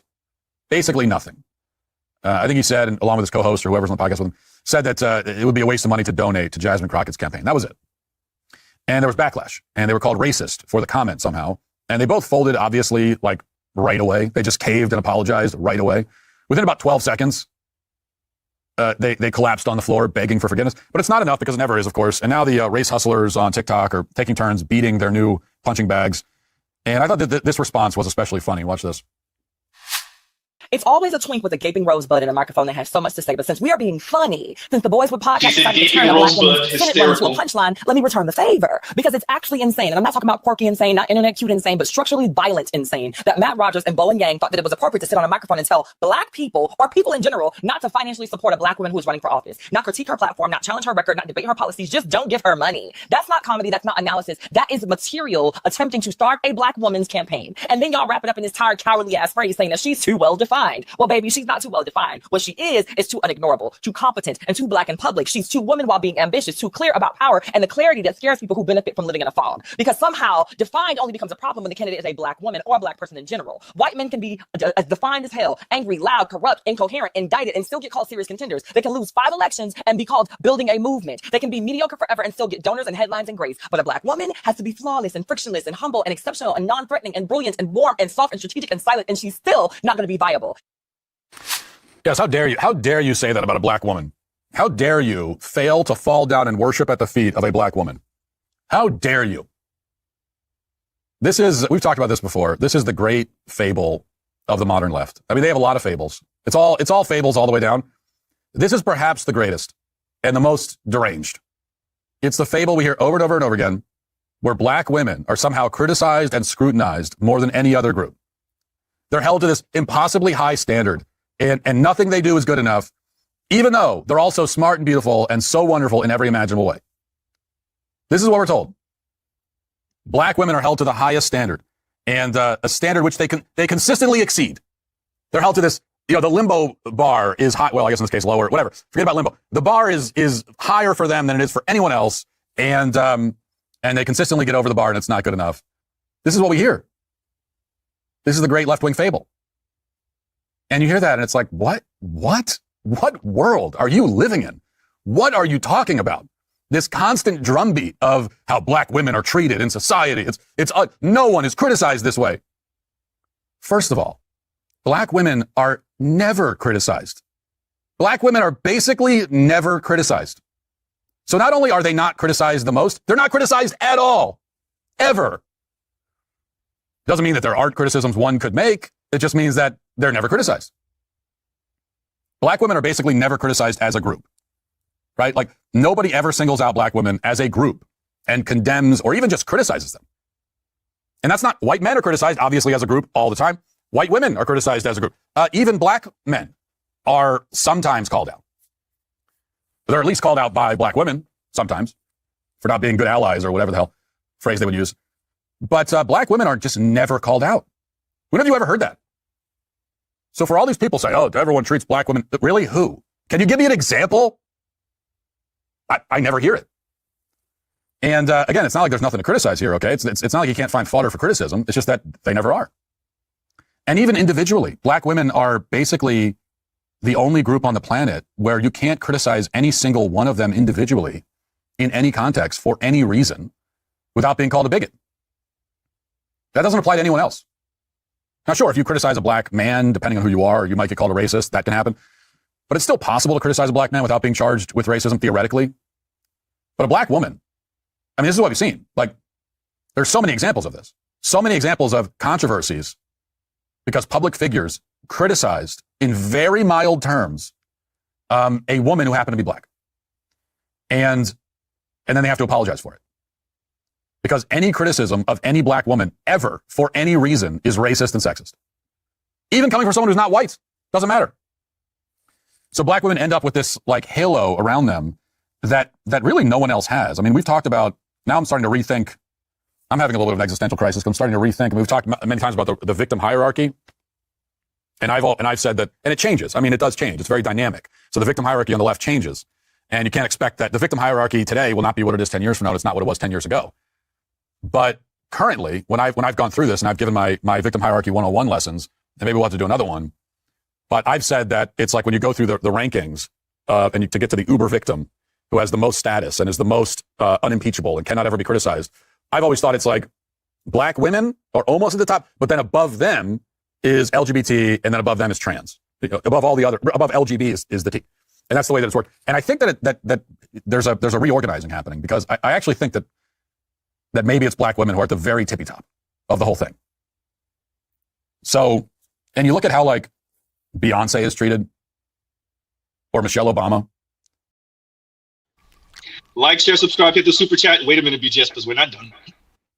Where you could be so incredibly mediocre and yet be hailed as the greatest. Whatever your pursuit is, you could be just not even, you could be below mediocre and yet be seen as one of the greatest ever to do that particular thing. And that is a benefit, a privilege that is almost exclusive to black women. We saw this again over the weekend. A black actress won an award at the Golden Globes. And I don't even know who this is. Who is this? Tiana something. She's definitely not the first black woman to win a Golden Globe at all, not even close. Names. But watch her acceptance speech. Listen. Our softness. Yeah, you heard that from the other clip too. And this is another thing that comes up a lot in the black woman fable is our softness. We're so meek and mild. And you hear that and you think, really? That's not the first word that comes to mind. I don't really. Black women are renowned for being slow to give their opinions in situations, and sure, okay. So she's acting like she's the first black woman to ever win an award, treating this like some kind of glass ceiling shattering moment, because this is what happens anytime a black woman achieves anything. It's treated like it's some kind of historic thing. And this is a group, again, it's not entirely unique among other victim groups on the left. There's a measure of this for every victim group, but I think it's the most with the black female victim group. In particular, where pure, unadulterated narcissism is applauded. She actually says, we belong in every room we walk into. What? No, you don't. There are definitely rooms where you might not belong. Okay. If you walk into my living room unannounced, you don't even knock on the door. You just walk in. You don't belong there. Oh, is it because I'm a black woman? No, it's because you don't live here. I belong in any room I walk into. Think about how, I hate always doing the situations reverse thing, but you can't help it. Think about how this would sound if a white guy said this about white men. Think about how it would sound if a white man got up there, and it wouldn't be any more ridiculous. Like if a white man got up there and treated it like a glass ceiling breaking moment. Of course, that's absurd because like a lot of white men have won these awards, but a lot of black women have too. So it's not any more ridiculous if Timothy Chalamet had won and got up there and said to my white brothers, and he had he's like hands are shaking. He has a message to white people that he's written ahead of time, and he's reading it to my white brothers out there. Just know we belong in every room we walk into. That would be seen as the most racist thing ever uttered in human history. That would go down alongside like the militaristic speeches given by Adolf Hitler. They would put it in that category. If a white man got up there and said, every white man belongs in every room he walks into, they would stone him to death at the Golden Globes. They would descend upon him and they would rip poor Timothy Chalamet literally to shreds, limb from limb. His bloody, dismembered corpse would be left on the stage, and they would dance around it like wild Indians, celebrating. That's some what racist stuff. And yet a black woman gets up there and says that, and everybody applauds. Says the most insanely narcissistic nonsense you've ever heard in your life, and everyone goes, wow. Yeah. A black woman get up there and say, we black women are the greatest people who've ever lived. We are superior in every way to anyone who has ever lived. We are better than every single one of you. All of you should die. And only we should be alive because our lives matter more than yours. And everybody in the crowd, yes, they amen. definitely say All that the white second people part, in the not crowd. the first part. Absolutely. We are nothing. We're scum compared to you. My goddess, my queen. So anyway, it's a little bit of a double standard. That's all I'm trying to say. There you go, BGS. Coming from Matt Walsh, really? I did not see that coming. No. The asshole called black women assholes, but I'm just saying it's like the Spider-Man meme where they both looking at each other, well, all three of them pointing and looking at each other and calling each other. Wait, I'm Spider-Man. I'm Spider-man. I'm Spider-Man. Okay, white men and black women calling each other narcissists. I'm just saying. Go ahead. The question is, one time. Wait, go ahead, AD. Go ahead. How's the pot going to call the kettle back? I'm just saying. Yeah, but both of them narcissists. No, you're a narcissist. I know black women and white men ain't talking. Yeah, that's not what you. I'm like, black men are literally sitting in the middle of the shit like, man, both of y'all. Thank you. Nah, and that's why I'm looking at this situation like I'm looking at this situation with clear eyes. Matt talking about white men don't do that. Ain't that your boy Nick Fuentes? Fuentes does it all the time, yeah. Thank you. Somebody said that in the comments too. Let me highlight it. Somebody said that in the comments. Let me put it up too. Where'd it go? There we go. And Blue Sox says, but Nick Fuentes talks like that exactly. Yeah, Exactly. Charlie Kirk sideways used to talk like that. So. Exactly. Thank you. All the time. But all of his Ben Shapiro old bum ass. Oh, yeah, they all do that shit all the time, right? Like Yeah, they do. all the time. Yeah. Look, hey, the when he was like, and when she said mediocre, I'm like, but all of y'all be on some mediocre shit. Yeah, to be You're fair, not a black man. Now, to be fair, now the only thing about the Tatiana Taylor thing, I think that was a bad example because what she won that role for, which is not all that different from when Halle Berry won. Because I think Halle Berry won a damn Academy Award for Monsters Ball. She did Monsters Ball, yeah. Yeah, and this one, the one he's referencing in this video, I think it was a Golden Globes, yeah. Yeah, but she won it just for being a punk ass divester because that's all she was in the movie. Okay. Now, I mean, these awards have always been political. Yeah. So and that's the what I'm fact that saying. he goes, this is my thing, because for those of it, real quick, and you got after this. So the fact that he went at her at the young lady and said everybody must worship me type talk. Did we forget about Richard Spencer when he was at that meeting that was about almost a decade ago. No, more than a decade ago at this point. Yeah, 7 years ago. And he was talking and he was like, "We are the people of the sun," which white people relax. But that is how they were talking. That literally Richard Spencer was on stage saying that shit. So hearing a black woman say the same thing, and then seeing white men react to that, like, are you gonna check your brethren? Your brethren are out here talking just like that. Just saying. I don't know. Maybe black men don't think we're special. Maybe that's the issue. Because everybody out here got they head up their own ass. Because your mama told you wasn't shit. How you gonna think you're special? Say that. Because everybody else is smelling their own farts, apparently, except for black men. No, everybody think they're the best gift to the planet. Go ahead. I legitimately do. I kind of do think I'm kind of the best thing on the planet.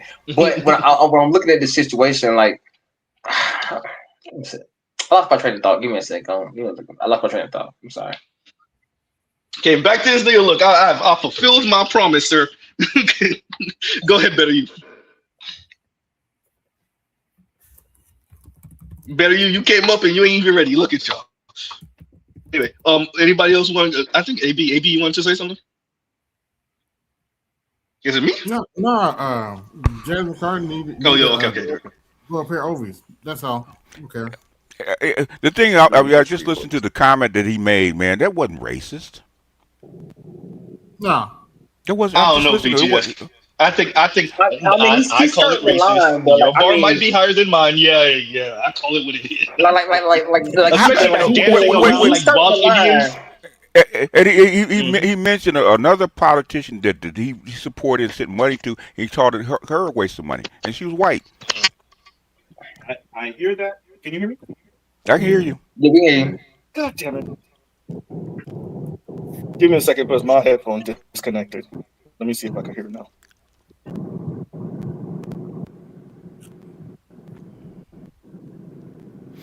Okay, because I'm listening for the racist part. I don't hear the racist part. Okay, I'm back. Can you guys hear me now? Okay, so what? Why? That whole dancing on stage like wild Indians? That's racist. He's definitely doing some racist undertones now. But is this something for me to quote unquote jump off the plane for her? No, maybe not. Well, Matt Walsh, we know who Matt Walsh is, okay? But I'm listening to the quote that from the podcast that these two guys talked about, right? When they actually made it, right? How is it racist? Okay, I'm listening to it. I don't know because I haven't heard that either. So I didn't hear that. So I don't know. I'm not critiquing that. I can share it real quick if you want to hear what they actually said. Okay, I don't know if you want to. Yeah. You can. Let me know when you're ready. All right, hold on. Because Fox News was actually playing it. Okay, let's scroll back a little bit. Because I was listening for it. I said, okay, it must be something that they said that triggered people, right? And I'm listening to them, and anytime you're ready.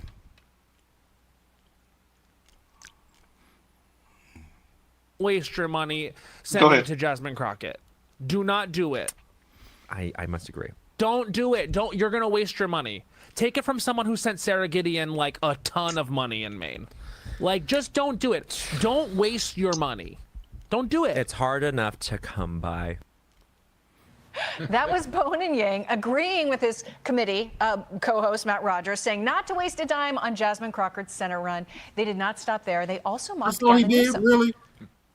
I don't think so, honey. Gavin Newsom, if you're going to run for president, you need vocal surgery. Oh. You need to remove the polyps on your vocal cords. Listening to you is a nightmare. And I have a feeling you're going to be talking a lot. All right, joining me now, the host of Fox. Oh, okay. So the racism, explain it to me. That no, I didn't get any racism. Not there. I'm talking about Matt Walsh. But Matt Walsh used that to get his little digs in. But these two, no, I didn't get that from them. Now, I do know why black women saw that as that, because anything that isn't encouraging to them is seen as sexist/racist. Okay. So that's what misogyny North comes in. I know why they said that shit. I understand black women. I understand Matt Walsh. Well, I understand why we covering this shit. Exactly. I'm covering this shit to say you out here. Like I'm covering it for this right here. This lady said exactly why I'm covering it. Here you go. Patriarchal forces, white men in particular, powerful white men, are punishing black women for radicalizing white women. Because we were the face of Black Lives Matter, because we were the face of DEI, because we were the face of the social justice reading groups, because we wrote the books, because we were the pundits and the commentators on news media, et cetera, et cetera, et cetera, I think that they blame black women for radicalizing white women. I don't get the sense that there is as much a hit list for black women like there are for like political enemies, so much as there is just a sort of diffuse, massive disdain for black women, and whatever black woman bubbles up in any particular moment can become the target, can become the vehicle for sort of white rage. Now, I thought that before. Then I sat down with historian Robert Korstadt last week. I was interviewing him for the documentary. He said something that just floored me, right? We're talking about multiracial working class unionism in the South in the 1930s and 40s. We're talking about Local 22, a union that more people should know about, but for lots of reasons they don't know about it. And one of the reasons they don't know about it is because it was predominantly black female-led. And I said, Bob, why was the local put down as brutally as it was, right? And he said, wait a minute, I just want to stop and say something real clear. He said, Capital was always going to put down a union. That's just how it goes, yeah. He said, but there was a specific cruelty and disdain in putting down this union. He said, because at the end of the day, white men resented having to negotiate with black women. And that's all it is. Bob believes then. That's why I'm covering it, BGS, because y'all came out here, y'all said y'all wanted your autonomy, you got it, and now Matt Walsh and Vivek Ramaswamy and Sagar and Jetty are all out here looking at black women with the eye out of who said it again? Lord of the Rings. Just But I'm gonna look ask at the our question Sauron. again. Yeah. But Sauron, okay, yeah. How many women in that union got hung? None. I don't know. Not that I know of. Here we go. Then there's Huh? that. Okay. But unusual violence? How many got hung? Yeah. Well, that's what she said, right? How many people got disappeared? But before you get to that question, BGS, I want to Uh-huh. ask a question that was never asked when she said what she's saying. What exactly is it that you need to be negotiated with? What do you have that's worth that you have that needs to be Negotiate. That's what I'm negotiated? saying. Hold on. Let me finish. Go ahead. Finish, No, son. that's the question I'm asking. What she said, she emphasized that word negotiate a few times. I'm like, they have to negotiate with black women for what exactly?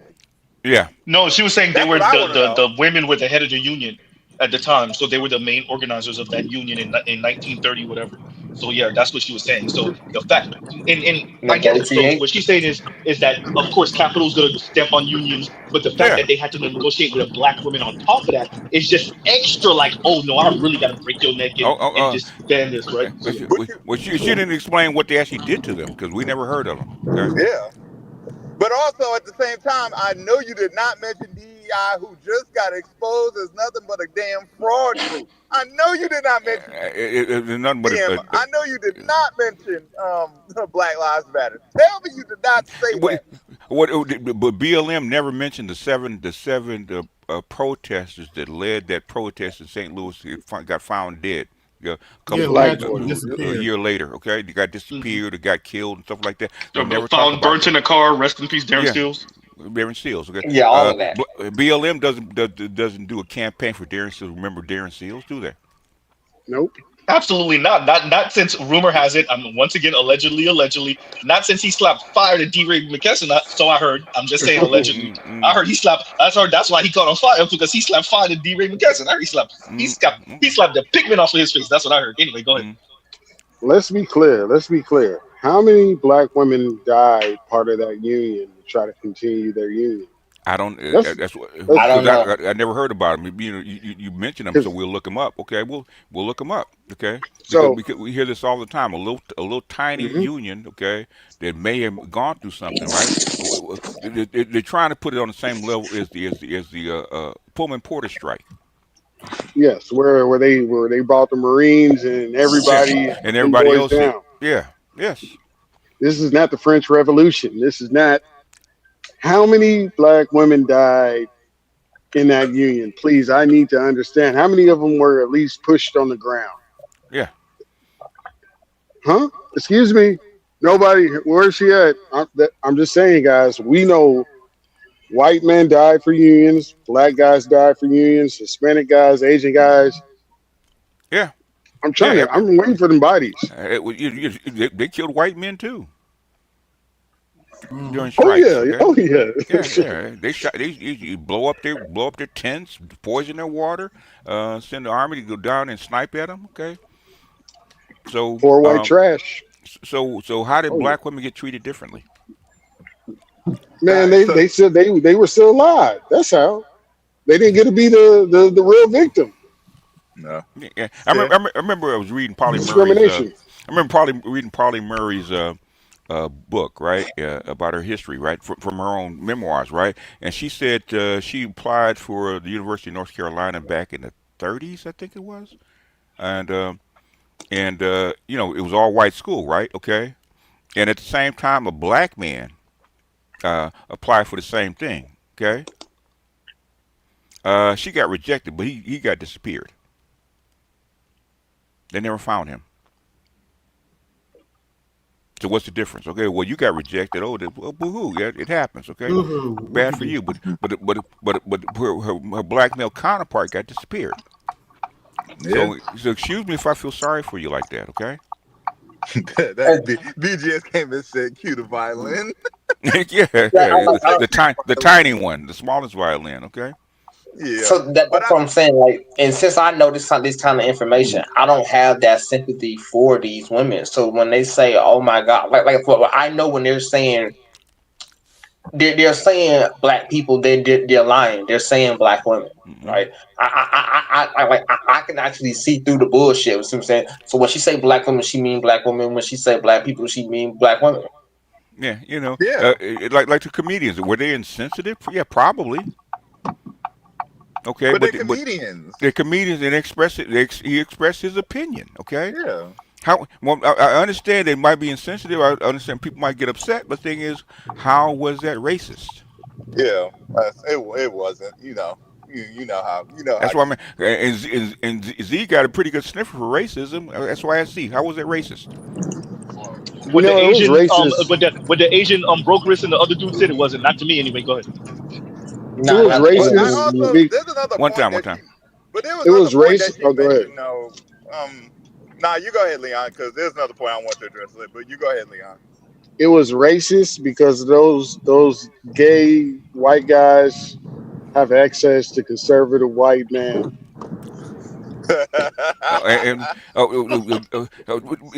Yeah, because conservative white gay men have money, just like they do. Yes, Yeah, they still white. Yep. At the end of the day, he's they're still white white. men. They're still white Still men. white. Okay, just like we tell black men, gay black men. At the end of the day, you still a black man. you still a Yep. man, bro. Yeah, he's still a man. You still a But black my man. only thing about black I Even women. though swear, I they One swear, I time, do one saw time, still one one time, of one them time, one hanging time, out one with time, the one time, log one time, one cabin. time. I saw one of them hanging out with the log Oh, cabin yeah, Republicans in Texas back then. I remember his face yeah. before we kicked him out of the state. He probably was hanging out, but the thing is, at the end of the day, you still black. Okay, just like Anton Daniels. Okay, at the end of the day, blood, bro, you still black. Yeah, and he'll be Okay. reminded. Yeah, But I also, Now, but I also want to Anton speak said to. he was a Christian. BGS. Anton did not say. He said he's a lover of God. That's what he said. uh, I mean, a Christian because he's black. at the end of the day, I don't care how coonish you say you are, dude. You're over here with us. It's like all the black That's what I conservatives. said. Okay, okay. Exactly. If you so conservative, you don't believe in black causes. Why you over here? Go over there with them. Even though Your audience is 99, mainly black. Your people on your screen, your panel Yeah, be black. yeah. Everything about you black, but you a 99, Christian and a lover of God. In his panels, is it 50-50? 99% of his subscribers are black. Yes. 99. I don't want to hear it. So, you're not as much of a coon as you say you are. Yeah, but the other thing Exactly. that I didn't keep get telling you addressed folks is that, bro. I am so fucking tired about black women or women in general talking about this punk ass unpaid labor they're always talking about in marriages. First of all, married women save up to $100,000 as opposed to single women. You Mm-hmm. save more money in your retirement savings than single women. That Mm-hmm. is your fucking unpaid labor. Shut the fuck up. I mean, okay. Number one, okay. If you don't have children, then it doesn't matter. Get your ass out and work. Okay. Yeah. If you don't have kids, you should not be a stay-at-home wife if you don't have kids. Okay. Your only reason for staying at home is to raise the children properly. Okay. Yep. Hold up, BGS. Wait a minute. I've What been you reading wait? about No, it. wait. BGS. Nope. We're doing stay-at-home girlfriends now. Haven't you heard? You know what? Okay, you know why they do? You know why men do stay-at-home girlfriends? It makes sense. You know why? You know why? Go ahead, BGS. Go ahead. Okay, if you the best way to have a wife, okay, without all the other extracurricular stuff that you have to go through in case you separate, okay, is stay-at-home girlfriend. Okay, she's playing the role of a wife. Okay, so when it's time to separate, guess what? You ain't no alimony, ain't no shared resource you got to give her on the way out. Okay. Nope. Okay. No All you gotta whatsoever. do is give her 30 days walking papers. Okay, baby, at will. Get to stepping. Well, I deserve it. You don't deserve shit. You Okay. don't deserve a goddamn Damn thing. thing. But if you Thing. marry, but if you marry her, stay married to her for 5 years. Guess what you got to do? Hey, BGS. When you say get to stepping, I thought about Martin Yeah. because he does the best get to stepping. Get to stepping. Yeah, that goes all the way back to the '60s. But go ahead. But the stay-at-home wife thing is a pipe dream anyway. Only 27% of current wives are stay-at-home wives. I understand that, but he asked me why do men do the stay-at-home girlfriend? That was the question. I get that. That's the question. Yeah, but the stay-at-home wife thing is a fucking pipe dream. But it is a dream. The thing is, if you look at it practically, that's when you're having more than 1 or 2 children. You're actually having 4 or 5. Okay, you needed a stay-at-home wife. Okay, to manage those kids. Because I was very clear. I was very clear with my word. I didn't say nothing about no wife. I didn't say anything about a mother. I said stay-at-home girlfriend. And I BGS is correct. I'm agreeing with you. I don't agree with that. What I'm saying is you expanding his question. Okay, it was a very specific question. Yeah.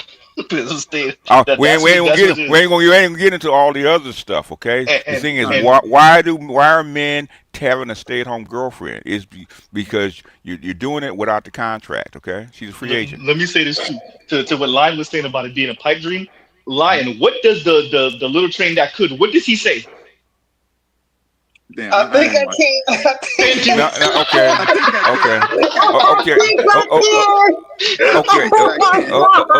The stay. You know what? I'll reference. You know what? I'll just reference the other movie, Angels in the Outfield. It could happen.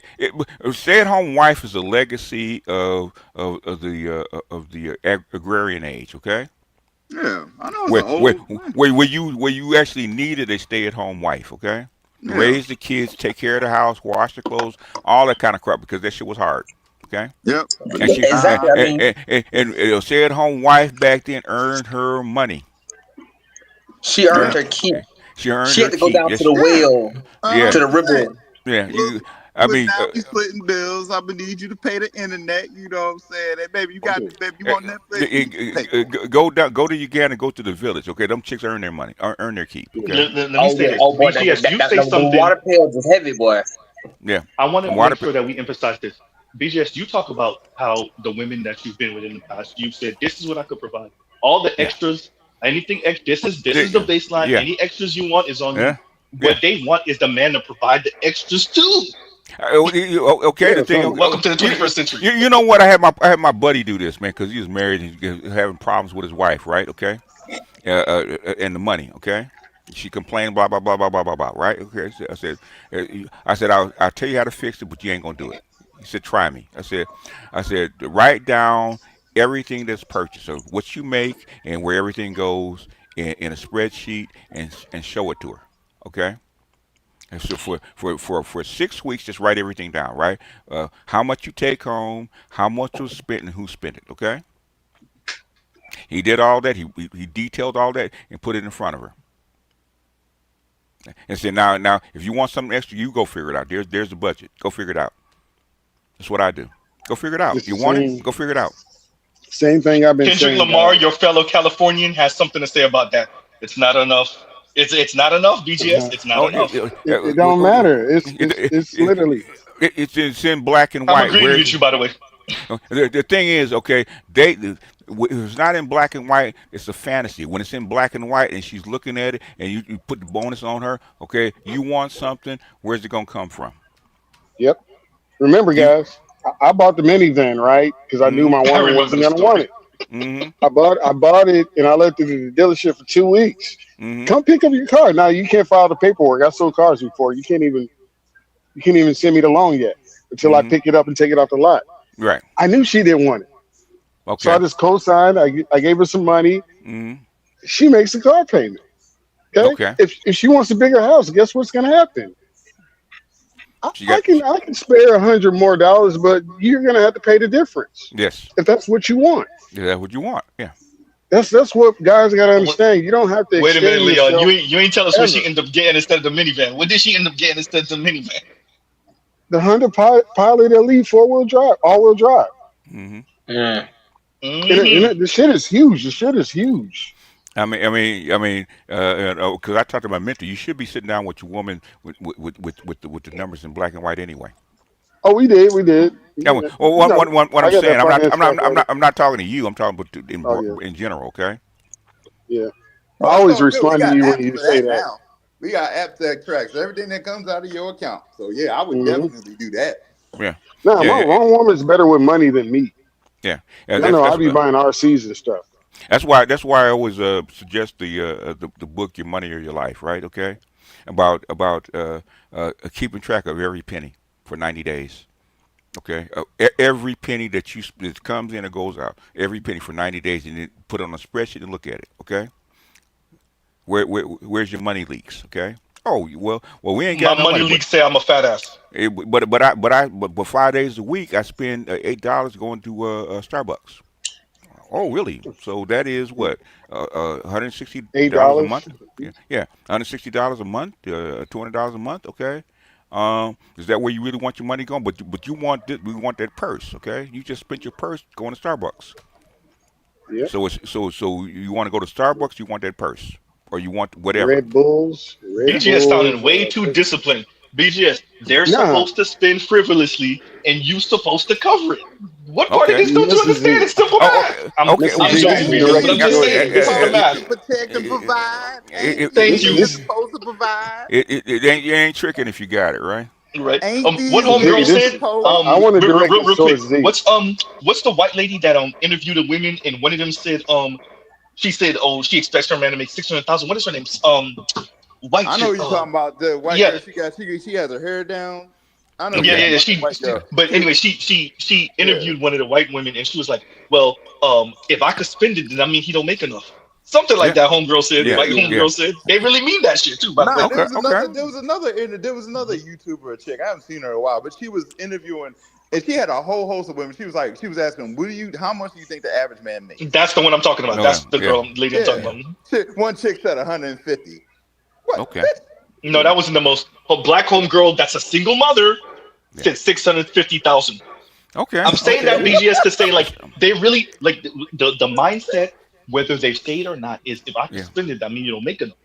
Yeah. Yeah. And you know It's what? perpetual growth, like the stock market. Yeah. That's it. Good one. That's That's a what good one. women believe Exactly. in. It's All right. perpetual growth and I'll having be more. I'll be right back. Exactly. All right. Now, All right. Z, what I was gonna say to BG said you, BG got thing to do. Go ahead. Go ahead. what I was gonna say to you, you should calculate how much you go to Popeyes because they should be giving you a black card by now. Hysterical. I You should promise have y'all, a I do black not card, go to master Popeyes every day. I didn't eat discount. I haven't been to Popeyes in like a couple weeks. That is Shit. hysterical. You should have Look, a I don't go to special Popeyes card by every now. day. You should get flyer miles and shit. Oh man, no, Hey, take it the where I easy. should have got flyer miles between my late teens to about my god until about I don't know 28 or something. It was Taco Bell. It was Taco Bell. It was Taco Bell. That's where I should have got the damn discount from and all type of. But If I your had flyer stomach miles fat. from Taco Bell, but because I ate Taco Bell, pretty much I'm not saying I'm bulletproof, but very few things really get me down that I eat or like. I mean, but you eat Yeah, Taco Bell. I mean, you I kind know. of Yeah, you like kind of grade F you minus on the tip B, right there, whatever bro. the hell. Yeah, so yeah. So that meat product, whatever they call it, the damn whatever it is, that Taco Bell is Yeah. made out of. But yeah, I'm not on it like that no more either. So I pretty much have chilled out on a lot of stuff. So I just need to get the Popeyes and Wingstop on my system, and I think I'll be okay. Yeah, That boy was and, eating and the sawdust, occasional boy. and the occasional monster. The monster is a fucking problem. But yeah. Y'all know, yeah, y'all do know why I drink monsters. Don't put it in the comments because reckless streams right now. So yeah. Anyway, Hey, I y'all do. understand. So yeah. So hey, I'll be up somehow. Z, you always giggling anyway. I'm just saying. Yeah. Maybe that's But what you're no. addicted to. But then, yeah, that's what I Maybe. was saying earlier. That's why I was like, I can't go out there and just throw my you know, I just can't be diving in front of every bullet. That was basically my mindset is because like if she don't reflect the kind of mindset that I actually adhere to, then I can't be diving in front of that bullet. Because if I'm doing that, then I'm actually actively hurting myself. You know, you know, BGS said we what can't is it, save him. I heard BGS saying it earlier, but because I couldn't speak at that point. But BGS was saying like, why does he say we got to go out there and save him? Why? Why? Look, because I don't really have an answer. Actually, I Hey don't have man, an answer. I ain't even gonna lie to y'all. Y'all seen my channel? I'm pretty good at this. Even if my answer is bullshit, I'll be having an answer. I really don't got an answer on this one. I really hey man, don't. hey man, she going to battle Maria, right? I don't think y'all know, bro. It's a lot of Afro Latino women out there. That was in middle South America, right? In middle South America, I don't know what that little strippy is, but hey, bro, it's a lot of Afro Latinos up in there, man. They ain't got no But man. here's the thing. I will. I think if figuratively speaking, tomorrow we wake up and 50% of black women have lost their jobs. And I would the 50% of the black men with jobs lost their jobs. I would love to see how many black men in specific are really about it. How many black men do you think would put a lifeline out there that wouldn't? How many black men do you think that wouldn't put a lifeline out there that you're right and they wouldn't? Um, how many black men do you think wouldn't put a lifeline there and they would? And that's the fascinating part. How many black men in the black manosphere, how many black men not affiliated with the black manosphere that your friends, your family that don't listen, they talk all that crap, but I love her, right? So Mm. and I think to be fair, I think way more black men, especially if she cute enough, shit, even if she's not cute enough. I think they gonna put the lifeline out there. They go forget lifeline. They go swim out. They go swim out. Don't be surprised. Don't be disappointed when you see who's swimming out. I'm just saying. I think way more black men are swim out than y'all think. Then that's when you'll see the church reaching out to men even more Oh shit, yeah, I agree. to Can you get please those marry women my married. daughter, please? No. Right. Can Hey, you marry one of the second real mothers? quick. Let me ask Louis to read this. Louis, read this comment for me, please. You're gonna laugh. But that ass though, yeah. Yeah, that's the comment. That's the comment right there. That's it. Exactly, Trell. All right, man. Saint When you Sinner said, start "I'm figuring so out, hopeful. I think niggas gonna go out. I think niggas gonna go out. I'm not saying all. I'm saying some of the people that we think will go out won't go out. I'm agreeing with that. But I think some people that you think won't go out, they gonna go out. They gonna oh go out yeah, swimming yeah, out there. They gonna go oh out Yo, yeah. swimming. Z, Yeah. I got more Some trim. of these most hardcore black manosphere niggas, y'all gonna see Myron go swim out. Myron Jack. gonna go swim out for dark skinned African sister. No, he won't. That Oh, nigga really hate black people. But I'm just saying, bro, I wouldn't be you gotta surprised. say Utechi, bro. Oh hell no, hell no. Shout out to all of y'all that remember the Grapevine people, man. Bro, Uchechi, I'm telling you, man. boy, she was a character, bro. She was, oh She my was, she god, was, she was something funny, bro. the worst, bro, the worst. And you could see it on her face. The the kind of like, I wanted to Oh say no, she was quiet pure evil, resentment, but it bro. wasn't quiet. The like No, no, no, she was the pure evil, bro. rage. She hated niggas. Oh, bro, she All was you pure evil, bro. niggas that overlooked her or that told her, bitch, ain't nobody talking to you. Oh, she hated y'all, and she took that shit off on niggas on the grapevine. Oh yeah, yeah, yeah. Oh, Uchechi, the heavy set sister with Yeah, the, yeah, yeah, yeah, yeah, BGS, I'm lying. You remember? Oh, I didn't bro, know she yeah. was you something, watched the bro. grapevine too, BGS. Educated for, yeah. Yeah, she hated niggas. He hated Oh black men. my Yes. God! Yes. And when you saw her, you understood why. You know, Yeah. I know why you hate niggas. Yeah, you Oh, can make yeah. it seem like whatever you want. Sexism and misogyny and colorism and fatphobia. When you said, we know why you hate niggas, and I've watched The Grapevine for a decade practically. Talk around it. I'm like, ain't nobody gonna address why she really hate niggas. Okay, all right, okay, don't worry about it. We're gonna keep on talking around it. Because it's understood. Yeah. Well, I don't know, BJ. You're right. It is understood, but talking around it legitimates the point, and it doesn't speak on what's at the foundation of the argument. On the foundation of the argument is not female empowerment or black women liberation. No, no, no, no, no, no. It is, I hate you niggas. I have this degree. I think she either graduated, not Dartmouth. She graduated from Rutgers. What's it, Rutgers? I want to say she graduated from Rutgers. So I got a degree from Rutgers. Yeah. I'm on the grapevine. I do this. I do that. But I think she got engaged later on. I think she had got To a white engaged. I man. don't To know a if she white ended man. up getting married. To Really? a white man. No, I thought He it got was a black dude. No, it's a white man. Unless it's another one.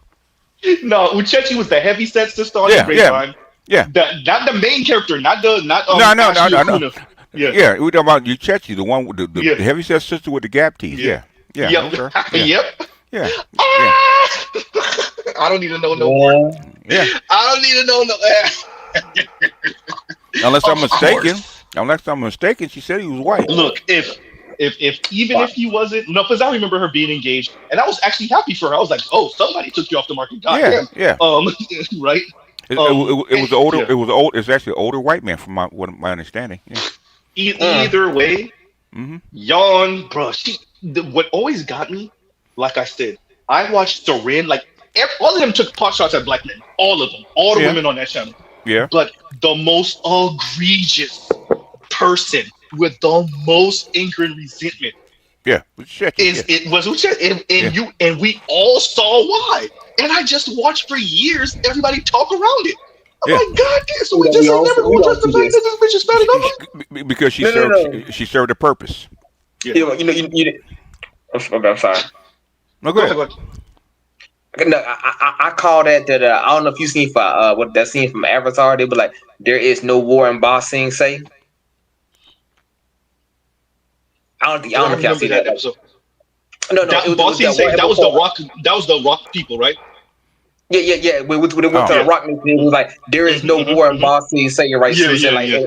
And it was basically making sure that quote unquote, whatever was going on outside of that quote unquote city, no one knew what it was necessarily. There was no war in Ba Sing Se, even though they got a giant quote unquote military vehicle outside the wall. You know what I mean? Yeah. There's no war in Ba Sing Se.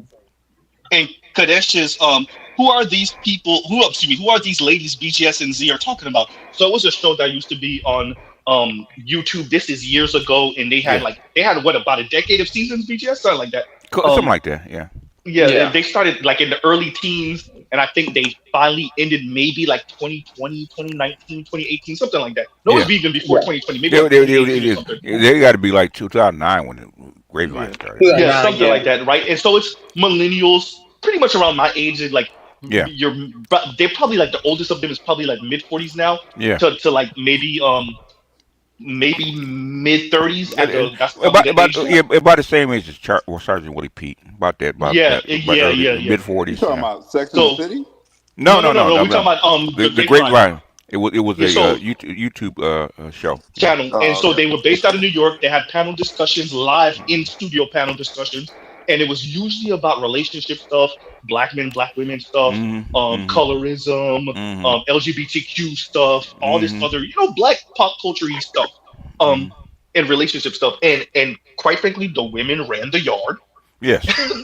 Ran the yard. And the gay men supported them. Yeah. Yeah. Shout out to Donovan. Right? Like, man, I wanted to push him off the edge of a building so bad, bro. No, but every once in a while, Donovan would say something, and it would let you know. Donovan admitted himself, hey, I thought all these negative things about black men, like he's not a black man, but then I started hanging around my cousins, and I realized, so y'all do get on each other for not being married. Yeah, and this goes back to the brother that that Terrain interviewed a couple of years ago, the LGBTQ brother, and he was like, he woke up one day and was like, why do I think all this negative stuff about black men like I'm not a black man? LGBTQ black men really be on that type of time. Even Donovan had to admit that shit. Yeah. These are two different LGBTQ black men that wake up and they're like, wait a minute.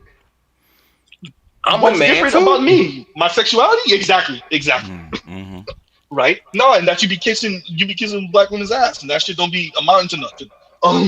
But no. So at the end of the day, the Grapevine was just a panel discussion. It usually lasted 40-some minutes, an hour.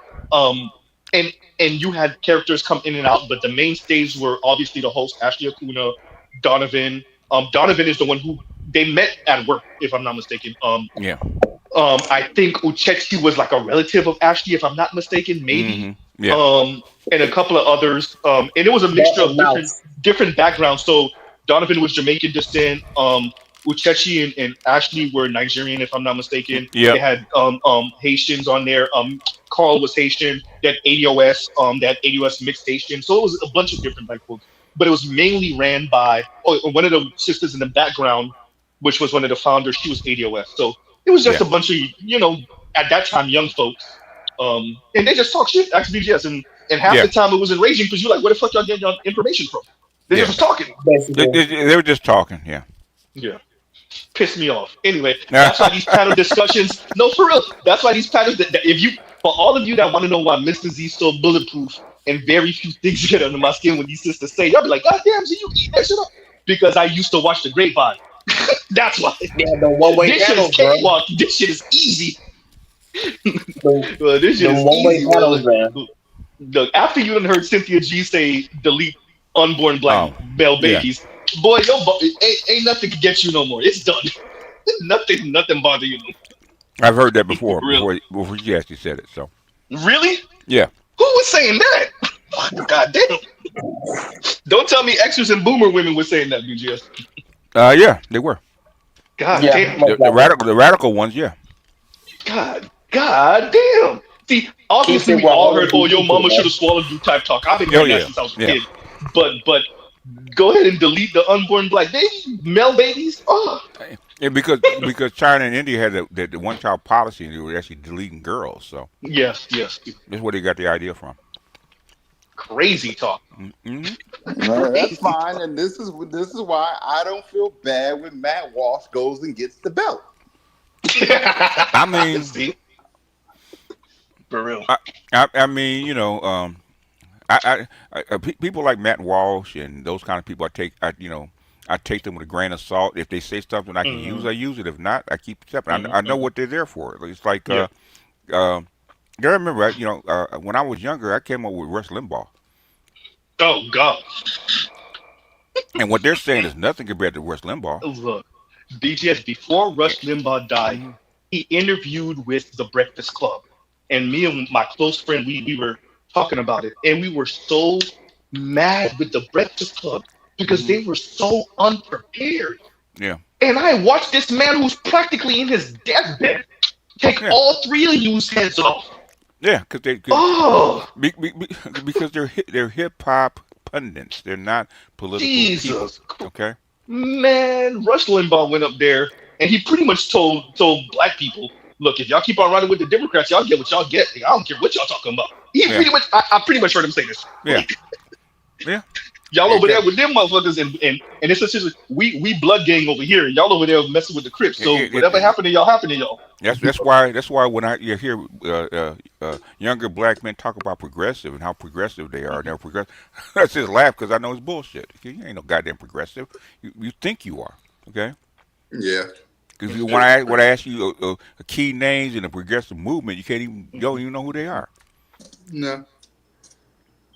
I told you this years ago, BGS. Mm-hmm. When not even black, but when young folks, so pretty much under the age of like 45, when they say progressive, usually it does have something to do with politics and economics, but really sexual politics. Shout out to Edward Anderson. Sexual politicking. Okay. That's white people, black people, Latino people. Okay. It's usually social and Women sexual should shit. be able to insert. Exactly. Whatever. And this is why and that's how Kamala was able to kind of play that TRANS game and female empowerment game, because Mm-hmm. that's the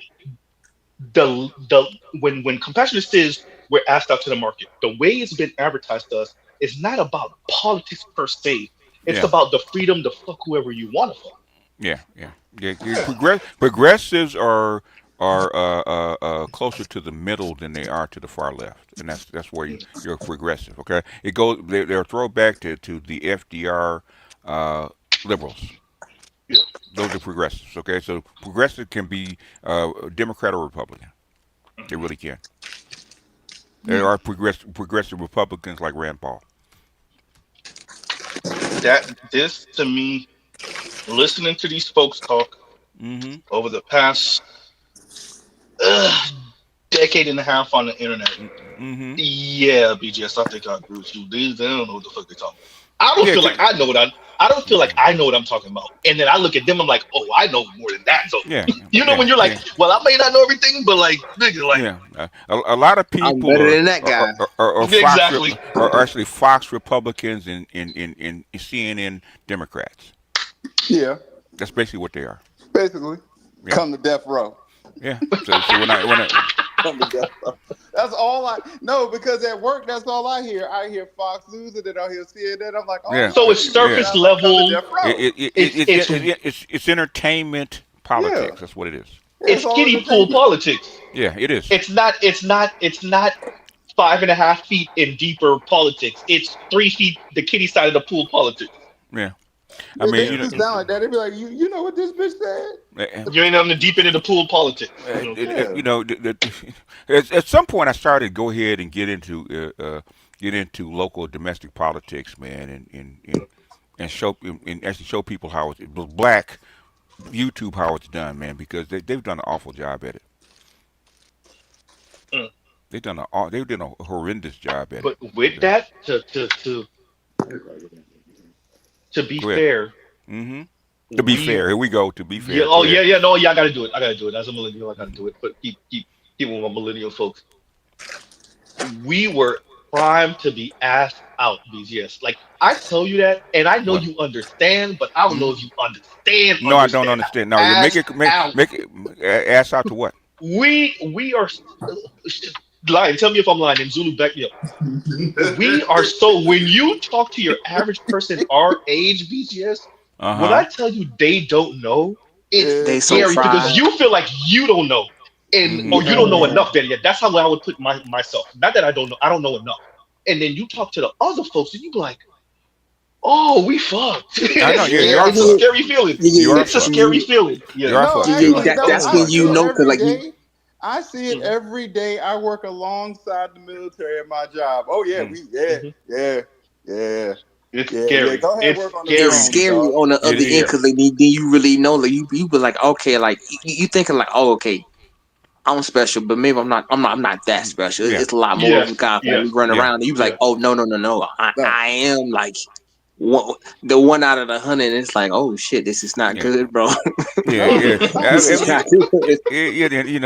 You know, some things I'll say, but a lot of things, you know, I'm saying, should I actually start talking this kind of stuff and put myself on the line for these people? And I said, nope.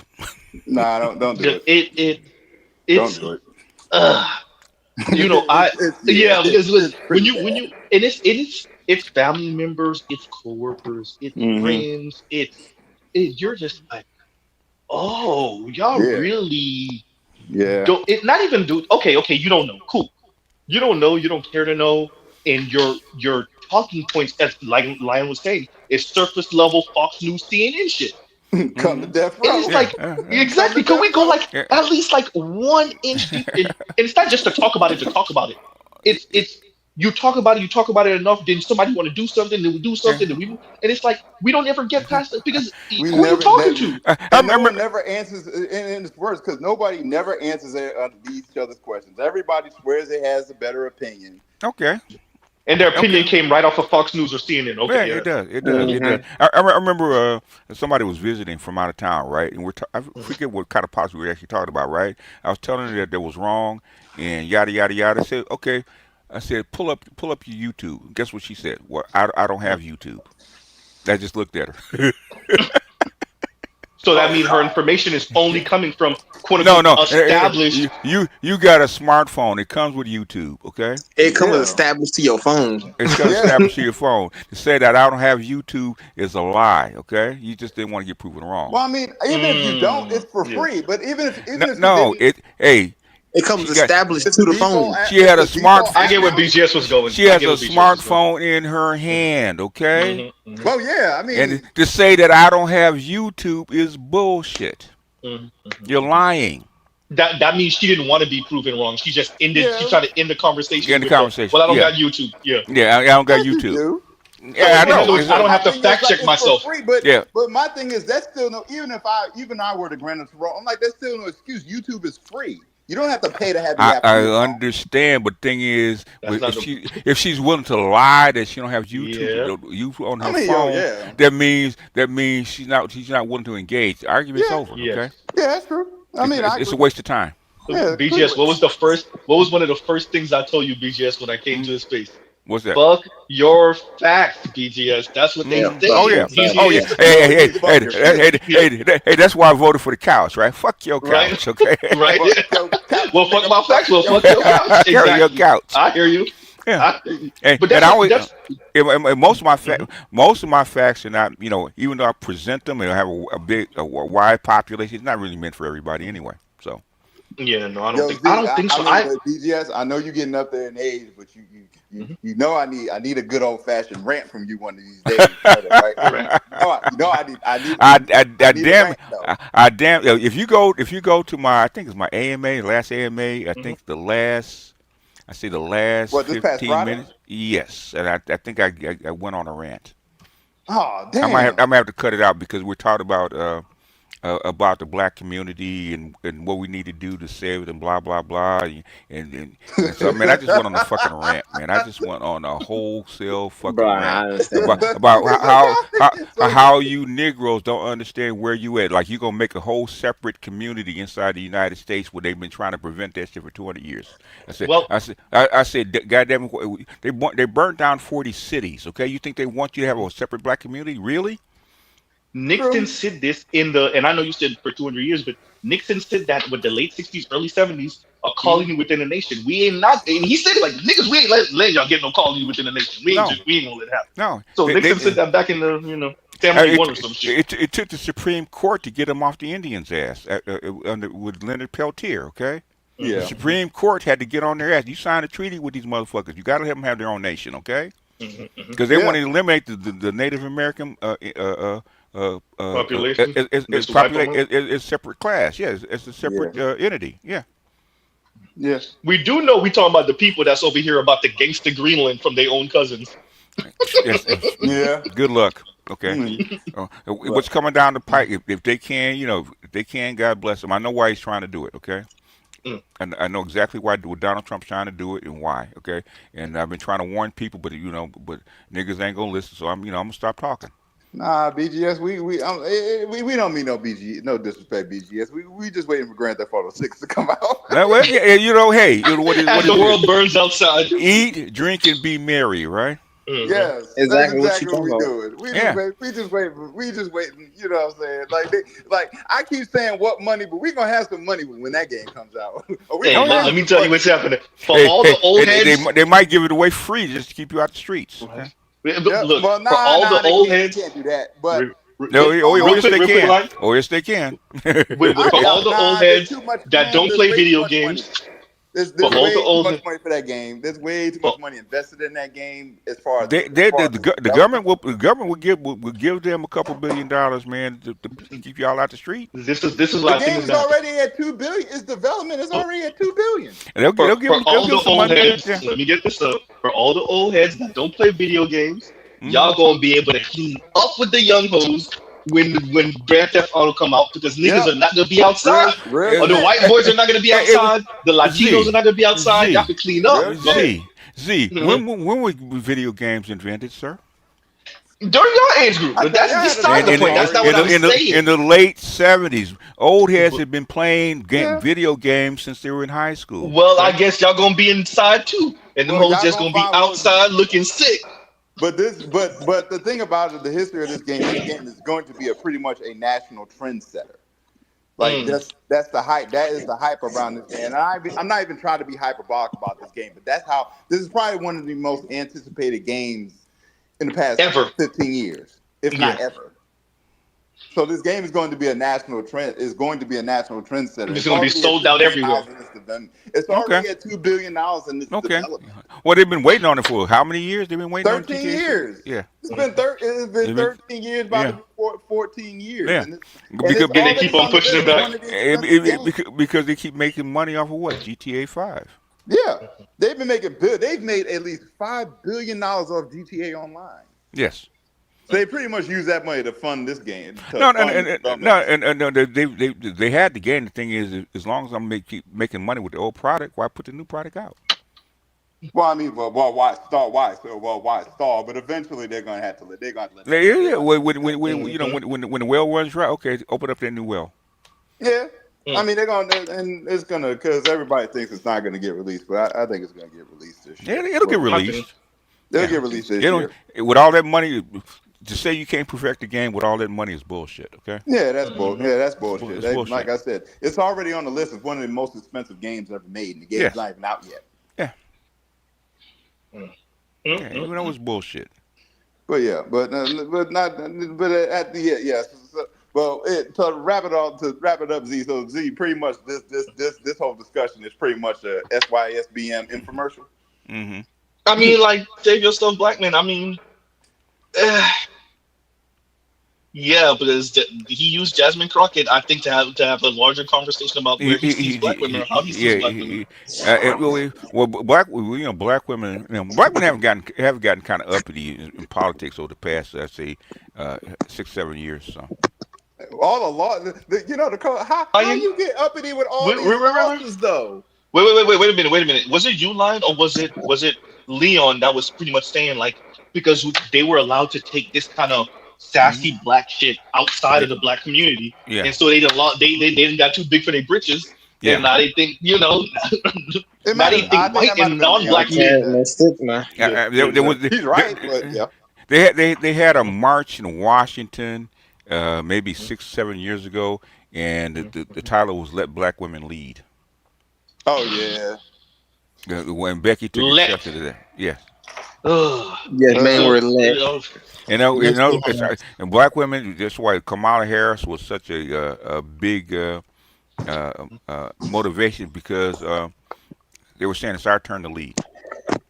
That's what they were saying. You gotta take it. They still don't realize you gotta take it. And I understand that, but the thing is, and so and white women took exception to that. Okay. Well, yeah. You're gonna have a female president before me? Oh, they didn't mind that. If Michelle Obama had run, she probably would have won. But the thing is that the tone, okay. Kamala Harris is, number one, she ain't qualified to do it in the first place, okay. Nope.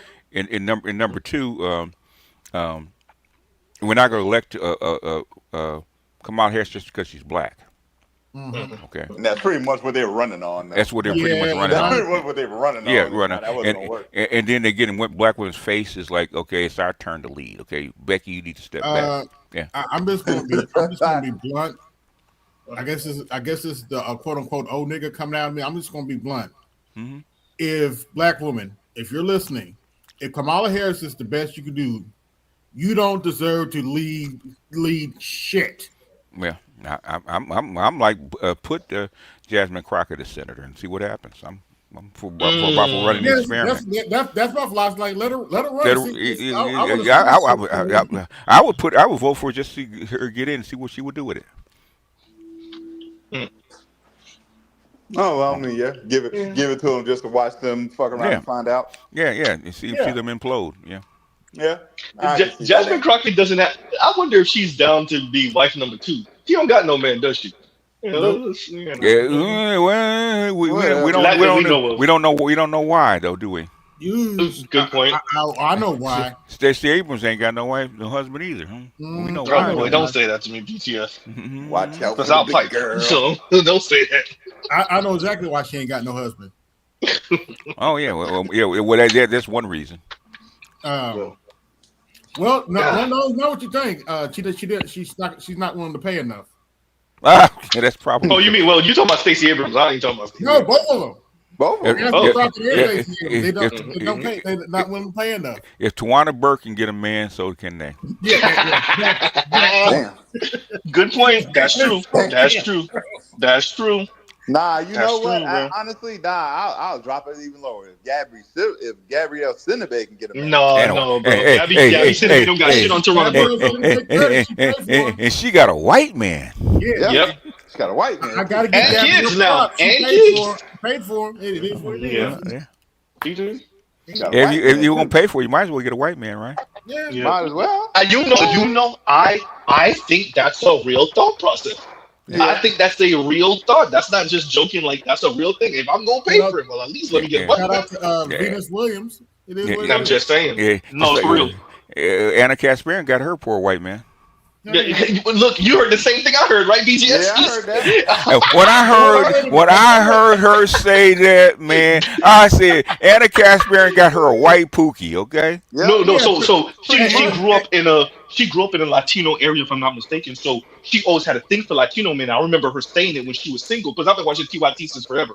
So I always thought because I thought he was he either was in like not Major League Baseball, but he played baseball like for a few years, if I'm not mistaken. So I thought he had a couple of dollars, and then she met him, and then whatever. And this is the first time I'm learning that he was couch surfing when she met him. Yes. She basically heard threw him under it. the bus during her debate with Pearl. I was like, damn, he's gonna throw him under the bus like that? No, but that's not what she's really doing. She's saying that because Anna looks at all this shit, so she already knew that there's a possibility that she would be the one buying the dude. And I think she's okay with that. I really believe her when she's talking like that. I think but she's one of the few. She doesn't appreciate, and I could see that when she covered these things, because she's covered Manifestel and all of them before on TYT. So she don't appreciate that's the prevailing view, not her. She's one of the few that know what it is and accept it. That is not what the masses of other women are on. So No, that's the part you don't want to admit. I'm like most people, like the other women of your mindset are not willing to pay for no man, Anna. Yeah, exactly. So I'll give that to Anna Kasparian. She get it. She understands the money. She get it. You don't see no resentment in her. I can see it by the way she talked about her husband on the show randomly. Oh yeah, he's a musician, songwriter. Yeah. So yeah. She bought the dude. She bought her man. Cool. Pearl didn't catch that though. Pearl. She caught it. She just didn't comment on it. She caught it. Yeah. She caught it. And I thought Pearl lost initially because of everybody's comments. I thought I'm gonna cover it. I thought Pearl lost way worse. And then when I watched it, I was like, she wasn't prepared, but she didn't lose the way y'all talking like she. It wasn't an ass whip. No. It wasn't an ass whip. No, they're talking about the dog walk there. It wasn't. No, she lost, but she didn't lose the way people been making it seem. I'm like, stop. Yeah. Pearl admits she took an L, so she admits she took an L. She admitted, but no, it was not. Yeah, I watched. It was not. It was not to Pearl's credit, she got Anna at the end. You did when she said, "You talk for a living." And she called her a bitch. She said, "Whoa." No, when Anna said that, I was like, she got under your skin. She got underneath Anna's skin. The whole debate. I was like, bitch. Yeah. Here we go. but I knew Anna was on that because I don't know if y'all remember when Alex Jones jumped on their side of the stage one time. They were having like a backstage little interview thing, and Alex Jones ran up over there, and Anna was the first one up before Sink even get up, and she was like, "You fat fucking nigga." I was like, "Oh shit." Okay. Yeah, this was years ago. This was like, I don't know, 5, 6, 7 years ago. This was a while ago. But Alex Jones pretty much went to go antagonize them, and Anna wasn't with it. Because of course, petite women always are the ones with the I haven't liked Anna for years for what she did to Chris Brown. Who? Anna Kasparian? Yeah. Yeah, she's the one. She kind of wanted to spread the rumor that that he was abusing Rihanna and all that crap. So she helped spread that shit. So I've never liked Anna. Well, I already know what the real hate for Pearl is. The real hate for Pearl is no matter what, Pearl can still get a white dude, and she doesn't have to pay for him. Yeah, Yeah, and if she likes them, she don't like black If dudes. you like, She don't like white dudes. So yeah, she don't like white dudes. Her yeah, accent shows she really don't like white dudes. yeah. Oh crap! Whoever that was who just put that comment where Anna Kasparian is from, could you put it again? I accidentally deleted it because of course I did. She's Armenian, if I'm not mistaken. Yeah, she is. She is. She's Armenian. Oh, that makes sense. Yeah, and yes, she did have a nose job. If you're wondering, yes, she did. That now it makes sense. I kind of do have to give that one to Anna because she didn't deny it. She's like, Armenians do not really like white dudes like that. So they don't. Oh, really? Yeah, she with her Latino dude. She's been like a Latino. Yeah. They have to keep Armenian women away from black dudes. Mm. Their men have to physically keep them away from black guys. Oh, because you know what happens. Because you know what happens. AB said, "Oh, look at the Kardashians, right? Yep. Oh, yeah. You got to physically keep them away from black dudes. Don't ask me how I know. Okay. Giggity. Yeah, but it was an interesting debate. And the fact that this is the thing though for me with Pearl, and this is something that we gotta get good at for people that debate and have these conversations. You gotta go at the person's ideas. When you make them into a caricature, you end up going at things they never said, they don't believe in, and that's where Anna was catching her up because she had a stereotype of a liberal white woman that Anna is not necessarily on certain issues between men and women. So when Anna was like, "Yo, I want traditional this, traditional that, traditional this," Pearl really was stuck with what you think Anna is. She's not that. Go ahead. Well, the thing is, but that's what you represent in public. Yes. But this is the thing because I've watched enough. I know what she's on. I understand that, but the thing is, okay, you have to admit that the shit that you present in public, is not how you get down. Or the stance of the people that you represent. Exactly. Yeah.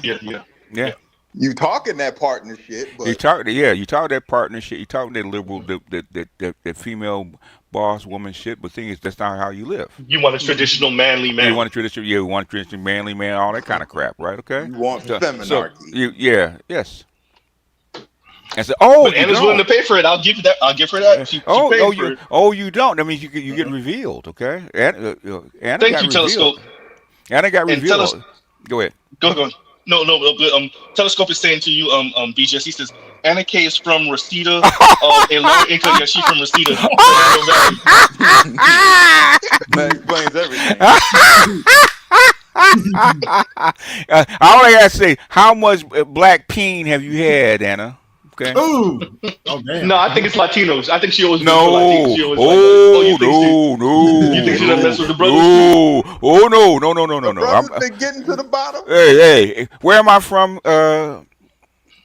I'm from LA. LA.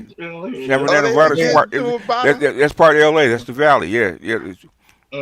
Oh damn, from Reseda. From Reseda. Oh yeah. You know she did. Back for NWA. Of course she did. You know what, BJ? That's not the question you need to ask. Mm-hmm. The question you need to ask is how much back payment she get on the Young Turks. No, I don't know. That's true. Okay. Because they've had a lot of black dudes come in and out of there. So there's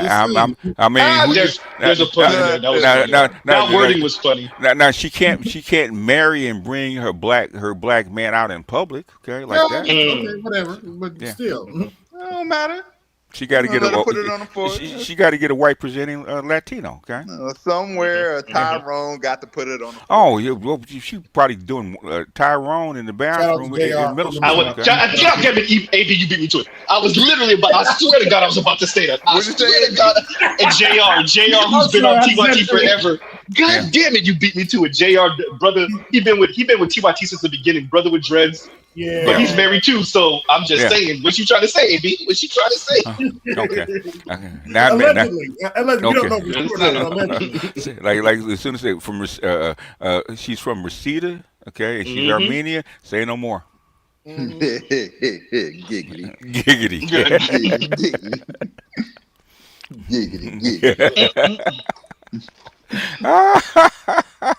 So that's I that's I that. You know, I when you I, put I, it that I way, did I'm I like, didn't damn, no know wonder I everybody's so. didn't know. Now it makes sense. But Okay. it's like, damn, no wonder everybody's so mad I at wasn't black men. familiar with your game.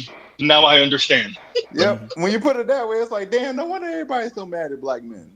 Hey, No just wonder saying. somebody's so mad. No wonder she was Why so hard with everybody's Chris so Brown. mad? Oops, let me shut up. Oh boy. Because nobody wants to admit. Because nobody wants to admit how many women secretly want Tyrone to put it on the forehead. Yeah, we at least try it. Hysterical. Yes, sir. Yeah. Somewhere there's a side of her Yeah, that What you say wants about somewhere Tyrone out to there? put it on the What you said? forehead. yeah. Can you reach the bottom? Yeah, hey, but see, They that's don't the know. part. They don't know about the bottom. They don't know about the bottom. They don't know about the bottom, huh? Okay. But see, And, that's and what, I exactly what watched AB it said like that. earlier. Shout out to Venus and the Italian dude. Yeah. Yeah. I don't look. If this is what you want, if you paid your money for your Italian dude, then Yeah. you know.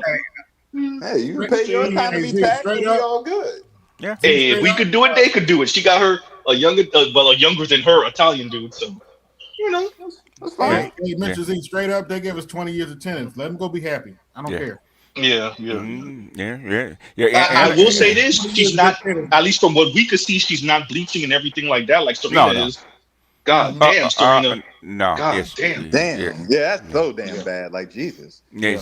It's Serena bad. she has Serena has low self esteem, so she's Yeah. always had it. And It's there's pictures of her from like, maybe 8, 9, 10 years ago. No, maybe longer than that. And you're like, what was wrong with you here? Like, I'm not saying you were bad, but like, what was wrong with you here? It's And not like, you see her now, you're just like, oh my As you God, just what are you said, doing to yourself? What you said, Z, it's not enough.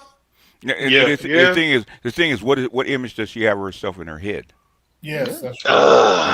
Pearl. Yeah. No. Okay.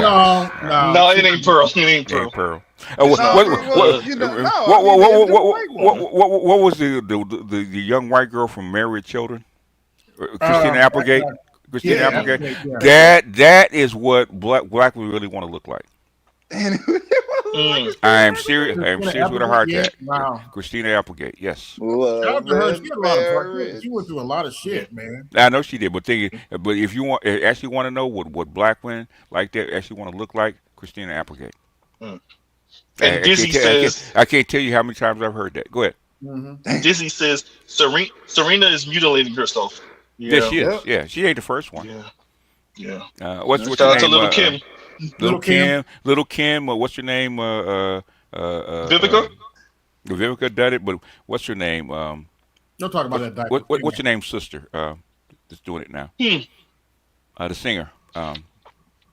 The singer. Yeah. Who's singer? The singer's sister or the singer herself? Well, see, her sister's a famous singer, and she's a singer too. I'm trying to remember her name. No. White, black. She's black. Oh, Tamar. Tamar Braxton. Yeah. Tamar Braxton? Yeah. No, hey, man. She got left on. Well, Tamar never was as attractive as Tony. So that was never going to happen. And so she's always had lower self-esteem, so she's always been hacking at herself. So it's same thing with Serena. She's always been kind of jealous of Venus. Venus, but you were a bigger star than Venus, at least towards the end. Crazy how that works, right? How they grow up is how they grow Crazy up, right? how that works. Yeah. And she's older than you. What the hell? She's always felt that way. Yeah. Yeah. You got the white man, and it still ain't enough. It still ain't enough. No.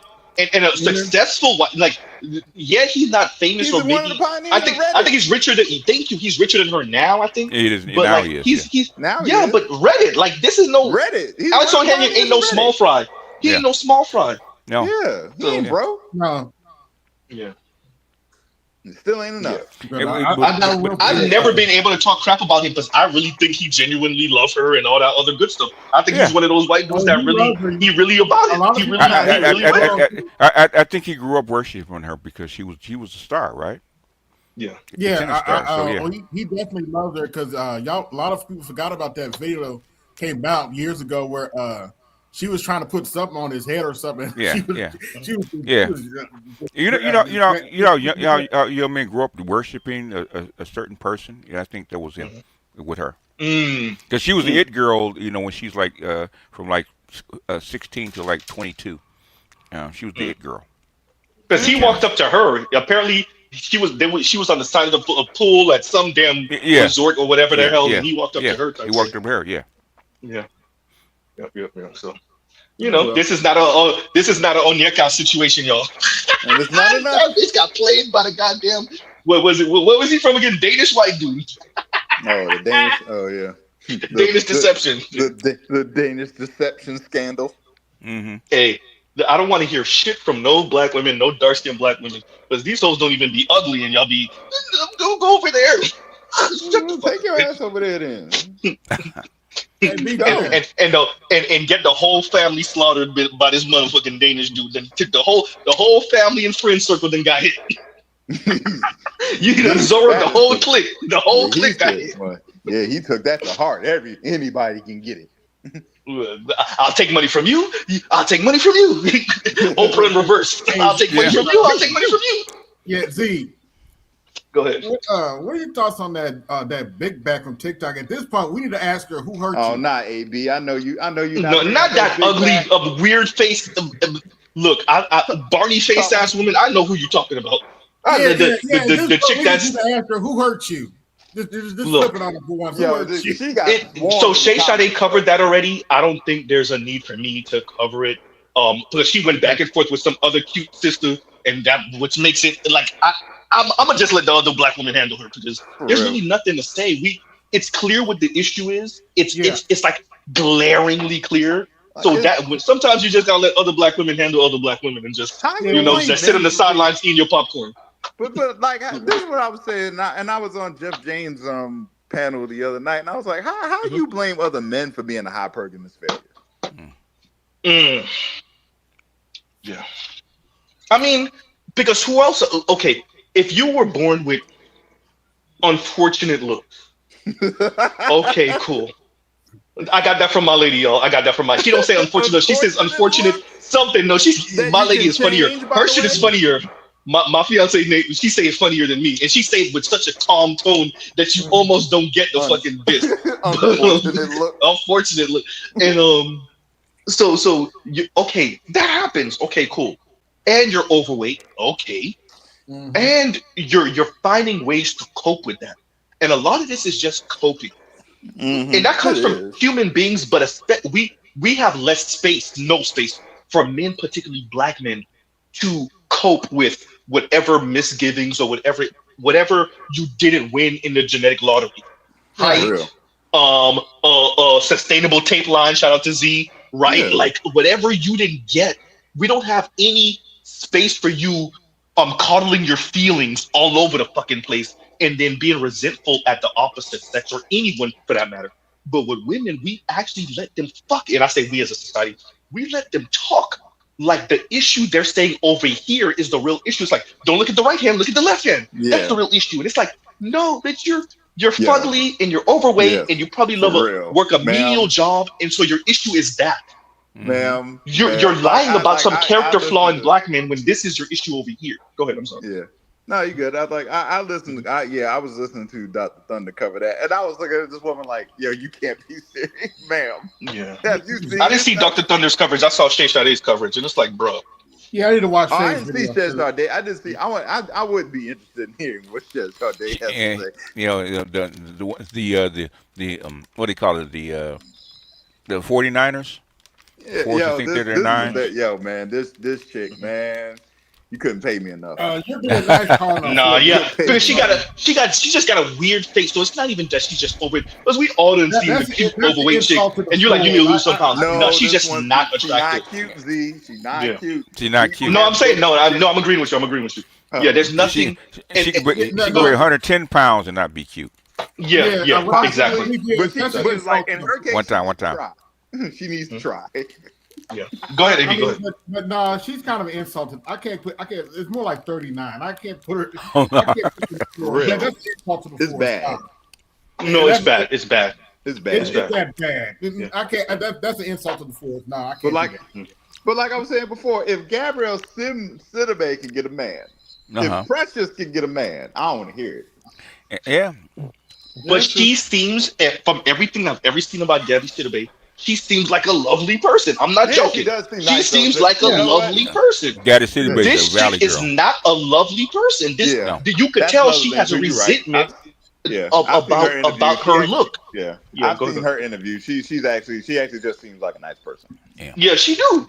And look what that got her. So yeah, she makes more than her man, and she's more famous or whatever. But she was able to get her a white man who seems reasonably fit, and they done had kids, and you see him all smiling in the pictures. You know, he looks a little off to me, but okay, whatever. I mean, whatever. But this chick that we're talking about, man, get the fuck out of here. That bitch, I don't know who Man, you gonna get can't her. be out. You can't be out here looking like Ursula's grandmother. Oh my God, low key. Oh, that's funny because it's true.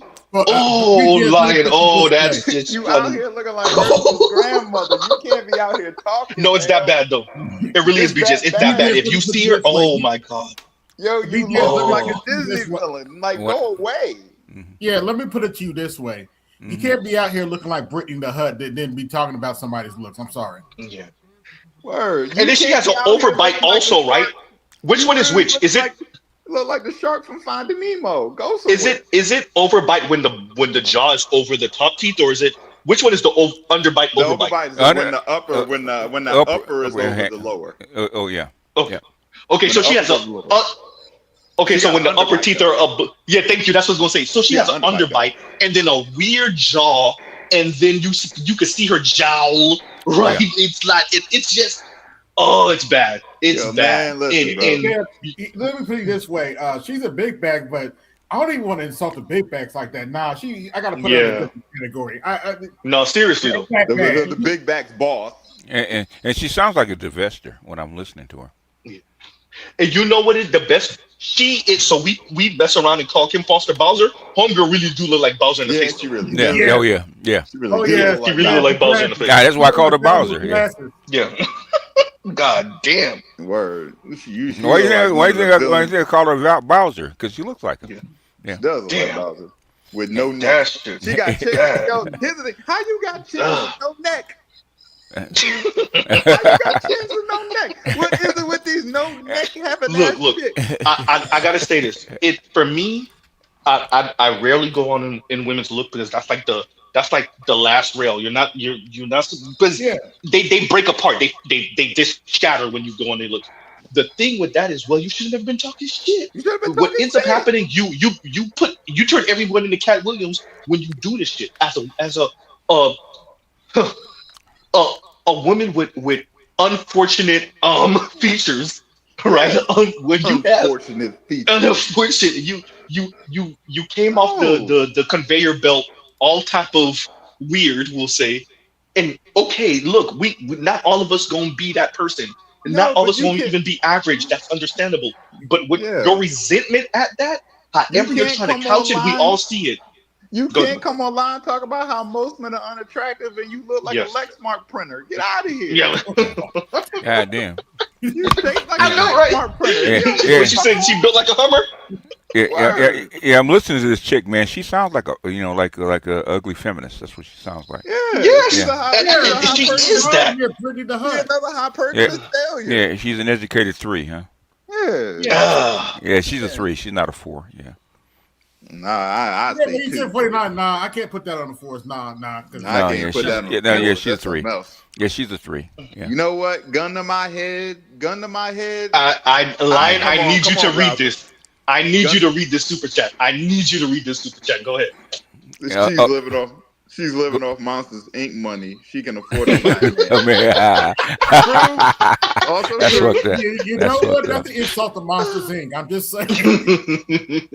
But you know, okay, look, I'm generous with this. I don't like to insult people's looks, particularly women's looks.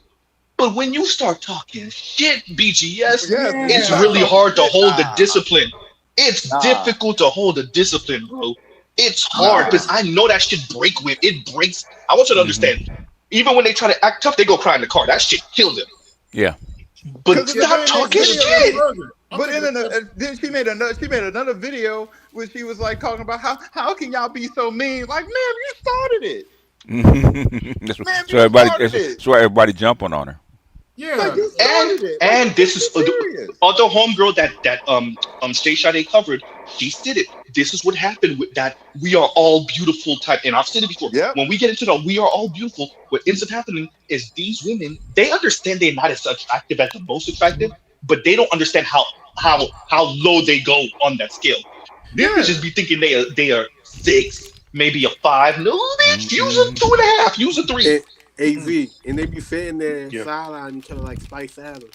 Yeah. Look, right? Yeah, word. I want to ask you, what white man hurt you? Look, BJ, the best way to say it is Compassionate clipped out a portion of me saying this on a monologue where I was like, these women, their heart shatters when they're in the club, when they're in a gathering, and they see they see men choosing with the choosing eyes. That's when they get their heart broken. When he don't approach. You done? Oh, they get they find attractive. they get their heart broken when they walk to the store and nobody notices. Oh yeah. Oh yeah, that's true. When they were 11 years old, they walked to the store and they put on little makeup, put on their tight clothes, and walk to the store, and nobody turns their head. You said the Meg Griffin treatment, BGS? The who? Yes. The Meg Griffin treatment. Yes. They know. That's why I know when women tell me they don't know what where they rank. I know that's bullshit. Is this why average is a cuss word? Yeah. Oh yeah, average. Yeah. I'm a 10. Okay. According to who? Well, I always do say that. According to who? Who made you 10? I said I'm a 10. Okay. And I take Mr. Z's position. I know I'm not every woman's cup of tea, but at some point you don't need to be talking. I'm sorry. Listen, all I'm saying is, listen, she was fine until she got in there talking about how ugly men are. Oh yeah. You got in there talking about how ugly men are. Like, nah. Let me do this for the 10 talk. That's all she can get. It's easy to talk that 10 talk. Do you have 10 results? And that's what I was saying about the club. When we're out, and I use the club for any outside gathering or any gathering outside of your goddamn house and your imaginations. When we're out and you see men with choosing signals, I don't care what other women told you. I don't care what your mama and your daddy told you. Are you getting the results of other women, average and above average looking women? If you're not, then shut the hell up. And quite frankly, we do not. Go ahead. Here's a more pointed way to put it. When you go out with your friends, and you have a friend that's fine with you, how many men approach you over your friend? You know what really drives the point home is when you get a man that your better looking friend thinks that she should have. Oh yeah. And she takes him. If the uglier woman gets a man that a decent looking man that her better looking friend is like two grades ahead of her gets, thinks that she should get, watch her start attacking her. AZ, what's that video you had where the dude was talking to the girls and she was a little bit bigger? He was like, "Shame on you for having that friend." And having that as a and I just saw it in my phone the other day. But so it's a clip I played BGS where it's a lighter skinned sister, and she a little bit slimmer than the darker skinned sister, but the darker skinned sister you can see the features behind the flab, and you're like, yo, if she lose that weight, she gonna be a problem. Okay. And so the dude calls in and he's like, no, I ain't talking to you. I'm talking to the big one. Yeah. You need to lose weight because homegirl is just using you to look good. Mm-hmm. And you could say it finally clicks in the darker skinned one's face. You could see the light bulb go off like, maybe she is using me as contrast. Yeah, they do. It was just as bad. Remember the video in Florida where two dudes got interrogated and he found the other dude snitched and he looked at him like, hold up. Serious. And that's what it. So this is what ends up happening. We all go out. Like, do women even know the reason why the term "take one for the team" is related to women? The Beehive has a team, really? Interesting. No, when men say take one, when men say take one for the team. Mm-hmm. Yeah. That's what somebody got to take the unappealing shit. Oh yeah, they have designated people for that. Women have No, but I'm designated saying, troops. dude, I was like, I don't even think women understand that. Oh, What they that do. means. They do. They do. They Nah, have. I don't think They they do. do. I They ain't do. gonna And lie. I don't think they do. in other words, for the queen bee to get her man, okay, you have to keep his friend occupied. No, I'm talking about for them being the M. Them being the take one, like the girl we talk about is pretty much the epitome of take one for the team. Right. Like, yo, man, Yeah. I need a Yeah. favor. Yeah. She like, yeah, like that's what she is. Mm-hmm. Yeah. She's the Yeah. M. Yeah. Yeah. Yeah. She's like, man, I've been listen, man. You But come to I will give her this. The designated L. If you're right, BGS, and I will Yeah. give her this, if Mm-hmm. she's a divester, she's doing the smart thing. Because I don't see no brothers messing with her. Nope, not with that attitude and those looks. You can't have that attitude and those unfortunate looks. But she said men, not black men. Yeah. Look, she better be. To be honest with you, I could see her with a white dude, a big, ugly, old, but maybe not even old, but old white dude. I could see her with a white dude. Like her. So BTS is quick. Literally.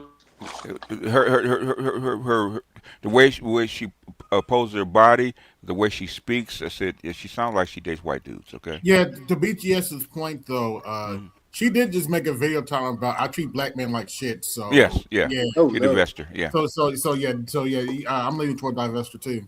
Yeah. Trell is saying she is same sex loving, which makes all the sense in the world if that's true. Yeah. It makes all the sense in the world. I'm not surprised. If I look like her, I would too. Yeah. Hey, just FYI, let me no, wait, AB. I gotta say this to what Lion said. You got it right after. But what choice does she have? Exactly. We need to stop pretending If like I they be look having like her. choices. You love who you love, and I can't help who I love. Bitch, you didn't have a choice.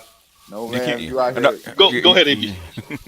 Out here shaped like a PS5. Nah, you go ahead. Don't the sound of the PS5s like that, man. Why all these investors? Why You right. investors? Why are those bitches so damn miserable? I mean, Why are you so I actually angry? I separate them. You know, there's a difference between a black woman who's dating or married to a white man and a divestor, in my opinion. Like, why are you bitches They're so miserable because they were supposed to end up with BGS or Lion or one of these brothers. Most of your divestors can't keep a white man, okay? They Yeah. can have sex with him, but they can't keep him, okay? Hold up, BGS, you out here breaking hearts. Hold up, wait a minute. And as mad as they get, you are the backup plan, okay? What happens when the backup plan refuses to be the backup plan? The backup plan. Yeah. I guess it doesn't help that I have multiple cousins who were successful with white men, so maybe that's what it is. Okay. Yeah, because all the divestors I've ever met in person that dated white men, they were always angry at black men. Just angry. Okay? Walk around like angry, okay? Yeah, they walk around angry. Walk out work angry, okay? I date a white man, okay? Good for you. Just angry, okay? Good for you. Yeah. What is wrong with y'all? I think it's twofold though. I think the why is twofold. I think it's twofold. One, because the black men they wanted didn't pick them, and two, the black men probably picked the black man she was particularly wanting probably chose a white girl over her. It's probably both. Yeah, you see them doing out there doing the most for a white man, and you just you walk around angry at black men. Just That's true because black men who date out ain't mad. No, they're not. No, black men who date out don't talk. Yeah, some of them are smooth. Most coolest dudes you can hang around. Oh yeah, in fact, there are cool to black women. Okay, they're cool. Yeah. I ain't never seen somebody happier than Tunnel Runner. I'm just saying. that motherfucker there. Okay, that dirty foot Negro there. There's two people that are in the most zen place I've ever seen in my life, and that's Nameless Protagonist and Tunnel Runner. These are the two happiest Negro. Well, Tunnel Runner Nameless is not necessarily happy, but he's usually in a zen place. These are the two most zen ass men I ever met in my life. It's Tunnel Runner and the Nameless Protagonist. Tunnel Runner, dirty foot saving coconut juice drinking, grits and eggs having ass. Take that nigga. Goddamn dirty foot Jose. Yeah. Dirty. How dare you? How dare you be happy? How dare you leave? Hey, it's just the cost, yo. Look, when you have looks like that, you gotta be nice. You gotta be accommodating, and you rather not. And then you know she's not the only one. Y'all remember homegirl Me and Better, you spoke about her before. She had glasses. She was an attorney, and she was an asshole. Like this is why we're single. It's because these men, y'all mothers, y'all raised these men wrong. Come to find out, she's another one that's same sex loving. It's like we're not surprised. You're overweight. You're not particularly attractive. You're sassy. And you're not even cute in the face. Look, when you tell me you're same sex loving after all of that, who's surprised? Why should we care? Who's surprised? Why should we care? See, I'm telling you, it's always the space heater shaped ass females. It's always them.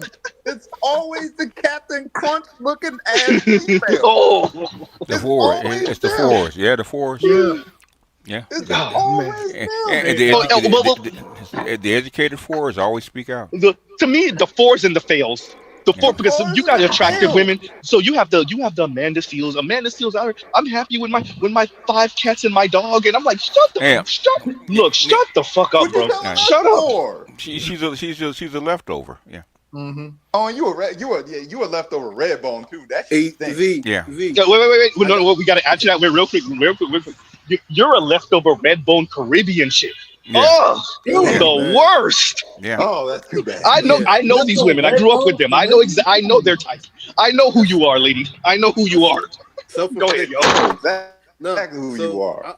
I want to school you on some DMV lingo, right?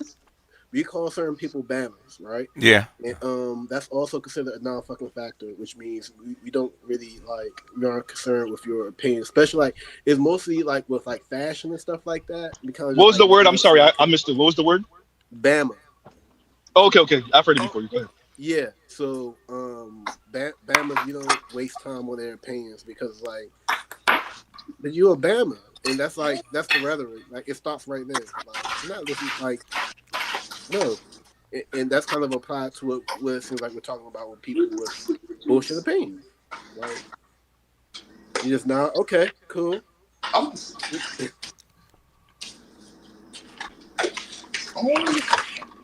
why I keep saying it's sad to me. It's always them. You get in where you could fit in, and what ends up happening is these people resent that. Hey, I don't get to have that. There's ways around that. You just gotta have a lot of money, or there's ways around. But not for her. She's just not attractive at all. Everybody can't live the Instagram life. Okay, it is what it is. Yeah. Hey, you cannot. I think men are we're just more accepting of that because of the way you socialize boys. The girls, the women, shit. No, the women's minds are wired that way. It's not just how you raised. Not just how you raised. They're wired that way. Delusional, about internal. So they project their inner world outward. They are. I came into space saying that you already knew it though, BG. But I came in. They are. The word angry. I don't even. It doesn't do the justice for the rage they feel. It's especially the worst ones. Real quick. The worst ones are the ones with money.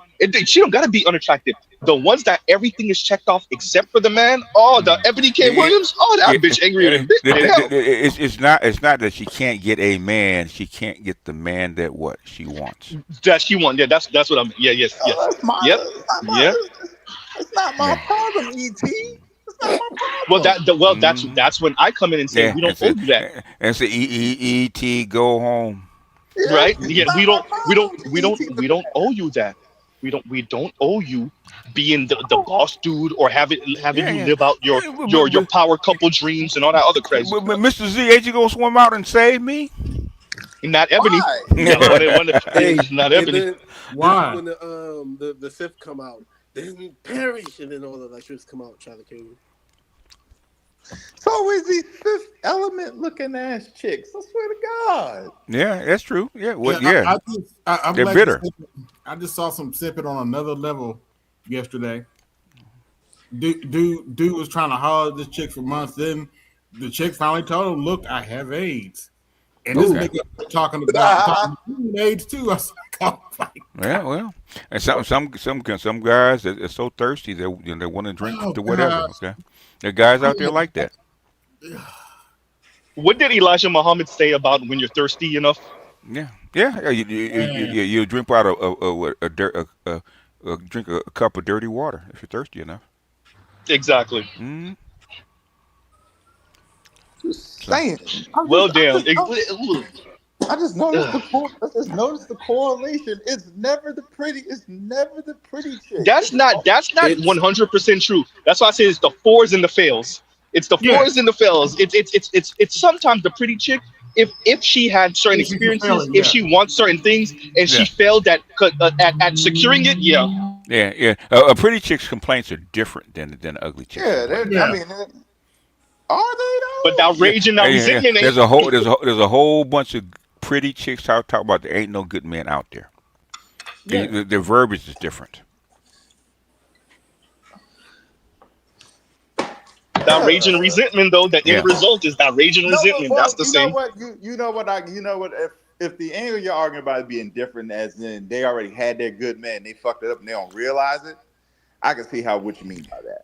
I did a video called "The Pretty Girl Problem," right? About the people like Ebony K. Claudia Williams, Jordan. Claudia Jordan, people like that, right? Because Hmm. there's always a better man, okay? Because I'm pretty. Oh yeah, yeah, yeah. So Yeah, the women they're have that never problem too, huh? the grass is always greener on somebody else's lawn. So they Shout take out come up. to shout out Go ahead. to shout out to Claudia Jordan for saying it. That's a rare moment of Hmm. someone just straight up a woman just straight up saying it. Look, Yeah, I waited too long. I yeah. thought I Wait had till more time. She I said thought I I had more thought I time. had more Yeah. time. God damn. I thought there were more books on the shelf. That's what she was saying. Okay. I that wish is perfect to what you had said because I was telling my daughter that 15 years ago. Okay, I said you got pretty girl problems. I said pretty's gonna run out. So you're gonna have to start being more intentional if that's what you want. Hey, shout out to Claudia Jordan for saying it. Mm, Shout out yeah, to Ebony K. Williams, as bad as she is. She told yeah. Lauren I wish they were intentional about on going to Breakfast the Club. gym. Yeah, yeah. She told Lauren on Breakfast Club, "Hey, this is the best time." And Lauren, I tracked it already, right? I tracked it from Shahrazad Ali to Hmm. Yola Van Zant, from Yola Van Zant to Ebony K. Williams, Ebony Yeah, K. Williams to Lauren off of the Breakfast Club. And when yeah. Ebony K. Williams was telling Lauren, who's already in her early 30s, Hmm. "Hey, I'm trying to tell you, you better, Yeah, hey, boy, it's the last call for alcohol." yeah. Lauren was like, Yeah, "No, I think I have more time." Bitch, yeah, you're talking All to Ebony right, K. Williams. yeah, yeah. all so right. Yeah, Z, you Melissa call you Ford, call same thing. So Same Yeah, thing. but Melissa Ford is still in victimhood mentality. She's still, it's not me, it's the men. Yeah, okay, whatever. Oh, yeah, yeah. she ain't got no. I don't want to hear it from her. She is the last motherfucker to talk. Z. It kind of sounds like you said you traced down the original vampire. But Shahrazad Ali wasn't a vampire, from my understanding. She No, tried to No, save them from turning, and no, yeah, and they that's what I'm still turned. saying. yeah, You trying to tell them, and then it's like you try like you chase down to Talking to a brick wall. the original messenger of the curse, hmm It's and like they ain't talking to a listen. brick wall. So yeah. You put the align that with feminism. Yeah, that's so you get women out there like that.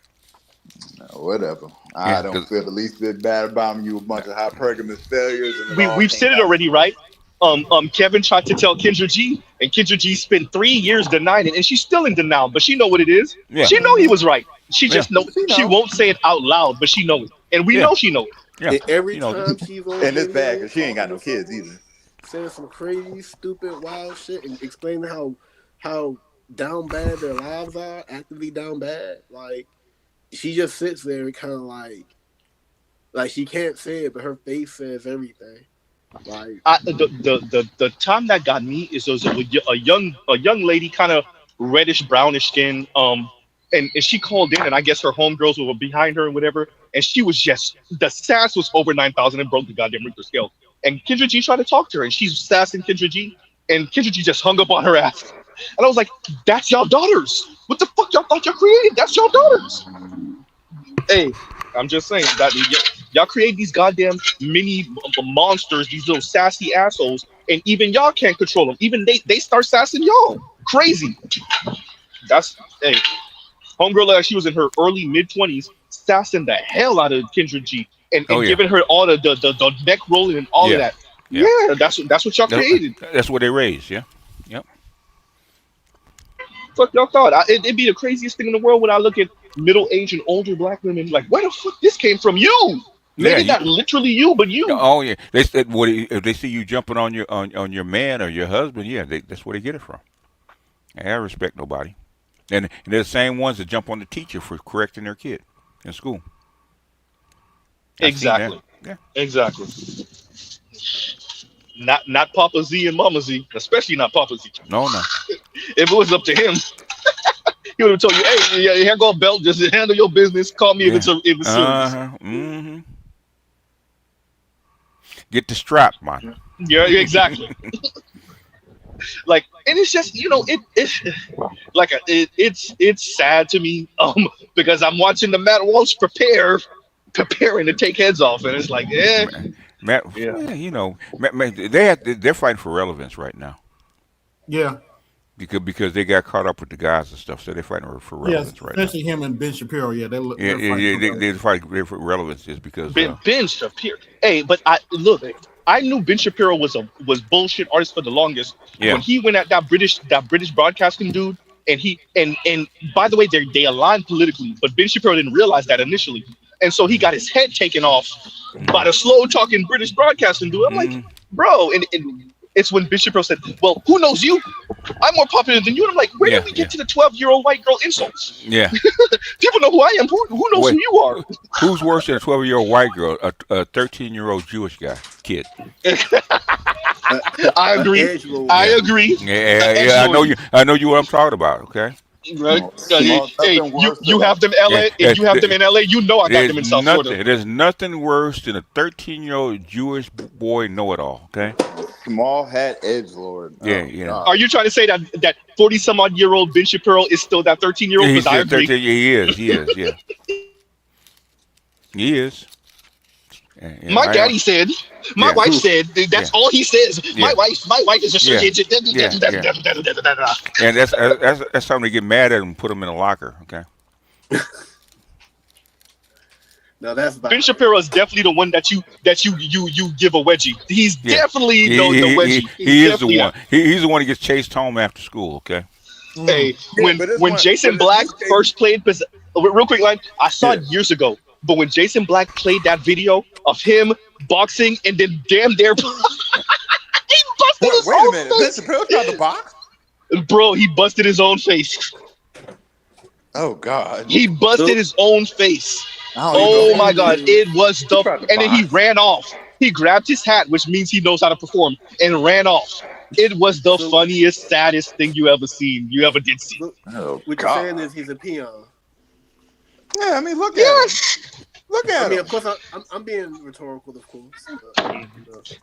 Hey, I remember having this conversation with BGS years ago. It got to be like 5 years ago at this point. And I was like, how the fuck does his wife do it? Like, shout out to her. How do you do it? You let that voice orgasm in your ear while laying on top of you. You got to win an award for that. You got to win an award for that. Because he's like her father. Yeah. Hey, before you walk in the room, I guess. For the money.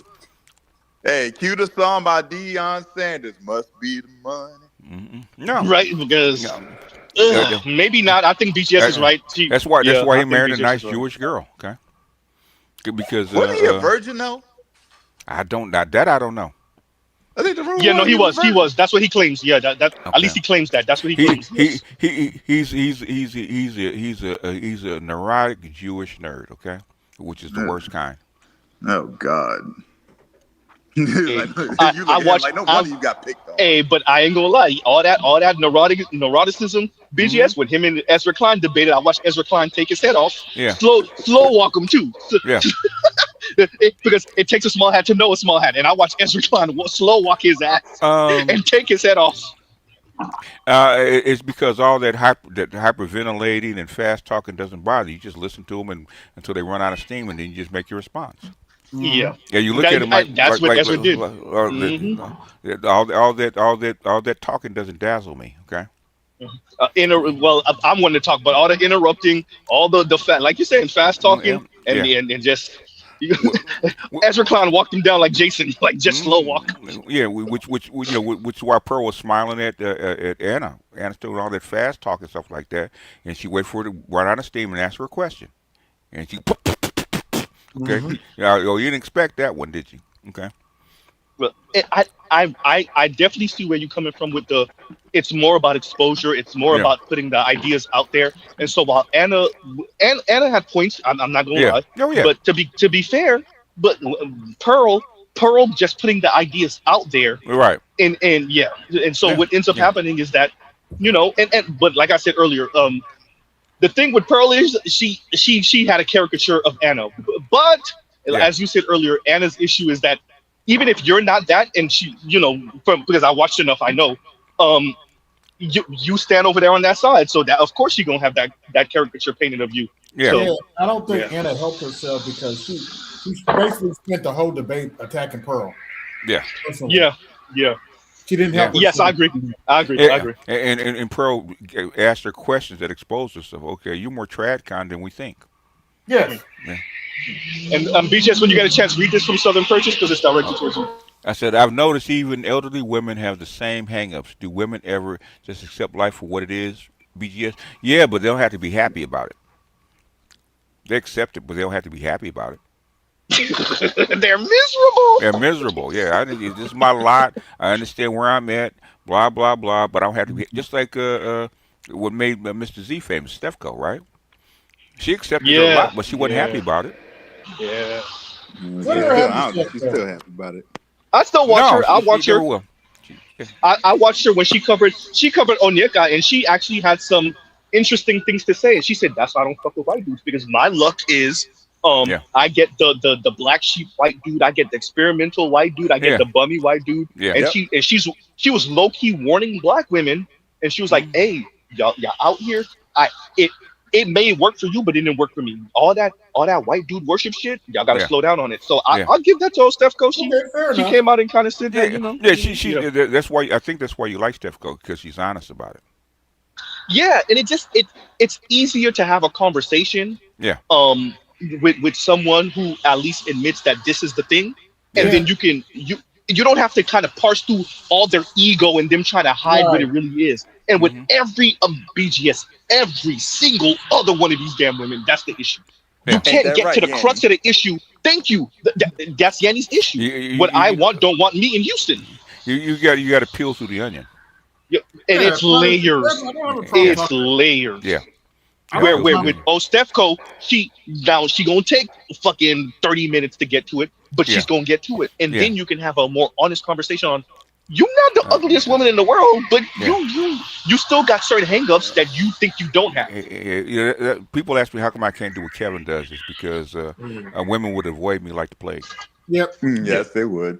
And Kevin definitely had the patience to slow walk it. Yeah, and that's why people ask me why do I think Jeff is similar. Is because Jeff has a similar ability to actually slow not walk.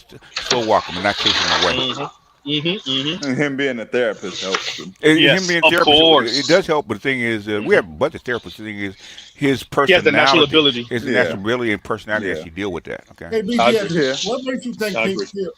What So makes what? you think Pink Pill? What makes you think Pink Pill's afraid to have you read her life like a book? I'm just saying. Who? Pink Pill? Pink Pill. Oh, okay. That's easy. Okay, number one, I was engaged to a woman that was raised in the same neighborhood. Sounds just like her. Believe it or not. When I look and say, God damn, is that my? That can't be. Yeah, it's the same kind of whiny kind of white girl. Valley Speak, voice. yeah, Valley voice, yeah. That was my fiance, right? And Ray, she was actually grew up, even though she's older, she actually grew up like maybe 10 blocks from where Pink Pill originally grew up. Mm-hmm. And then when the crack came in, her father moved the family out to Lancaster, where my ex baby mom actually moved my kids out to. So I know both areas where she grew up in. And then on top of that, she went to school right down the street from my from my middle school, which is lower than Marymount. So I know I can basically slow walk you through her whole history, okay? And she knows that. That's how come she's afraid of me. She said, "You sound like my dad." Yeah, because I know you, baby. Oh God. Like, yeah, I ain't gonna talk to this nigga, bro. You know what it is? What's It's that? Paul Pierce with Cheyenne Bryant. Yes. Oh yeah.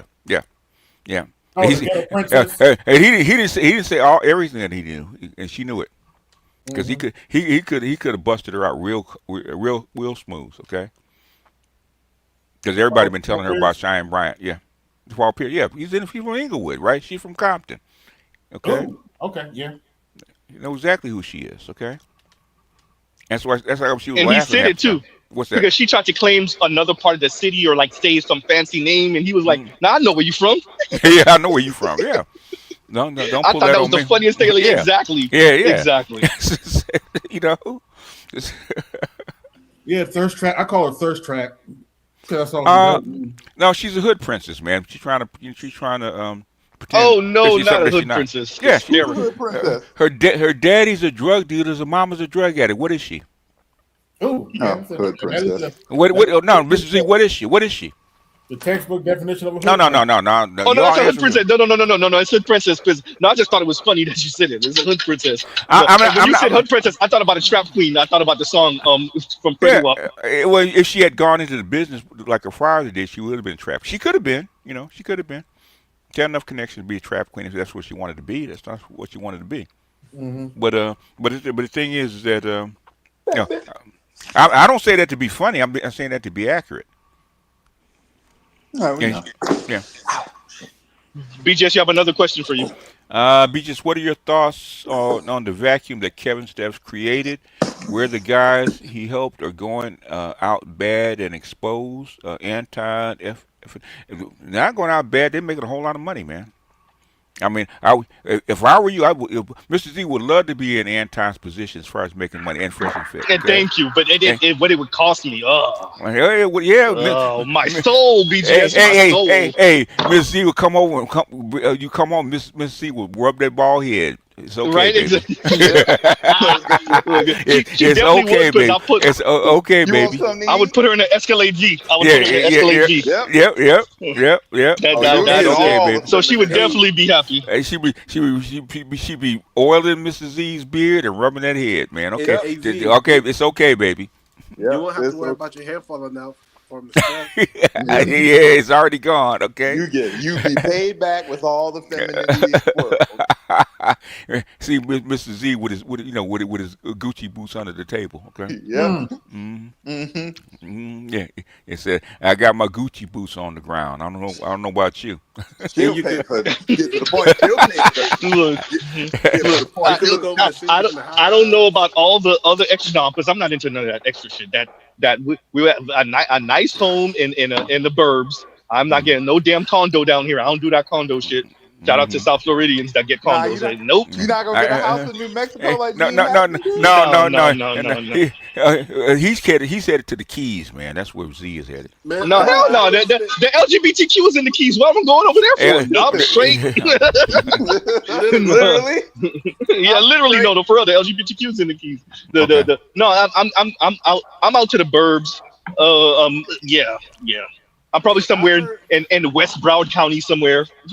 I heard that. Yeah, Broward County. By the way, so no, real quick, Vince. So Broward County is where Fort Lauderdale is. For those of you that don't know, where else is Pompano? So that's where XXX was, and Kodak's from Pompano too. So all that's in Broward County, Fort Lauderdale, Pompano, Miramar, which is where DJ Khaled lived for a little bit. Trick Daddy has houses in house in West Miramar, stuff like that. So like that's Broward County. It's literally the county up from Dade County, Miami-Dade County. So I'll probably get a house from there if I had Anton type money. So yeah. One can dream, but my soul though. I should have took that FD deal. I should have took the FD deal. I can see. Basically, Z got a nice little beach house in the DR. Okay. That's possible. Now that's possible. That's possible. Can you please do me a relevant favor for 1 second? Listen. So I'm talking to my girl, and she wants to know why my name was All Hell Balamucho. Can you please play the thing so I can show her? Let me see. I think I still got it up. Do I still got it up? Give me a second. Oh, yes, I do. So where are the men? Where do y'all hang out? If you don't go to coffee... I have been watching this call in advance for maybe the last 30 minutes. I've even given them names, life stories. That's Barlamuccio. He's always been a loner. And if you sit and watch Barlamuccio for about 30 minutes, you'll notice, he just quick to pass off. He is his own ant. And notice how he's a lot bigger than a lot of the other ones as well. Oh, Barlamuccio, I will miss you, because I won't realize which one you are after this interaction. And thus ended the tale of Barlamuccio. Good old Barlamuccio. All hell Barlamuccio. But forget that. We'd rather have pet ants than deal with some of these ladies. A sigma ant, okay? A sigma ant. That's funny. That's true. And that's what I'm also was explaining to her too. Like the type of things dudes would rather do than go chase women and go be in the lounges and clubs. They're all the men. Find other bullshit to do. As KMS has said, Vince, there's too much pain in the system. Too much pain in the system in the dating world and the courting world. That is why these young men would rather play video games or watch and count ants or do anything else. Jack off, play lotion, go paintballs, all of it. I mean, women want you to date because you're supposed to, not because it's fun. Oof. Dating is supposed to be enjoyable, not painful. No, the BGS, they need you to be on the shelf for them. Yes. Exactly. Exactly. They need you out there. What I like that one. What happens to the stock market when all the buyers leave? Okay. You want to know something? Crash. The silent generation was right, and this is a controversial take. I say this because it's something I had to learn to understand. The silent generation was opposed to dating, and now we look and see the old wisdom was right. They end up being a social failure. So much came from it, from the unforeseen things about what birth control did and what social media did, and then what the crack era stuff did. Dating is a failed social experiment. When I think about it, I look at it, and now it looks like we're seeing the corrupt, the erosion of the society. Not even erosion, implosion. No implosion is fast. No. This is implosion is fast. Erosion is over a long period of time. It's an erosion. Give us some It time. is generation by generation. BGS is right. Yeah, BGS is right about that. But this generation, go ahead, Vince. When the erosion sets in, then it's going to be an implosion. Oh, it's already. It's already happening. Your birth rate is testament to that. Your birth rate and all of that kind of stuff is a testament to that. I was talking to one of my homies about why my homies listen to you, Z, because some of my homies do listen, is that we talk about the money, and we can't talk about the birth rate thing. What money? In 2000. Exactly. Yeah. What money? We can't talk about we can't talk about things without talking about the finances and what happened in 2008. There's a video I saw the other day that said the birth rates that declined correlated with what happened in 2008. No. The birth rates peaked. The birth rates peaked when Reagan put more money into the welfare system. Okay, put more money into women. Right. Okay, that was the peak. When Bill Clinton actually stripped welfare. Okay, and stripped a lot of the women's subsidies, it started to go down again. So y'all ain't gonna pay me to have these babies? Watch this. So this is well before 2008. So neoliberalism is the culprit. No, okay. Neoliberalism. Okay, the biggest. It made things worse. It's not the culprit. The biggest birth drop was between 1900 and between 1800 and 1900. Okay. With industrialization. With industrialization. In 1800, the fertility rate was about 8. Okay. By the time you got to 1900, it was like a little less than 3. Okay. Because I'm just trying to understand how come me and my girl don't got 3 kids yet. No, I'm joking. It's because you don't need them. What do you need kids for? They have become luxury accessories, and that's something that that's something that your government is struggling with. Is that it's one thing is making women too comfortable, but really it's the price of having children and maintaining children in a major city. And the jobs are in the major city, but the kids are a luxury item in a major city. They're a liability instead of an asset. Yeah. Exactly. I'm just doing it for the plot, man. Okay. Well, you can. For the plot. You can. Okay, the thing is, you got to either go to an area where it incentivizes having more children, or you're gonna have to pay more money and keep her Look, home. hand me down tank tops, hand me down socks. Look, it's all gonna fit. It, Okay. Now I'm bullshit. yeah. If you go to area, if you go to rural areas, rural areas still have more kids. The problem with rural areas, though, it's not a lot of economic opportunities. And that's the trade off. If you don't have a car, you have to make your own opportunity in a rural yeah, if area. you don't have a car, you don't have a skill, you're cooked. Yeah, of course. Because there's no support like there is in the city. Right, and that's why they have 5 kids. Yeah, They yeah. have support. Hey, duh, yes, duh. Why you gotta And there's not much to do too. There's that part too. There's not Yeah. much to do. In other words, if you don't have money, you need kids for labor. Okay, because the poorest countries have the highest birth rates. Yep. You trying to What fuck money? their way out of poverty. Huh? Trying to fuck their This way out called of poverty. it's survival. Okay, it's not even getting out of poverty. It's surviving because if you don't, you're dead. Okay. But there's another side to that. The other side to that is, so it's almost like a horseshoe. So what ends up, especially for Black people, that's what we learned with base camp, right? But even for white folks, what ends up happening is, so the poorest 20% have a bunch of kids. Then the people struggling to be in the middle class don't have that many children, if any. And then you get to the other side of $300,000+, and then that's when you start getting the families with 3 kids plus. Yeah. So economically, right, and this is the way I look at it, right? This is just me. Children are an appreciating asset, but they're still Really? a liability.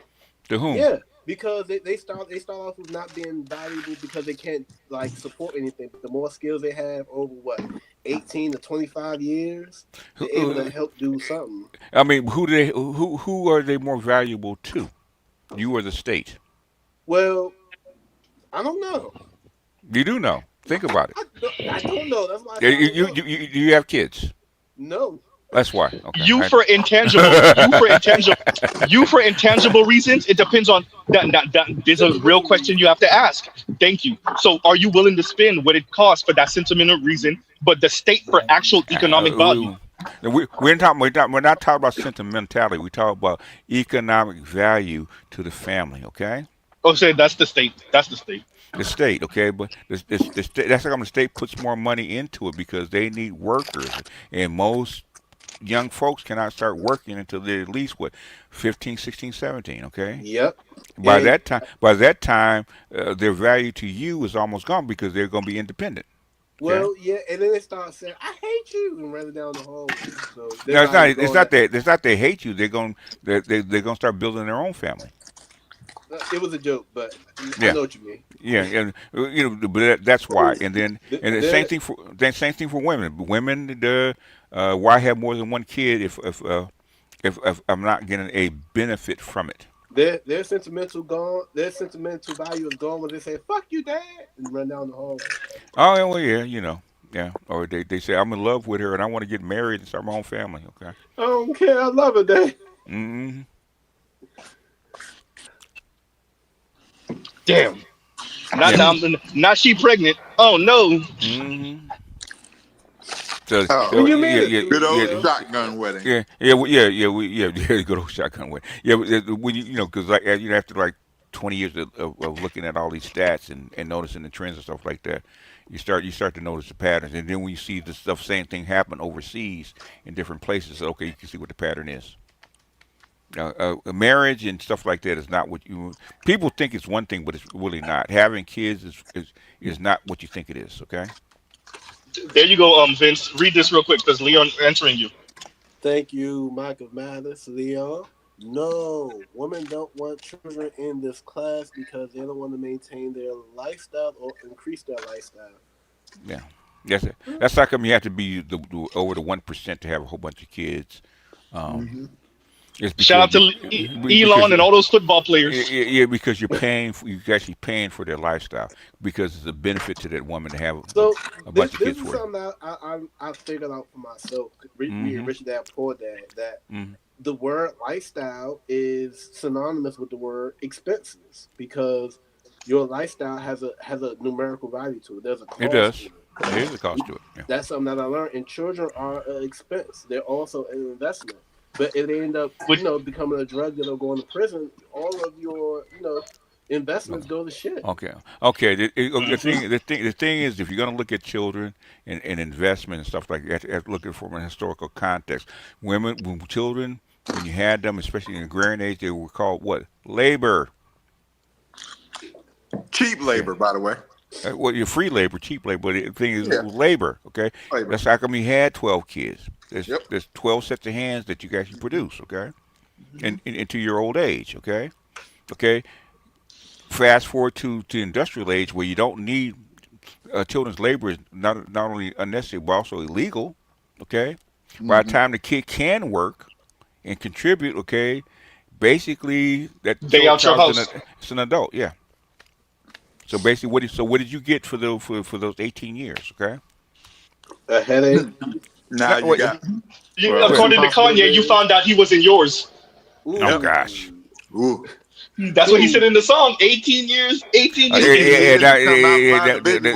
One of your kids. Yeah. Yeah. Yeah. Yeah.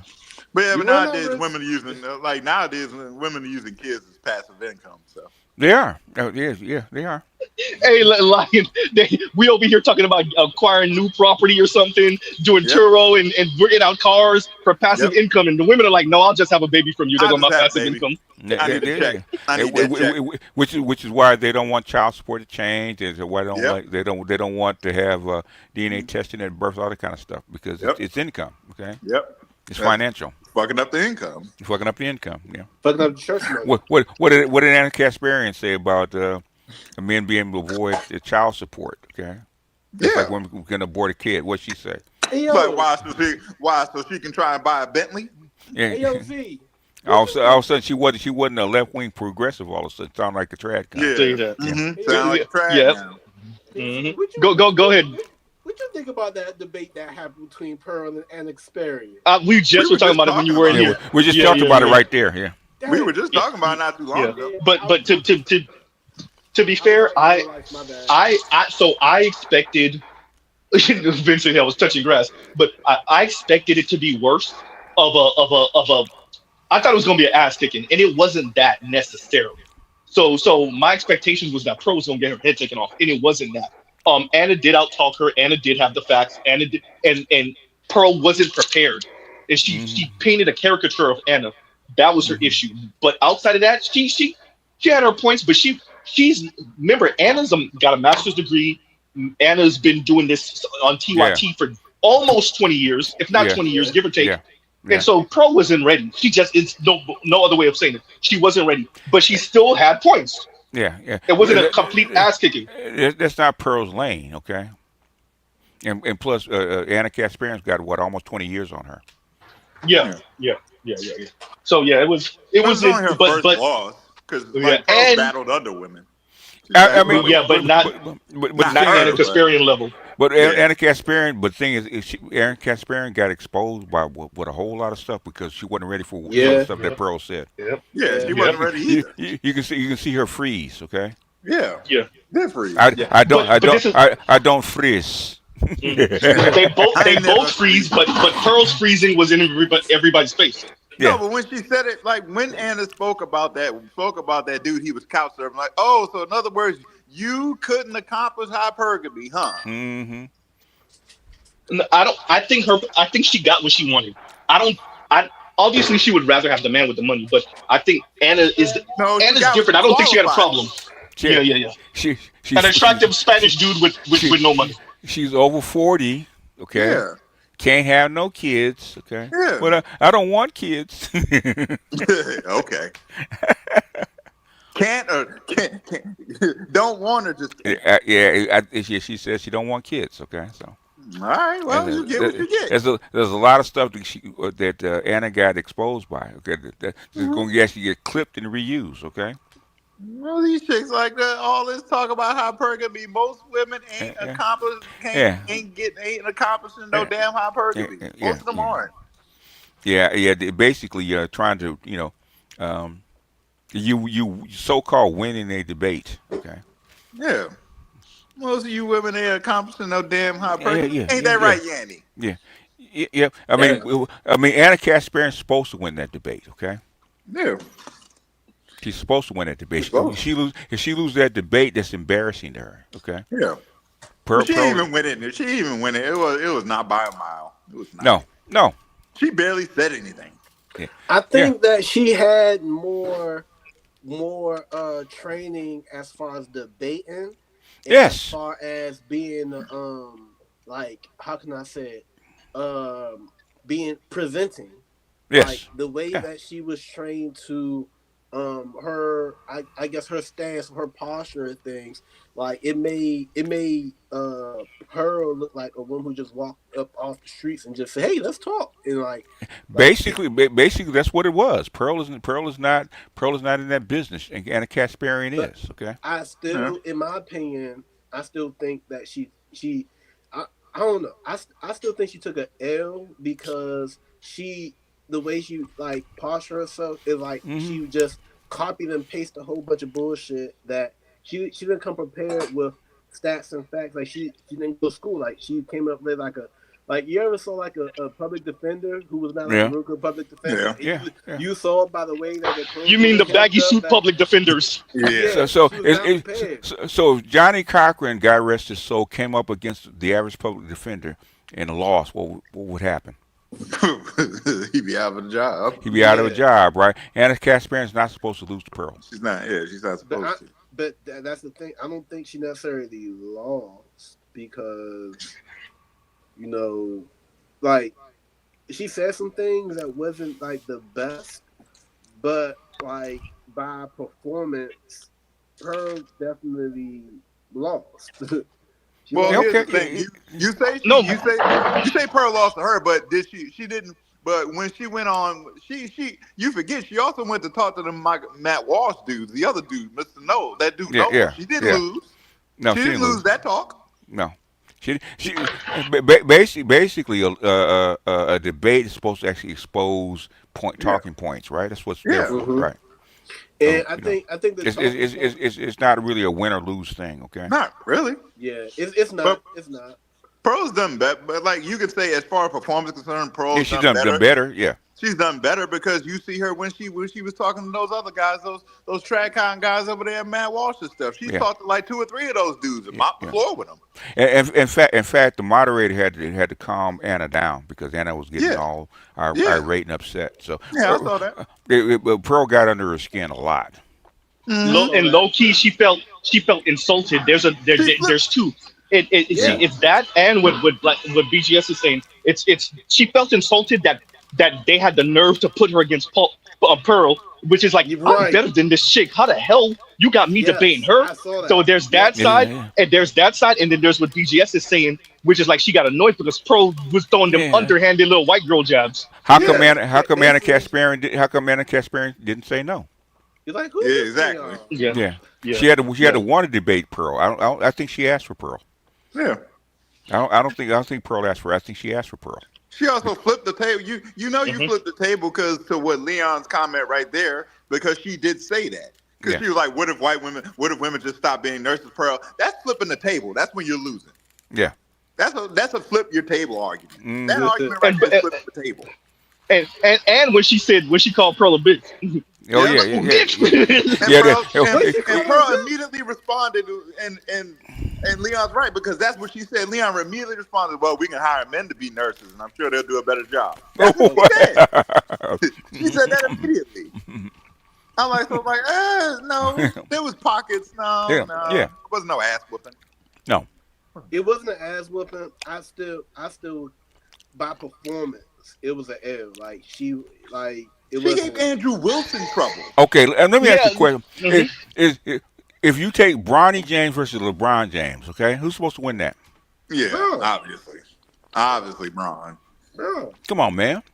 It's obvious. It was not a fair match in the first place. No, it's not. It wasn't a fair match in the first place. You know who would be a good person to talk to about this? Jeff St. James, because he was there. I saw the pictures. Mm-hmm.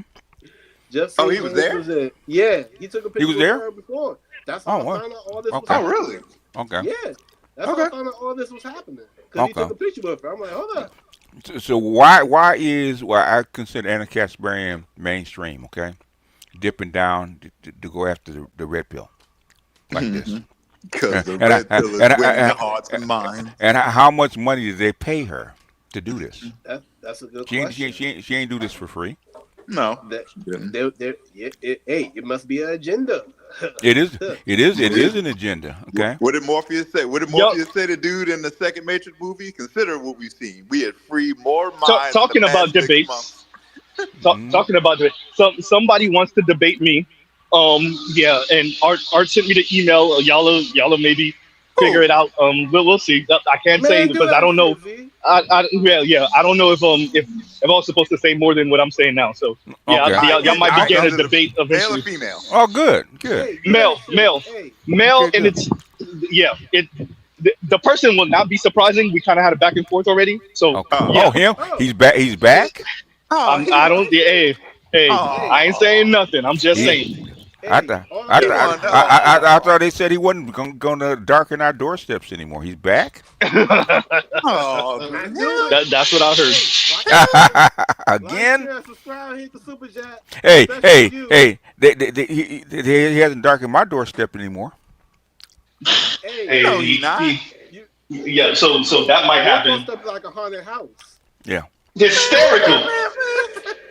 Man, what that man? What that man? What that man want? Man, Yeah. You want, man? I don't think it was him that wanted. I think, from my understanding, it was some of the audiences of the Black Manosphere. Okay. Hey, throw him over your lap and spank him. Fuck it. Hey, he hasn't darkened my doorstep. Yeah, he did it once and didn't come back. Ran off and never came back. Okay. Hey, you know those doors with the big door knocker? You knock on the doom. Wait, y'all talking about the different person? We're not talking about the same person. Yeah, I thought we were, but we're not. Okay. You still know who I'm talking about. It's the other person. You know what I'm talking about. Okay. I know what you're talking about. Yeah. Hey, I don't care. I believe in you. Do it. Fuck it. Yeah, go for it. Hey, go ahead, do it man. for the plot. Fuck it. Yo, just tell him what. Just ask him what money. Yeah. Ask him what money. Hey. Have Miss Z rub your head before we actually go out and debate, man. So you Hysterical. Yep. Go ahead, tell him. Tell her, hey, Miss Z, rub the head so I can go out and make her some money, Yeah. okay? Go about and make Y'all check the back chat. Check the back chat. Oh, what? The fuck? Hey. Oh, him? Oh, hell no. No. Oh, no. You gotta be. No. Nah. No, Z. No. No. You said don't do it? No. Just no. Hey, no. He's using it as a ladder, man. He's trying to get back in because he got a channel. He got a channel taken. Yeah. Z, you usually gonna get cussed out. That's all. You usually gonna get cussed out, called a nigga. That's all. Yeah, that's all. No. Tether talk. I don't think it's gonna be I'm gonna call a nigga. I think it's gonna be suggested and inferred that I'm a tether. I mean, why? If you feel like entertaining that particular person, go ahead. But other than that, no, I would say no. But I don't understand why, because y'all would agree on more than you disagree. So okay. The reason is this particular person has gotten his channel taken for like the 10th time. Yeah, I know. And he's trying to rebrand himself. That's why. Hey man, look, I'm not excited no more. Hey, if you want to help a brother out, go ahead, Z. No, fuck that. I mean, hey, it's up to you, Z. I say no, but say that again, BJS. I missed that first. I said, if you want to help the brother out, go ahead and and debate him so he can get some eyeballs. I'm gonna find out from the person who emailed me. It's a mutual brother. It's a good brother. You know who I'm talking about. I know you talking. Yeah, I know you talking about. Yeah. Man, so I'm gonna find out what it's gonna be about, and then that's how I'll make my decision what the debate will be about. 20 minutes in the conversation, I'm gonna start talking about cars and the whole debate. Yeah. No. I would say no unless you just want to do him a favor. If you want to do him a favor, go ahead. If you want to do him a solid. Yeah, you want to do him a solid. Go ahead. I never had a problem with him. He's the one who had a problem because he felt like I gave you and Black Hero a pass. Yeah. He ain't been at me since I cussed him out either. Well, hey.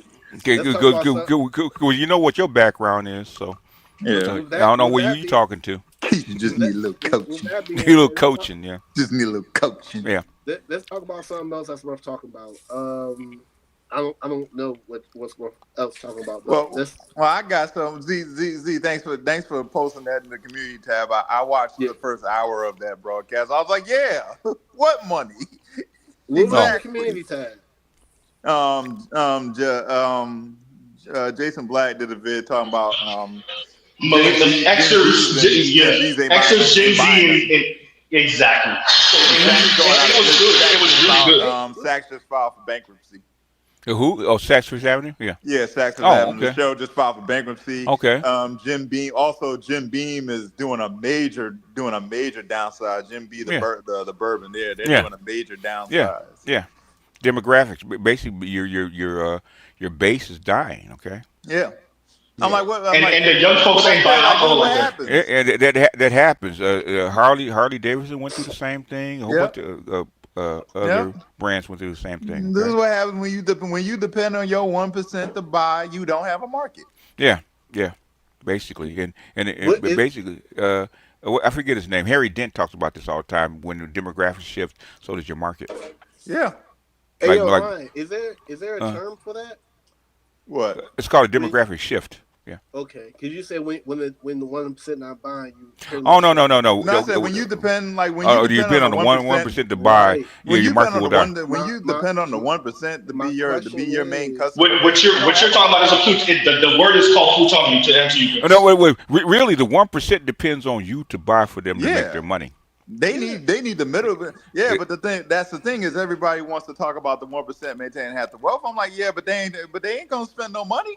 It's really the top 20. So to have a more reasonable conversation, it's really the top 20. The top one can't hold it up by themselves. It's the top 20 neither can the top 10. The thing is what brands. Okay, what's keeping them afloat is the rents and like food and clothing and rents are keeping them afloat. They're quote unquote investment. The necessity. Yeah. You invested in necessities. And when the lower class implodes, so does your whole civilization will implode. Your whole civilization. And there you go. Let me do this, y'all, because I have to go. We are running low on battery. We're at 5%, and it's gonna go fast. Okay, all right. Z, you need to buy you a damn handheld charger. No, Z don't want to be doing a 13-hour stream, so it's all good. We had 6 hours and something anyway. No, I'm gonna do 12 eventually. I'm gonna hit that 10, 12-hour mark. Oh man! I did 7.5 on my Patreon last night, so I know what it is. Yeah. I'm like, but Jason Black was going in. Jason Black was going in about all this money. Like, I'm gonna review it. I'm gonna review it sometime this week, if not next by Friday. Sometime. Jason Black is not a freaking economist, man. He has no idea what the fuck he's talking about. What? And y'all listen to him. He's just like a rich nigga who. No, he was just confirming my bias about what money. That's all. About when I be saying what money, I'm like, nobody buying shit. I don't know what the thing is that they talk about a boomer wealth. The boomer wealth is they're living in their wealth. Okay, they don't have it to spend like that. Okay, it's based on the homes that they paid off that they're living in. They don't have it to give like that. But it depends, because the other thing about the boomers, right? The boomers was the last people who really didn't need a college degree to be good. So everybody who didn't have a pension, don't have a college degree, they being squeezed real bad. So the boomers aren't doing as good as we think. Trump and going forward, you don't need a college degree to be good. Okay. Yeah. No, you don't.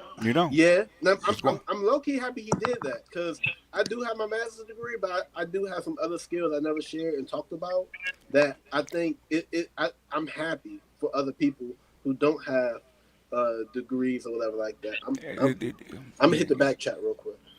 Yeah. The thing is, that's what they pushed for so long. In a service economy, you probably do need a college degree and you have to have the certification, shit like that. But going forward, you need more. It's more about skill competency. You need 2 other skills to have some part-time jobs. You don't know if you got one good skill that's necessary. You don't need a whole bunch of skills. Okay, an HVAC guy doesn't. An HVAC guy does not need a whole bunch of skills. Okay. I will argue that. Only reason why I will argue that because what if the economy, what if an invention happens from somewhere, from nowhere, and it turns that economy on its head, and now people Okay. Like, what if what if they come up with some type of architecture shit, and now they don't need HVAC things because they made the windows in a way where they don't need. Look, y'all, we got the ins and outs. Okay, I'll take. Okay. Number one, it's called. Let me finish. It's called legacy. Okay, they're not gonna get rid of that anytime soon. Hey, listen, though, nigga, we're gonna do that after party. No, we young motherfucker. Listen to me. Okay, it's called legacy. Okay. People still have. People still need to have the old shit fixed. Okay, they still do. Grade reading level. I don't know what you're talking about. Well, everything you do, but the thing is, you know, it's called legacy. That's what they need now. Okay.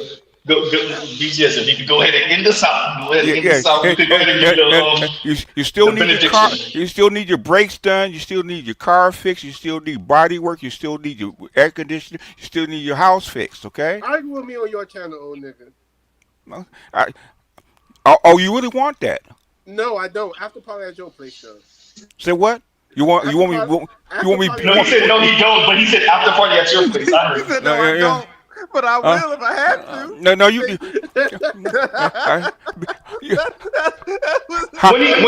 he here, I'll be quiet. But when he leave, I'll be talking again.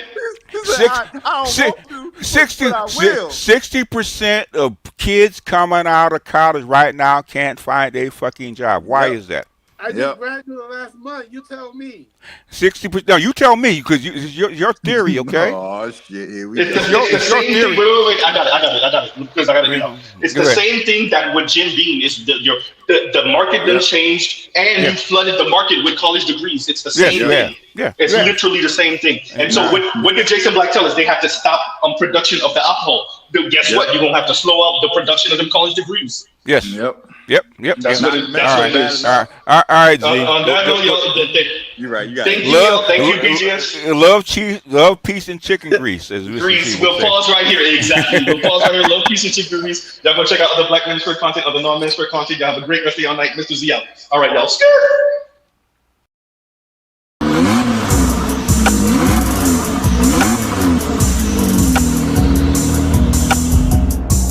You are now listening to Mr. Z Blackneffect.